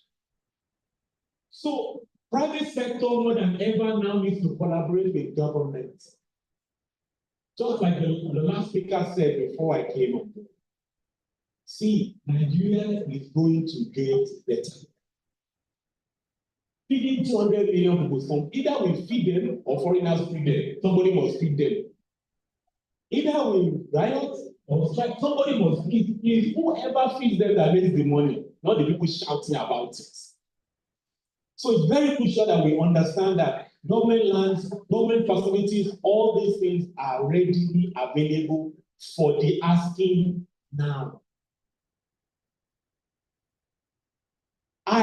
My core is training. I enjoy working with youth. And I've been trying to find out what really makes me happy is like I'm an unpaid extension officer. I get to a new location. I show them the latest type of seed, latest type of chemical. I even buy a good demo and they continue to buy. That has kept me on over the years. And right now, that's what I'm going to just retire to now.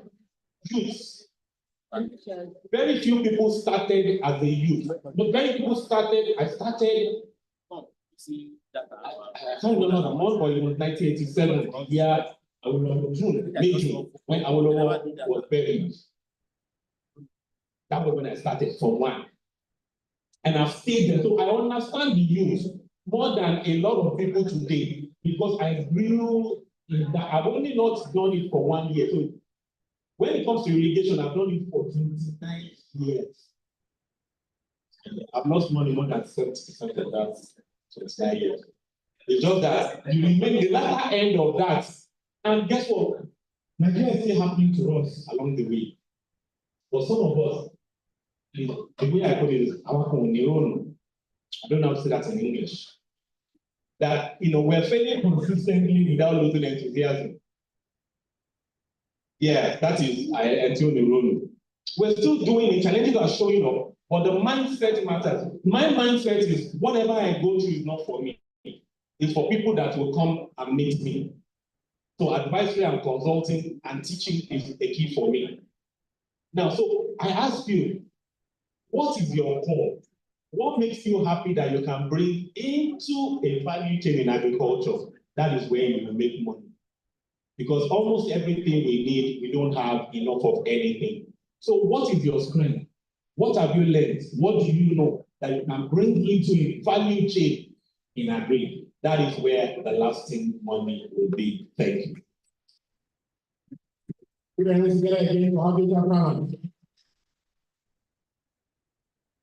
And if you did the other time as my friend and brother, he just wrote something on the sheet of paper, and because I know he's a pastor, if you give him, if I leave this microphone for him, we won't leave here today until 7 p.m.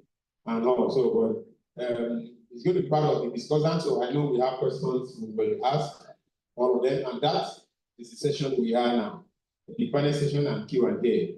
Please, as they are speaking, you just have your questions written down, then we'll get the microphone to you when the time comes to ask your question. Right about now, I'd like to say that Mr. Tunde Banjoko, MDBO Farms Limited, will moderate this session. I will just let him bring the discussion to the table, to the front row, while he does his thing. I'd like to first invite Mr. African Farmer Mogaji, MD Farm Credit Limited, to take his space. Next to Mr. Africa Farmer Mogaji is Fenadini Yanto, is not here. We have Mr. Samson Oboli, MD University Place Limited. Let's have Mr. Samson there. Thank you, sir. We also have Mr. Sergio Michael, Lagos State Catfish Farmers Association of Nigeria. Let's have Mr. Benjamin, please. Thank you, sir. Last but not the least, we have Mr. Remy Ubola, MD, Tango Farm Enterprises. Thank you, sir. I'd like to invite Mr. Tunde Banjoko. Is he in? Okay, our brother, Mr. Chris Kaka, let's bring Mr. Chris Kaka also to the front row. Mr. Chris, let's clap for him. Thank you, sir.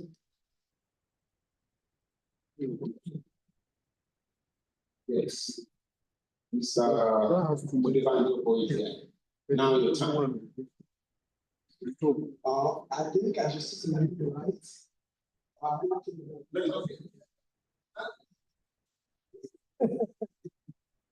Thank you. Welcome, everyone. So we'll make things more interactive this afternoon. Just how much of time we have. I think to answer, somebody asked a question. One Samson, we will answer that question yesterday. But let the man speak himself. And somebody asked us about training for elderly ones. And it's as if Samson is focusing on young ones. And we try to understand, he actually has a program for elderly people. So I'll give Samson 1 minute to start with that one. So in this game, elders are not left out. Okay, thank you. So just 1 minute first for those I think Daddy asked that question. Thank you. Thank you, sir. Yes, after 30 years ago. And above 70, 80. As long as you can work on the farm, the 300 acre farm. If you can move around it, you are welcome. That's the criteria. You must be able to walk around. You want to say something? Technical knockout. Samson. What is the next session? Next session. So,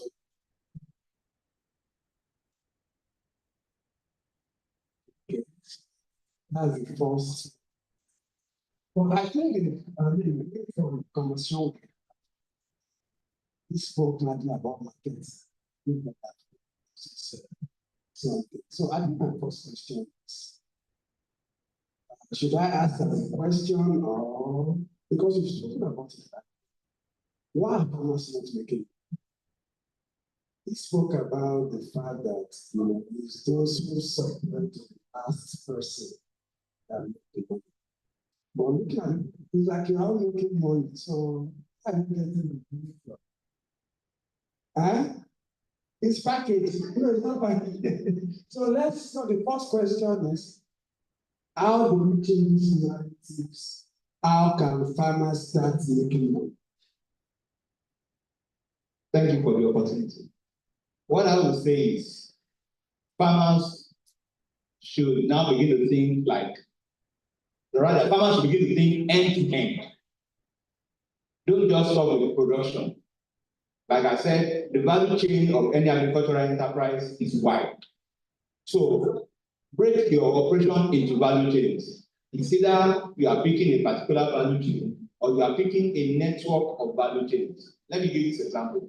My farm, for instance, grain and farms. We do 2 basic things, or 3. We raise fish.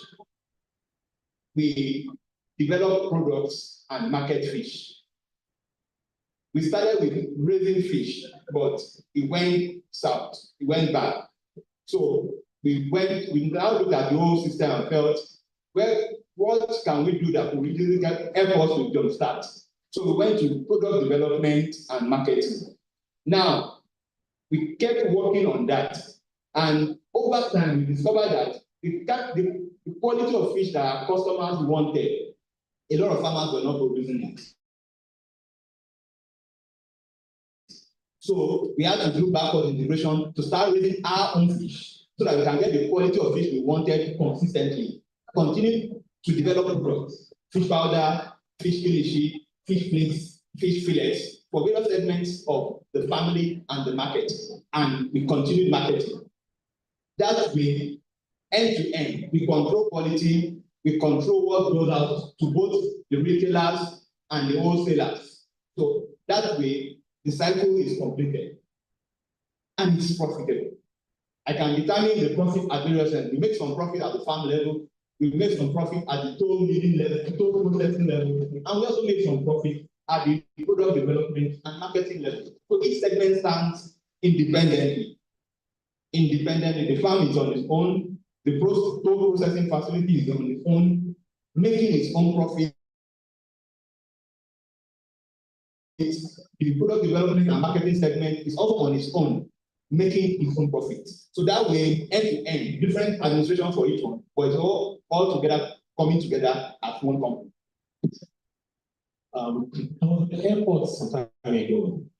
I was heading for the US, and a politician called me, and he said, "Where are you?" I said, "I'm at the airport. In the morning, I'm also going to UK." I said, "Okay, why did you call, sir?" He said, "I want to invest in Agric." I said, "Why?" He said, "I want to put 300 million into Agric. I want to grow rice." So I said, "Why, sir?" He said, "My politician friend has put in 50 million. I'm going somewhere." Now, imagine the former Senate president or 4 former governors now decide to invest in the state they are operating in. And they are also now doing fish.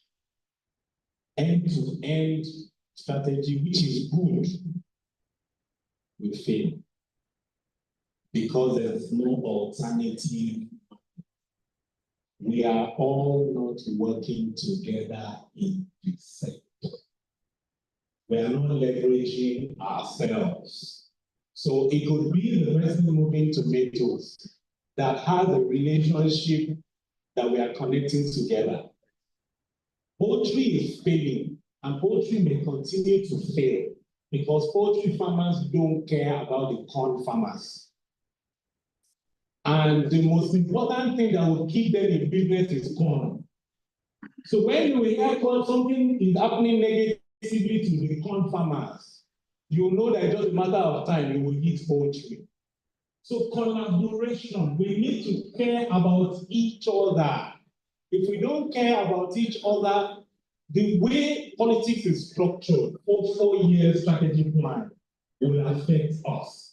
So you can make a lot of money now, like we have made a lot of money. But you can also hit one failure, one challenge that will send you 7 years back. Collaboration, collaboration, and collaboration.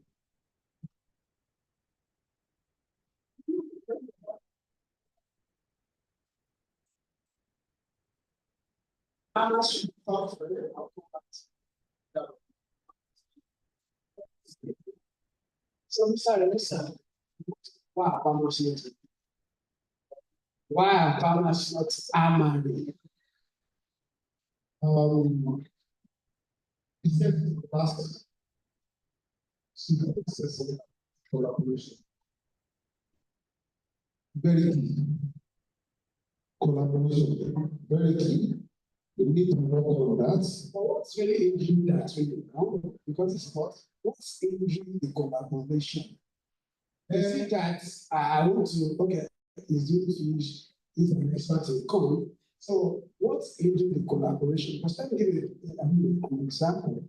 One pulling out. I'm pulling out of 2. Right? 2 collaborations and pulling out. And I've told one of them, stylishly yesterday. The other one, of course, I can't tell you. The first one I put out, they came to my house twice. So I felt like I did it for 3 minutes. It's coming to be in my house, just sitting the compliments. But I'll be rude. So it's fun. And I realized after some time that these guys are not getting the picture. The direction we are going is not what we thought we had. So I guess they are not getting going. So people are willing, like the one of them that are out also, I actually paid because money has gone into it, my emotion has gone into it, my network has gone into it. And I also went into it because I felt I have some strengths. These other guys have some strengths. Let me leverage that strength. But the last one I went into that partnership, some other things were missing that is slowing me down. And I just told myself, I'll do this same thing single-handedly. I'll just pull out officially and I'll go. So really, is it that people want to collaborate? That's where I'm driving. Because I'm willing, I'm so open to collaboration. Is it that we don't want to collaborate? Or we have character issues? Or most of people say, nobody's talking. I think we need to collaborate with the work. So those would be my thoughts that I would want to do. Number one, knowledge. Trust. I remember for 6 or 7 years, we wanted to mass produce instead of those who are coming from other country, we want to mass produce really. That's one. About 7 or 8, and everybody has one thing or the other that is very good. When you know there is no particular guy there that touches production right from the beginning. So he can tell you from looking at the talking, the problem, whatever. And this guy can raise the entire talking within 4 to 5 months. The guy is my problem. You see, along the line, one of the guys approached me and said, what that he has a problem because he wants to sell his dog. So he brought it all the way from me that I should get him to sell. So the problem, and they tried it. But when the brother took him, it was a mess in the farm. We just want to capitalize on the fathers that I'm a Lagos guy, that I can help him to sell his seed product.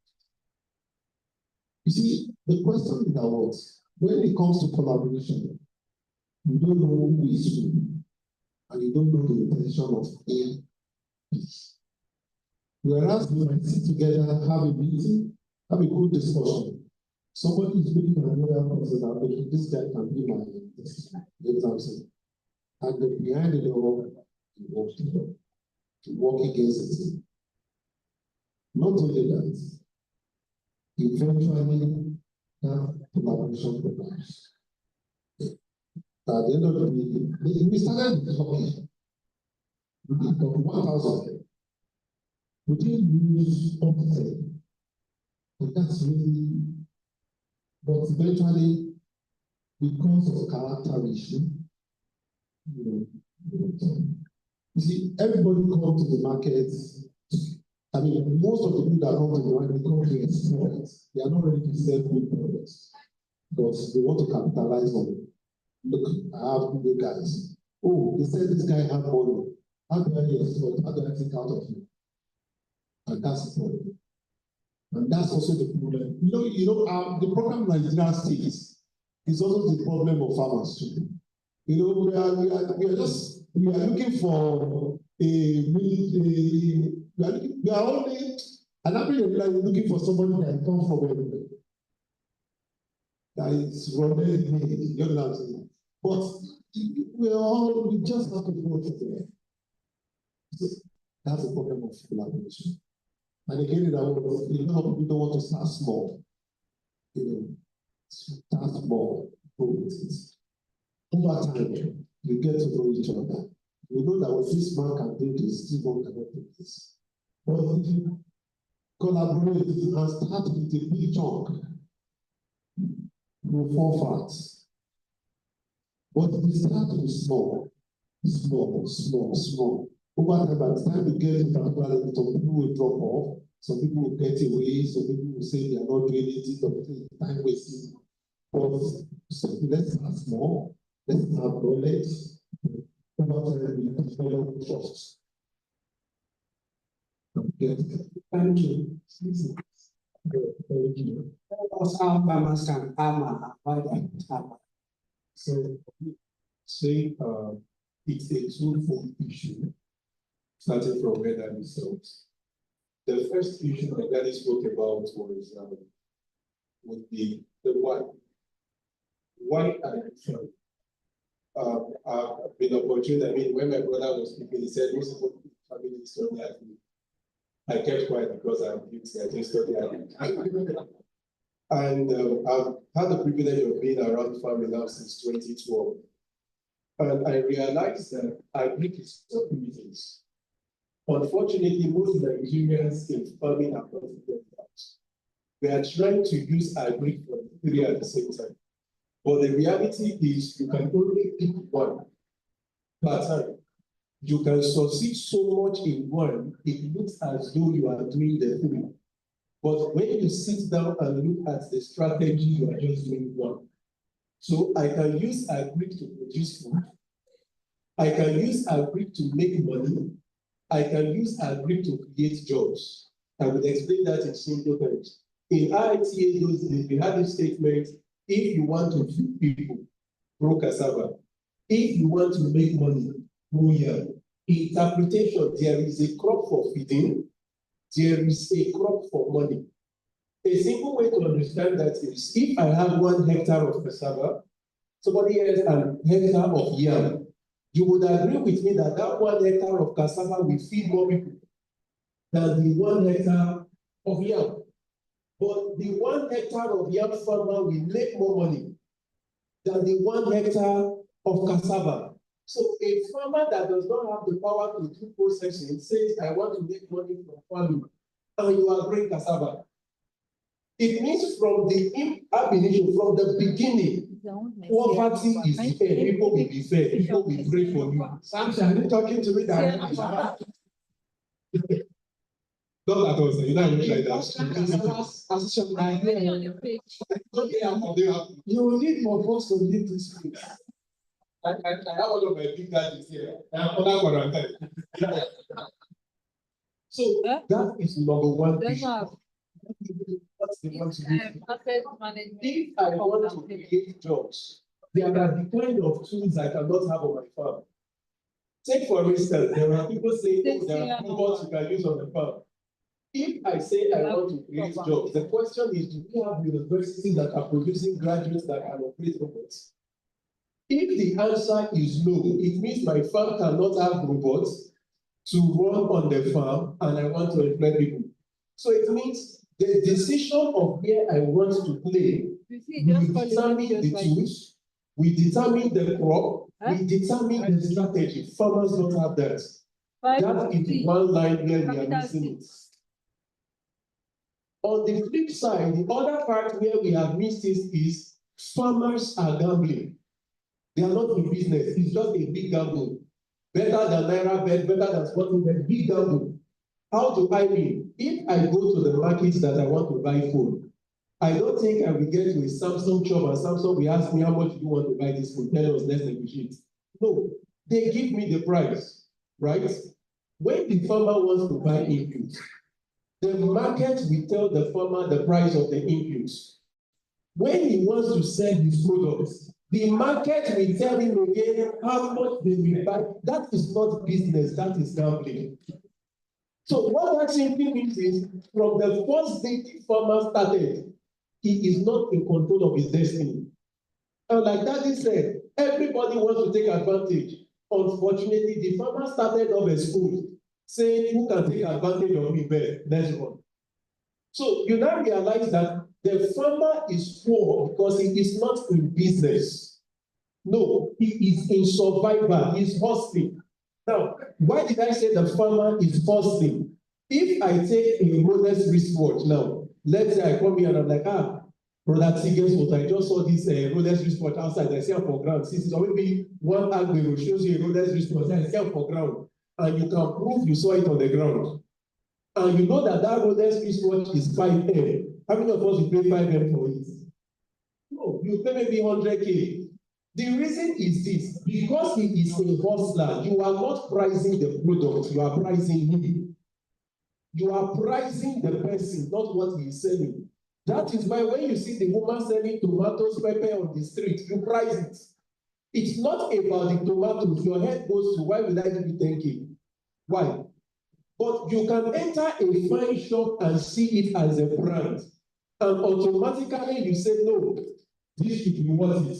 So the value of your product is first the value we place on the person before the product. And the farmers do not have that. So if the farmer is going to have money, first, he needs to be in business. He needs to become a brand. Two, there needs to be something called a price floor. The minimum a thing can be sold is already in poultry. Why not across board? There needs to be a price floor. Things need to be sold in metric system, not pangolo, not shake it. No. Let us wait. This is the minimum it can be sold. If you like, don't put a price in it, let it go as high as you can afford. But once there is a price floor, you realize that with that, the farmer can predict what he will make. And the beautiful thing is you don't need government to start it. Every farmer belongs to the local community. That is where what we said earlier about collaboration is key. If there are 60 farmers in this place, why is everybody going to market alone? Why can't we come together as a team and we bring the product to the market and say, this is how much we want to sell? Because if you don't sell it, you still run at a loss. When the market sees that you are serious, they will listen. But everybody wants to run alone, hence we are not going far. So the reason why, this is for everybody that is not a farmer here, the reason why food is still cheap compared to the economy, yes, you heard, food is still cheap compared to the economy right now is because the farmer's poverty is sponsoring cheap food. The day the farmer sits up to run business, we will know the real price of food. Thank you.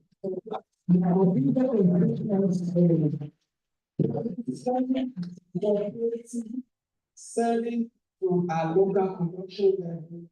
And like you said, it's working in, I don't know, but I think fish farmers have been able to succeed. But poultry, I think Ark is not here today. One of the poultry farmers who are talking yesterday, somebody I know is far. But you know, the hunger matter and serious matter sometimes. You know, somebody comes to your farm, he said it's 4,000. Even though everybody is selling 4,000. And this one says, Organa 2,000. And you remember, so let me digress a little for 1 minute. The NBA Nigerian Association came up with a law, I think early this year or last year, the law is you can correct to say the minimum you can charge on agreement is 10%. And so I was talking to a friend some weeks back, and he said one of their colleagues, NBA, PIC, something, Island Zone, the guy said, I'm talking of last month, that he has not gotten any major job this year. The only agreement he did, the guy said, you can't pay 400K, I'm not giving somebody else.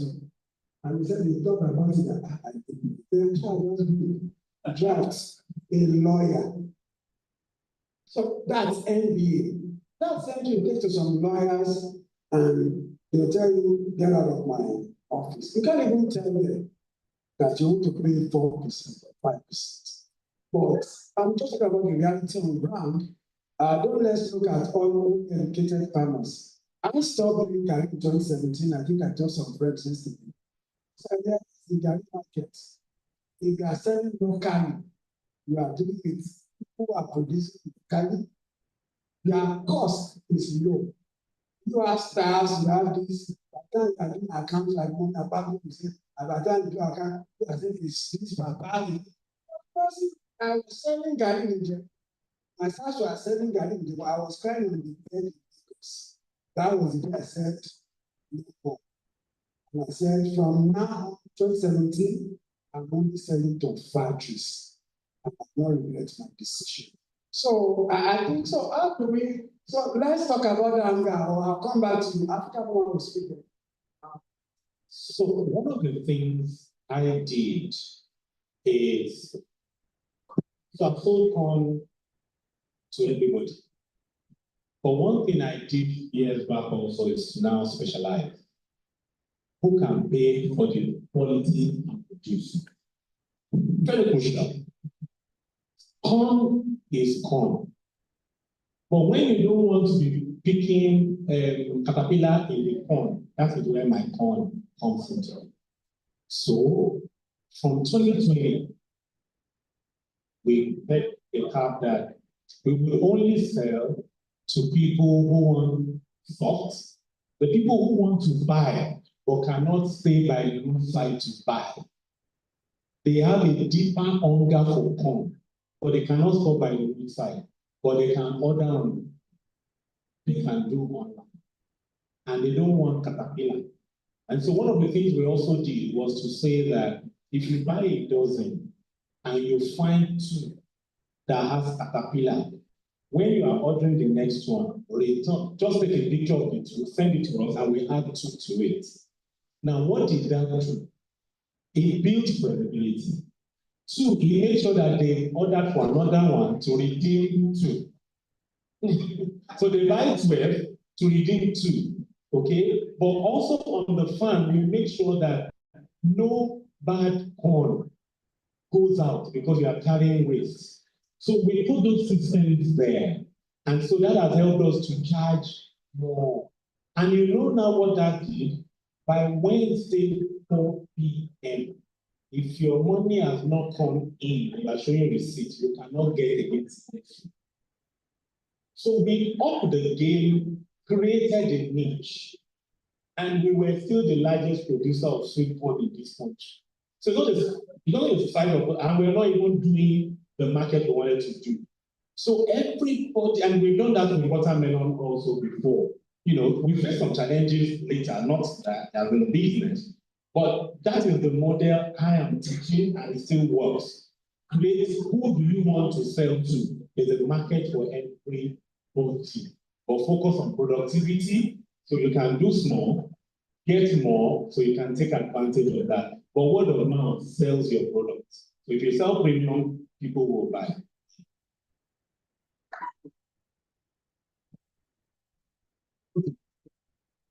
Thank you very much for this. I didn't actually get your question. People are making comments about the ones they have responded to. You know, I'm not going to somebody signing up, but I didn't see the question. I wonder why companies are not making as much money. Because when we are doing the talk, I know we made some comments to some of the stands we saw. So from your perspective, how can we make more? And from where you stand, I know you talk more about exporting products. So where are the gaps? Okay, I got you very much. Thank you very much. Perhaps I start like this. I like the comment you made. But then you have spoken as a producer, and for a consumer, I'm sure the inside of the story you told, he wants to see. Farmer wants to buy the best quality at the lowest price possible. The producer is trying to maximize his profit. So let me speak as a development person. One is, I think there was a time we had this whole idea about the community boards. There are pros, people who are support, people who are against it. Some said the community board died out because the price they were offering to the farm was less than what they would get in the open market. And so it was not beneficial anymore. So they shut it down in 1976. And what we do across the world today now is there is what is called the commodity market. just the way that people trade in stocks in the stock market. There is also what is called a commodity market, where you use derivatives. So I could sign a deal with you today, and I could do a forward deal or a swap. The deals could say, you are going to produce so and so and so. I will buy it at this X naira price, and in the future, when we produce it, I have a deal signed with you. I may be duty bound depending on the derivatives I use to buy from you. I may also be at an obligation to say, I have the first right to say I want to buy, but I also have the right to also decline to buy from you. What it does to the farmer is that it gives him that assurance in the future that there's a market somewhere to sell the product. It's also giving the opportunity to determine the price of what he wants to sell. I think Abuja has got a commodity exchange market, which they use for agriculture. In all states that have it, the way we have stock markets, there is no bigger in the stock market is not making money. Because things are done digitally. The man is producing them, somebody is doing the whole thing for him. The broker is actually doing the deal. That way, I think we can address this challenge we have about people producing and not able to sell. Because if you have a commodity market, it takes away the problem of I'm not making money out of what I'm actually selling. By way of just trying to make a response, because he said something that I actually took this down when he spoke for a second. There are certain issues about the commodity market. I deal with a lot of smallholder farmers in Africa. But there's an association called the Local Farmers Association of Nigeria. There's also what they call SOFA, Smallholder Women Farmers Association of Nigeria. The argument came that when government make policies, oftentimes what they see in the rules are these big time farmers. The Monitala Ayako, who I have privileged enough to also work on the private line for me, and this former Nasarawa State Governor, former Senator Abdullah Adam. These are big time farmers. And so they said it doesn't trickle down to the real smallholder farmers. The truth be told, for those of you who are practitioners, is that it's the smallholder farmers that produce the aggregate food they produce is what we eat in the market. The big time farmers produce for the export markets. They don't have time for you in the market. And so if you do a smallholder farmer, and like you said, people on the price there, you see the woman selling banana, you price her to a point where you know that she just needed to sell it off so it doesn't get rotten on her hands. She's going back home with nothing. And so, even we as individuals also we need some mind change. Because we complain people are poor, but you're also adding to the poverty of that particular woman. That thing she's selling, there is no way to preserve it, and she needed to sell to go back home and feed her family. But when you are negotiating the price you have, you are negotiating as though I don't care if you give or not. So for us as consumers ourselves, we also need to help them. Because for them, we realize that these are people's parents. The money they are making is not for luxury. They're going back home to feed their family. So oftentimes when you buy, look beyond buying from them, you're also providing service for these people. You know, people like spend money in church or on food. But once they leave the church, they leave their thinking cap of being in church and they start moving around. But that's just the way around it. So for me, there's a need for a mind change from all of us who are actually the ones consuming the food to also help this people. But the other thing is, what we tell the smallholder women farmers is that I think I like what you said. It's a big deal, like the bros said. If you want to play all the roles from farm to table, it could be challenging for you, and you need to be boxed up to do it. So everybody wants to specialize in doing something. So you play a role across the value chain, even though what you're playing is just a fraction of it. But what we've also told them is, if you're a farmer, have an alternative source of income. So when someone is negotiating with you, it's not a do or die. I can keep this thing back. I've got another way of surviving. Once you have that, your negotiating power grows up. I don't know if you understand me. But once you don't have that, this is all I do and live and live for and live by, they'll jump you out of business. So it's important for us to have, forgive the local language, it's side hustle. You could be connected to agriculture. But it's important you have it so that when you're negotiating from a position of strength that I have an alternative and not so dependent. My side house is giving me more money. I abandon agriculture. Sorry? My side house is going to give me more money. You know, like I told, I'll tell a quick story based on what you said. Just one more.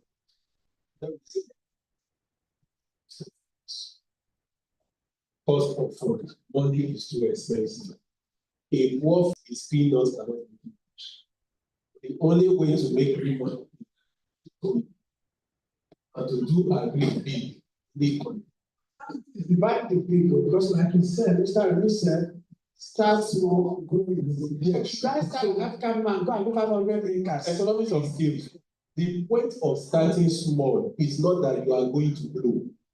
The point of starting small, like that mentioned, is learn it, understand the process, fail small, fail fast, understand the process. But when you have understood the process, you now have simplicity in your results, meaning you can get this result again and again and again. You need to scale.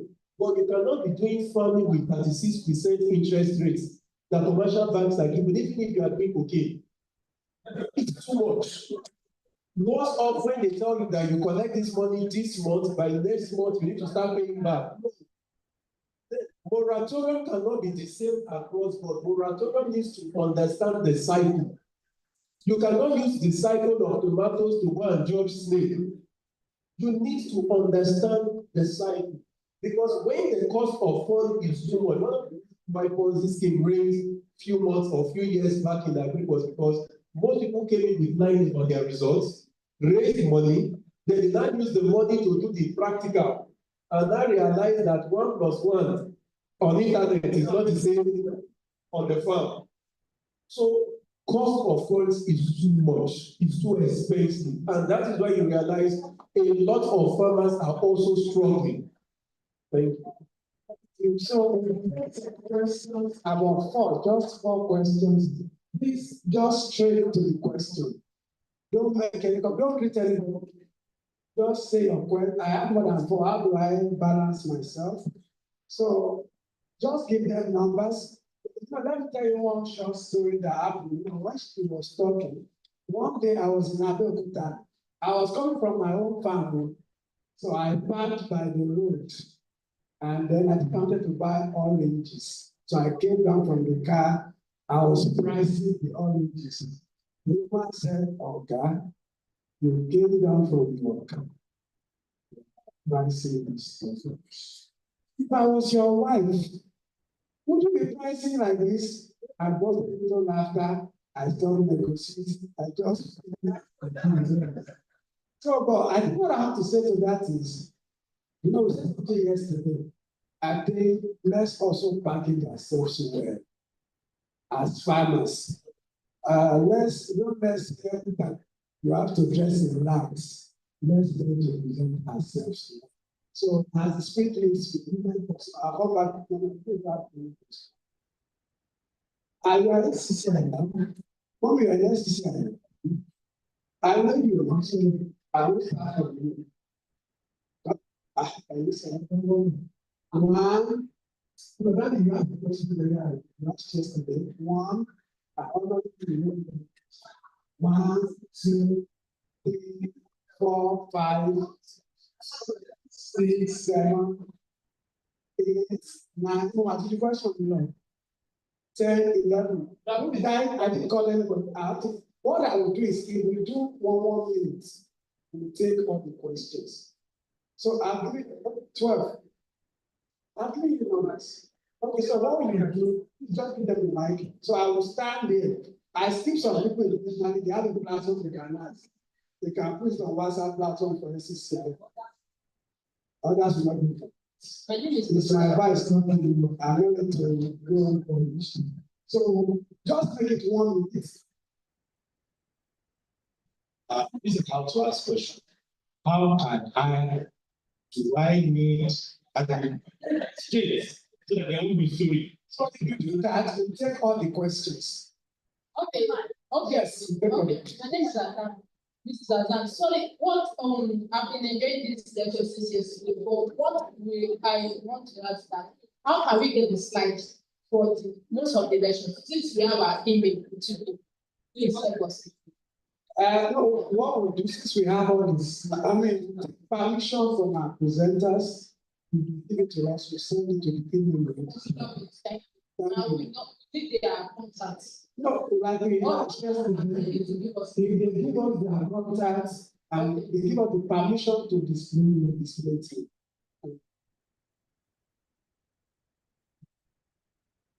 Good afternoon. Yeah, my name is Sandy Ajiboye from Background. My question is yes. No. The Vice President, yes, yes, is my boss. So, thank you for that wonderful presentation. My question is, the cost of feeding our fish is so high. What is the alternative means of feeding them? Because I've been hearing a lot of azolla plants. I've been hearing a lot of feeding them with maggots, with these black soldiers flies. So please, So you will respond. what can you talk about that? Oh yeah, number 3.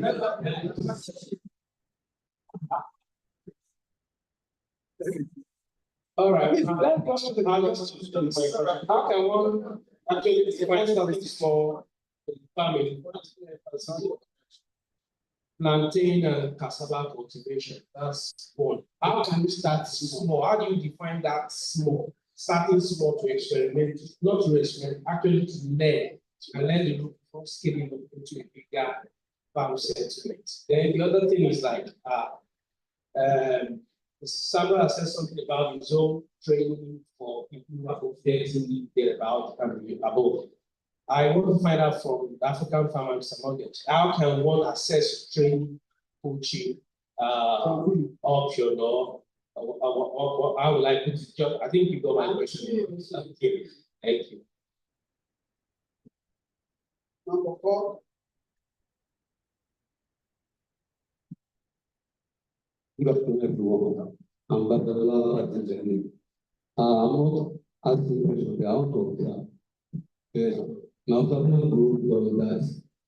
Is it not high time for all of us in Nigeria to really put in place an academic into our academic, a place whereby from primary school, a practical agree? Because when Mr. Olatunji discussed his different lecture that time, being mentioned about through his academic period, he was able to see a live fish. I want to hear a very short story. It's not a good story, it's my friend. A group of children of the years. His father asked them to a call. In order to follow the instruction, he left the call on. When the father now asked why, he said because their teacher told them not to eat unripe food, meaning that the corn is white. They have never in their life set their eyes on white corn, and they believe it is when the corn ripe that it turns on the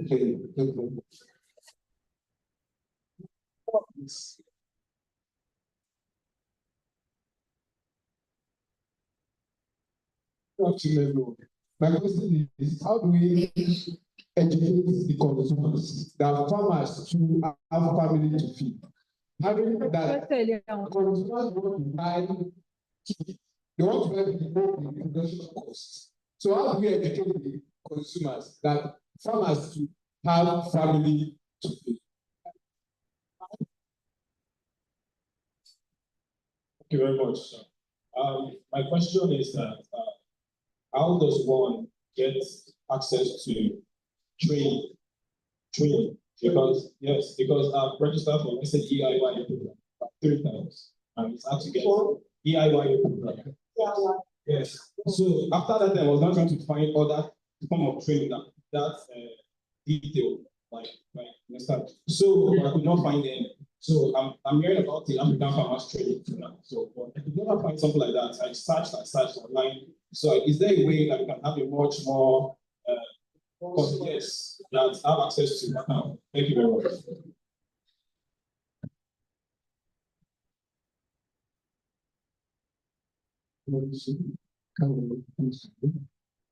Mine is a very short comment.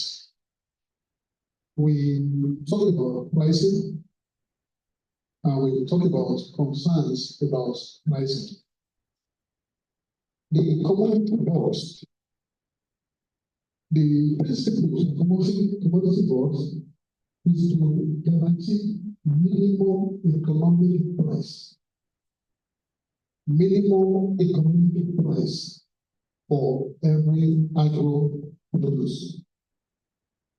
The open market is what gives the farmer optimal market price. So my comment is that because this is a forum, LCCI is a very strong organization that has capacity to reach out to government.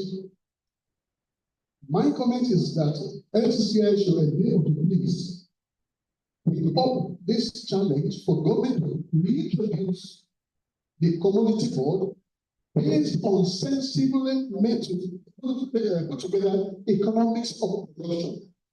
Then our farmers will no longer be paupers. They will have a minimum price they can sell. And I'm glad that Lagos State is taking the lead. I saw it post to that effect yesterday. Thank you.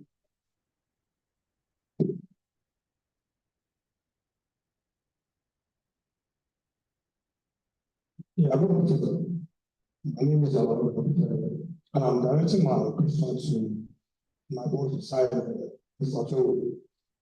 Why are you talking? Yes, sir.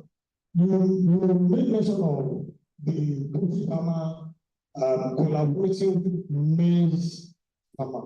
You know, it triggers something inside of me, and I want to know more. Please, I need you to do more on that. And as well, link it to the premium, because we work together. Together, answer.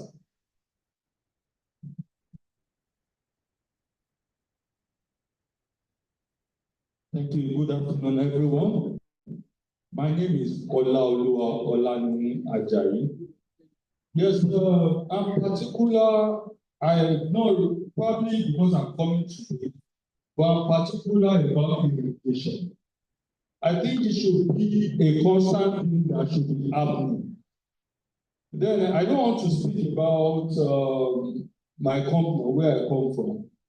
But I know irrigation should be something that should be a constant thing. If we have our products, our produce coming almost every time without being seasonal, like using the solar system and all of those things we sell, it comes in almost immediately. Thank you. Thank you.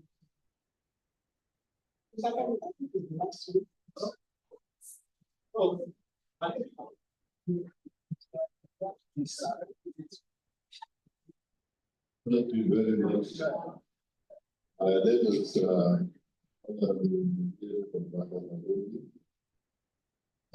past chairman of the press. But the power of life about very simple people.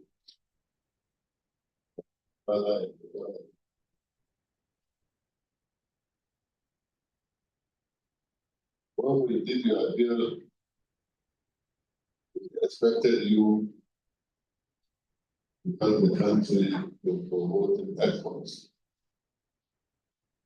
If tomorrow I want to export the app, why shouldn't I do it? What are the limitations? Because the provided the economic environment is linked to cooperate. Why do I have to go to Ghana,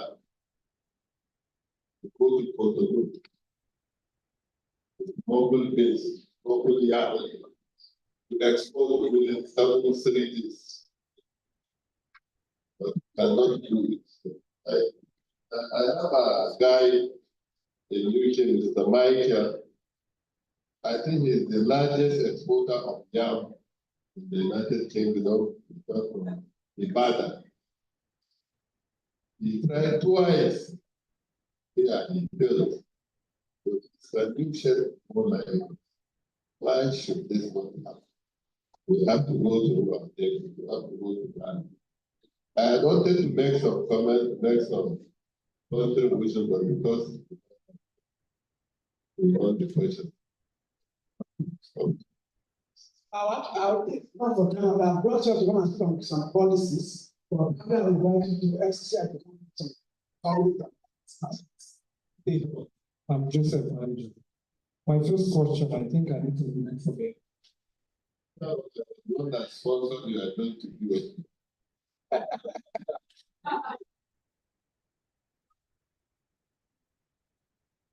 My first question is, how do you get to market a product you don't have and you don't run a game?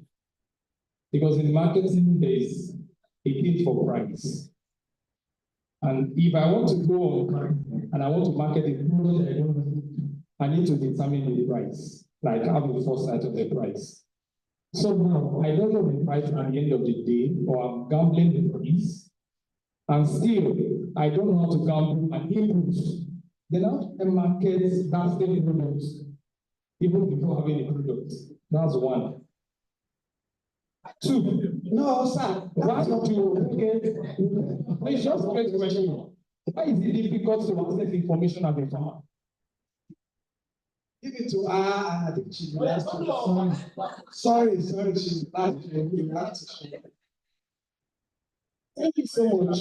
I just want to observe that, and this is direct to the president, my president. There is obvious absence of storage expertise here. And that is very key. Furthermore, what was a guy who raised an issue of irrigation, because we should not be, I mean, the world has gone beyond fire brigade activities, like what we have this year, especially in the south, climatic challenges. We should activate or work towards ensuring that, I mean, these days we have cloud seed and irrigation activities. So those are my areas of concern. Thank you. Let's give to Baba as the last person. I want to go, so let's give that to you 1 minute. My question is this. If I can translate something to class, you must say, or some years since the open where you mention of back of to me, personally. Part of the industry that's not that and there. Apart from that, other commercial banks. Then my brother, he pointed something out that year. And he says, farmer, I'm a luxury farmer. It's very serious. I'm glad the serious sentiment basically for family, whichever way. I mean, in the 80s, we had mountains. I mean, in Europe. It's because we're not asking for subsidies, but make people that will be friendly, not friendly, but you're not going to start Well, we don't give our moderators 2 minutes to respond to any of the questions. Please start with the Okay, I will speak on the fish feed. Father from Agric asked about feed. We have breaking news every day about increase in price of feed from our branded feed producers. Let me say what we are doing as an association. Well, there are a lot of research going on about BSF lava and all of that, but they are still at the experimental level. But the reality is that we have to go back to the basics. When we started, a lot of us, when we started a long time ago, we were producing our own feed. We were producing our own feed and we were growing our fish. But we abandoned that, started buying off the shelves, and that it has taken us to where we are. We are going back there. Some of us are driving that effort. But that effort will not work without the collaboration that the African farmer has been talking about. So what we are doing at the level of landscape farming is that we are speaking with grain producers. We are striking a collaboration, a off-taker arrangement that guarantees them markets and also guarantees us products at a stable price. In the midst of that, we are trying to bring science and technology in. We are trying to look at how can research and extension help the crop producer such that, let's imagine he's producing 1 ton of maize on 1 acre of land. How can he produce like 1.2 or 1.5? What does he need to do as per land preparation, as per better seed, as per irrigation? Let's look at all of that so that they can produce more. They can, with their product, with more production, we can have a guaranteed off-taker arrangement with them so that there will be stability across board. So we are trying to get back to those bases so that as an association, as cooperatives, we can begin to produce our own feed at stable rates. So that's what we are working on in the short and in the long term. And very soon, it will begin to manifest. I can assure you of that. Okay, straight and sharp. Someone spoke about irrigation. Let's leave government out of irrigation. It's private. Every state has a dam.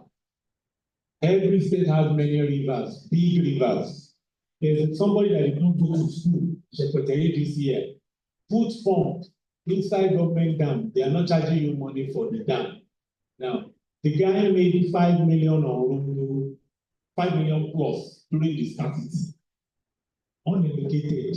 He just had the initiative to buy pump, put it inside the dam, and do the manual work. So there are so many dams around. You can think your borehole, leave government. Yeah. Let's look at what infrastructure government has done that we have not been able to use. You talk about corn, corn production. One thing that will work, I'm an advocate of, we need to create new associations. You have political parties, you now have new new diseases, because the current existing system is heavily politicized and is too attached to government staff workers. They are supposed to be lobbyists. Associations are supposed to be lobbyists. When they were privatizing silos in this country, I did not hear Soybean Association bid for it. I did not hear Pan Poultry Association knowing that we have soybean and corn. None of the associations bidded for it. They look for allocation instead of being lobbyists. Okay, so we need new, I won't mention names, but everything we need new so that they can, even if it is youth poultry association, youth, so that way that can do. Then somebody asked about what is the definition of small. Small is relative. So one, small is relative. If you have 10 million that you want to put in and you decided to start with 2.5, that is small. That ability to restrict yourself to put it in, provided the economics of skill works, because the same logistics you will use to manage 10 acres is the same logistics you will use to manage 2 or 3. So as long as all indices are okay, small is relative. Don't say small is small. It's your big. So then cassava and plantain, the average investor in Nigeria, and I use anybody who is educated that is putting money in agriculture, is not informed. Is not well informed. So we need to go to school. Either 2 week short course, 1 month short course used to exist. In fact, that's the major thing for me. Short one. Broad, general. Without that general knowledge, you don't know what to do. People are not learning from practitioners who have made mistakes. They are learning from online that are showing just the good sides. So that is what needs to happen. And that's for coaching. I'll be very heavy online. I've not been online for a while, but I'm going to be heavy. But bottom line is, we need to look for people who have scars more than the people who have glory. My scar is the glory people talk about, not anything else. It's scars and persistence. So we need to look for people who have scars or who are willing to talk about their scars. because they'll be willing to share knowledge. Thank you. Thank you very much. Honorable, I appreciate your question. So I want to address it last. But let me make a few comments about the issues some other persons have. So many, sir. Yes, I have a different view about the solar power irrigation system. If you check the current agricultural policy, the Nigerian Agricultural Technology and Innovation Policy, which is supposed to drive agriculture up to 2027, government has made commitments in that document to also assist in providing solar power irrigation facility. We cannot be talking of food production and development. So it's for us to explore how we can actually get there. And I think what government is also doing in that direction is to see how to actually support the people who are producing this solar power irrigation facility to be able to provide for this farmer. Because actually, at the cost of energy, you just can't survive it by paying your irrigation pump. For the person who asks, how do we advocate to consumers? I will direct you to the Federal Competition and Consumer Protection Commission. As a jingle they run on the radios in Abuja now that the agency, the FCCPC, that's Federal Consumer, will be going out to sanction organizations and individuals who are selling commodities above what they consider the market price.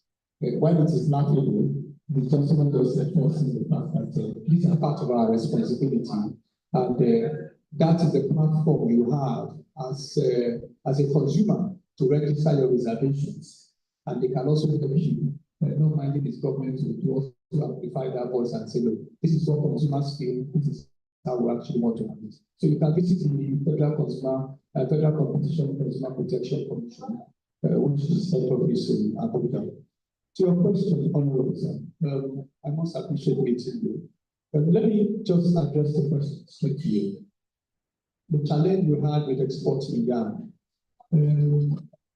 was that in the first instance, yam itself, there is what we have in export, in terms of WTO, World Trade Organization rules. There are commodities you don't put on the table and negotiate with because they are sensitive to your food security nationally. And so you don't want to lead them to the export market. Yam today and cassava are two items that are on that list that are restricted for exporting. The minister did, however, went ahead and wanted to export it for whatever reason known to them. But we never succeeded at it because if you buy yam, if you get yams in carton instead of putting them on the deck of the ship, by the time they arrived there, they were like cracker biscuits and they were all breaking. Not that anything was wrong with the yam. It was that when they arrived at the destination site, because of the way they actually stored them on the deck. Sir? Okay, thank you, sir. The interesting thing is that there's a common external tariff. So even if you trade something, you go to any part of within the West African countries to export. Oh, yes, sir. That's correct, sir. That's correct, sir. That's correct, sir.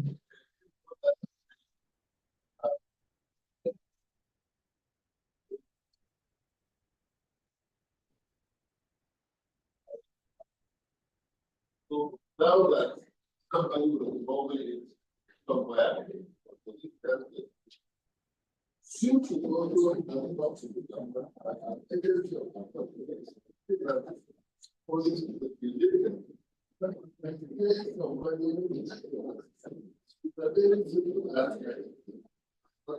as long as we continue to also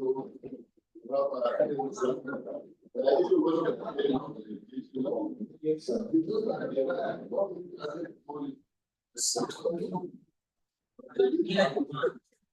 I do ask yourself how bad sorry, Bye Faraballi.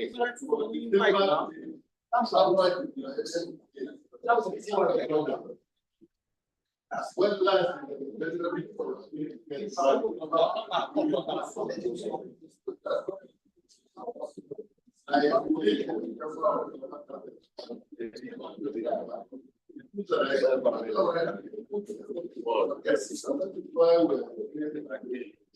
Thank you very much. I think you made my job very easy. LCCI should be a pressure group that should also begin to advocate. There's something about advocacy. There's a difference between advocacy and lobbying. When you advocate, you need to apply to the force. Come with facts and figures that are convincing enough. And the person you are putting it on the table, public space, but also see it in with you. Want to join. But I must appreciate you, distinguished, for airing your views. And I can assure you that your views will be taken to my principals to also take it up and see how they engage. Thank you, sir. Thank you. I think I'll just take some of the questions and start from the last one that is talking about.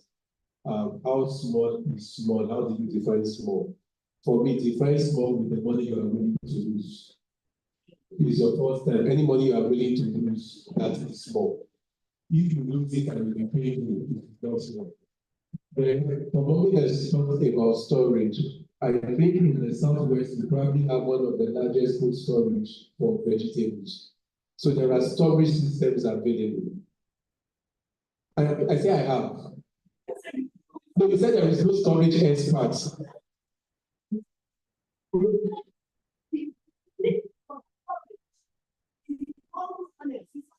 So that's now when we come to, and that's why I spoke for vegetable where I believe. Now, when we talk about vegetable storage, I know other people also have vegetable storage. You cannot store what is not quality. It is well in the storage. So before we start fighting for storage, we first need to get the quality right. That is because if you focus on getting storage first, by the time you put the bad thing in the storage, when it comes out, you have only wasted more money in the process. I know if you go to my tour, for example, Ekututu has a big storage system there. Cold Rock has a big storage system there. But when you look at the economics, how many people are storing, how much money are they able to make because they stored? Most of the tomatoes, I'll give you a simple example. Sorry, I'm taking too much time. Most of the tomatoes we buy at home cannot spend 1 week on your shelf, right? Why? A proper tomato should spend a minimum of 3 weeks on your shelf without getting spoiled, if it is grown properly. Now, what you then do is you take a tomato that is, now let me explain that part. Not like how you saying it's not properly grown. Tomatoes is supposed to help prevent prostate cancer in men because it contains lycopene.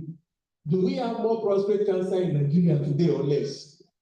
So what was that thing about the tomatoes you are eating? You are eating chaps. Now, why are you trying to store chaps to last longer? What's the whole essence? So you realize that before we start talking of storage, Bobby was speaking, you talked about cloud seeding. Cloud seeding is still an emerging technology. Is it water that didn't recently that flooded that took 6 months rain in 1 day? So what I'm trying to say is we must put this in mind. As much as we want to adopt technology, we must understand the basics. Technology is just an enabler for efficiency. If you bring technology too early, you will fail faster than you are supposed to. So we must first sit down, get the basics right. Once we have understood the basics, we can now start saying, okay, let's use technology to remove this, bring this, increase this efficiency. Thank you.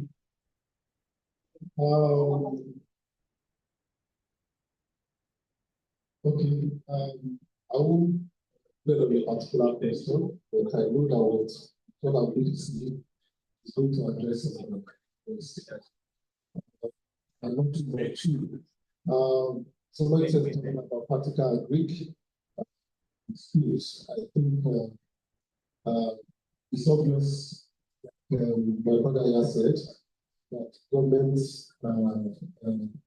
at this moment, I don't want to say they don't know what to do, and we need all solutions to put in place. In those days, we are not in school. The school doesn't have space, doesn't have a big and the football field, and personally, I believe that we have any of the children going to school. I don't think it's only a room and whatever they have. It's like you have to change that child for life. you have to know that to take that child from life. When you bring a child that has not seen the last phase and you bring him or her to last phase there, somebody, I mean, place that are very big, you see the child rolling up and down. Now that what you have shortchanged the child. So it's very important so that we need to really take Agric back to school. The SCCI to lead it, they need to have arms and get people along that will be able to do that. Now teach people about Agric. I do a lot of things. I do that estate in a way by integrated farming. And I realized that what is actually working because for 6 months I was eating yam planted in my garden. I didn't buy yam from the market. My wife approached me and said, I want Oga, this yam we are eating, we've harvested the yam for the past 4 months, and none is formed. So those ones that we used to buy in the market, under 1 week, 5, you can't completely eat 2. That's to tell you the kind of thing we are putting in the market. So what I'm saying is that we need to take Agric back to where it belongs. And the challenge that we are facing today, that people are not really interested, is because it wasn't part of them right from the beginning. Then the issue of pricing, bring value, you get no price. That one is key. If you bring value to the market, once people test your products, when they go back, they will come back. And it's very key. Pricing is very key. In collaboration, we have said something about collaboration. The point is that when we start computing society and all that kind of thing, we have to start small. Need to change by the fact that somebody is saying that give me a loan, give me small loan, give me that, give me that. You know the kind of person you are dealing with, so that you don't go too big and the creator now misbehave. Those things are very, very important. Then we need to, back to LCCI, educational hands have to be put in place. We have to be in the face of people to know that what we do. Agric. It's no more a business of the villagers. It's a business of everybody. Thank you so much. On that note, where you know God will help us, we'll end it. I'd like to give an opportunity to the chair of Agric. So I want you to do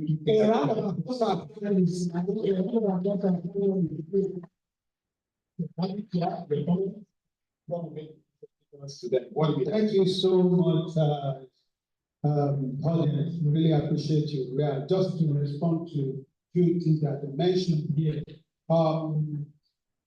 SCI basically is for advocacy and engagement, at the same time creating opportunities for its members. So as you said, sir, so we engage government.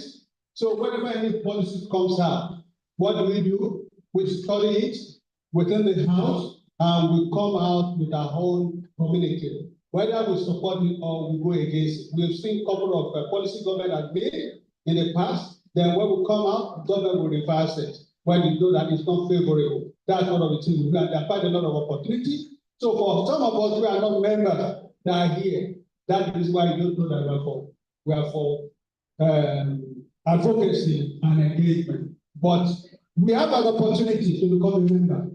Please, if you want to become a member, and I believe, as we are here today, you are not a member. You are a member today, from now on. So, but what you will do for me? What you will do for me is this: the moment we finish here, you go to the registration desk and look for Femi. I look for Femi. Then do your registration there. They will fill a form. Then you take it from there. Then number 2, regarding the education, aspect of it. We are knowledge. So those are the things we don't know. There are so many part-time courses we do here. We have part-time, we have here, part-time Lagos State University. Then we have the in-house we call BEST here as well. Different courses. So every month we have different modules that are going on there. So we are training ourselves in-house as well. So if you lack any knowledge, this is the place to be. So that's what I want to say. Thank you so much. Thank you so much, Madam. You are not going away. You need to use one stone to pick two birds. You will do this for 2 or 3 of our panelists, and then I'll call on Mrs. Aquabio to do the rest. First, we have Mr. Remy Popola. Please step forward for your applause.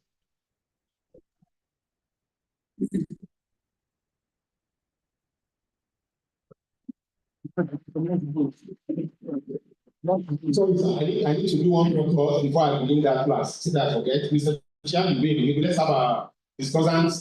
We're going to take one photo in a group before we do this. I should have done that before. Yes. Yeah, bring in the income. Yes. And Aquabio, yes. Okay, let's do this one for them to join us.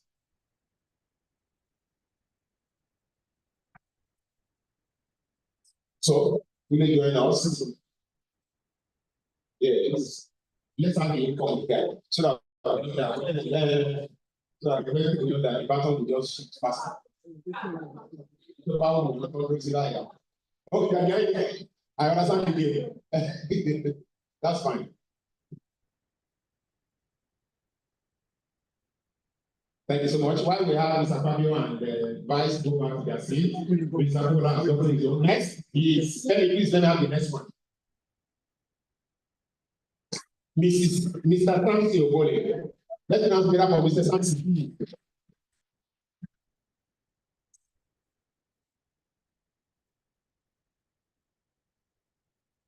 My friend and brother, Africa from Amogani.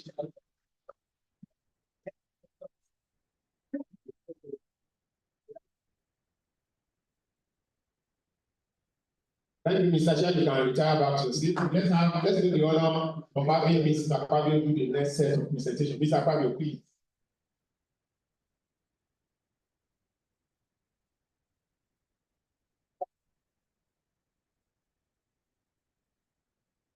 Yes, we have Mr. Senior Michael. Let's do that together for a minute.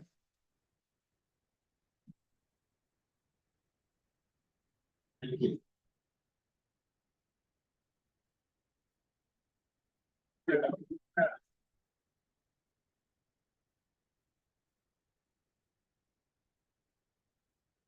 Thank you so much. Next is Mr. Tunde Banjoko. Mr. Tunde Banjoko, yes. Your name.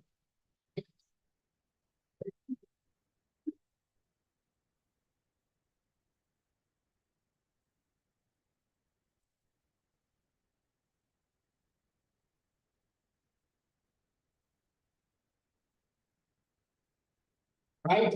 We don't have, last but not the least, a brother from Kwaratan in Abuja, Mr. Chris Kaka. Let's dance together for Mr. Chris.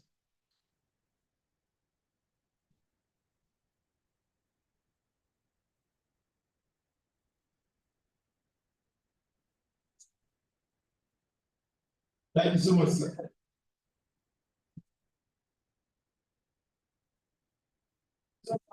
Last one. We call this lady today, is one of our sponsors, but we're yet to, so I believe they are here today. Shepherd Trust Microfinance Nigeria Limited. Are they here? Shepherd Trust Microfinance Nigeria Limited.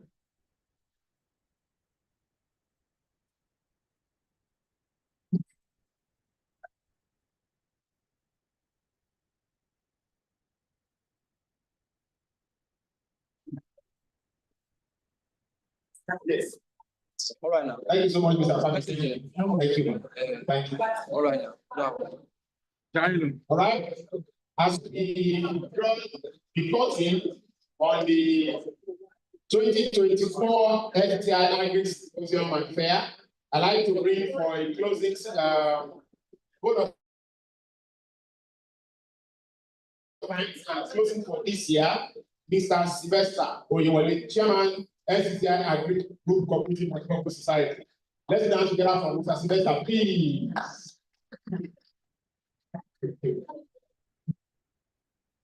Thank you, everyone. Okay. Thank you, everyone. We appreciate you for attending this special program. It's been loaded since yesterday, and today we appreciate our guest speakers and our research person.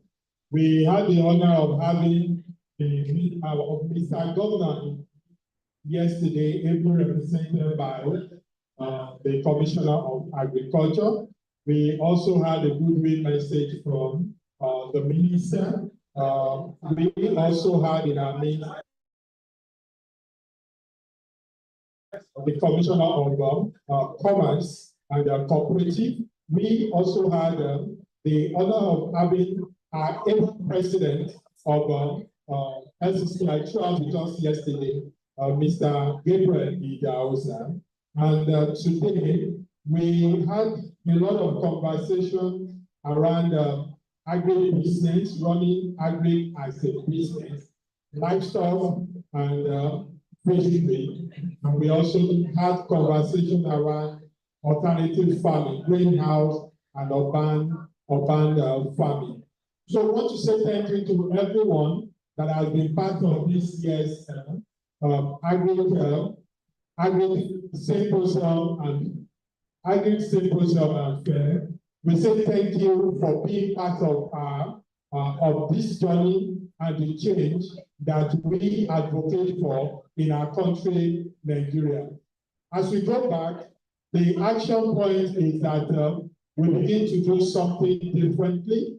The action point is that we begin to engage. And the action point is that we begin to run our agribusiness as profitable business. So without you, there is no way we would have had this occasion. And so we are taking note of all comments and remarks that have been made. And we want you to know that a communique will be issued by LCCI. And at the same time, we know that we will continue to do something differently.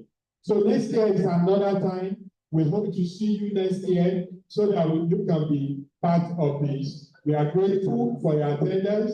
Our exhibitors, we say thank you. To our experts and the organizers, we say thank you. Our able chairman, we say thank you. And so thank you to everyone. And as you go back, we commit with the hand of the Lord that it shall be well with you. So the exhibition continues till 7 o'clock. Pick something, ask questions, network, and make sure you patronize exhibitors. So we invite the experts for group photograph before we take the national anthem. So we say thank you to everyone. Thank you, and thank you.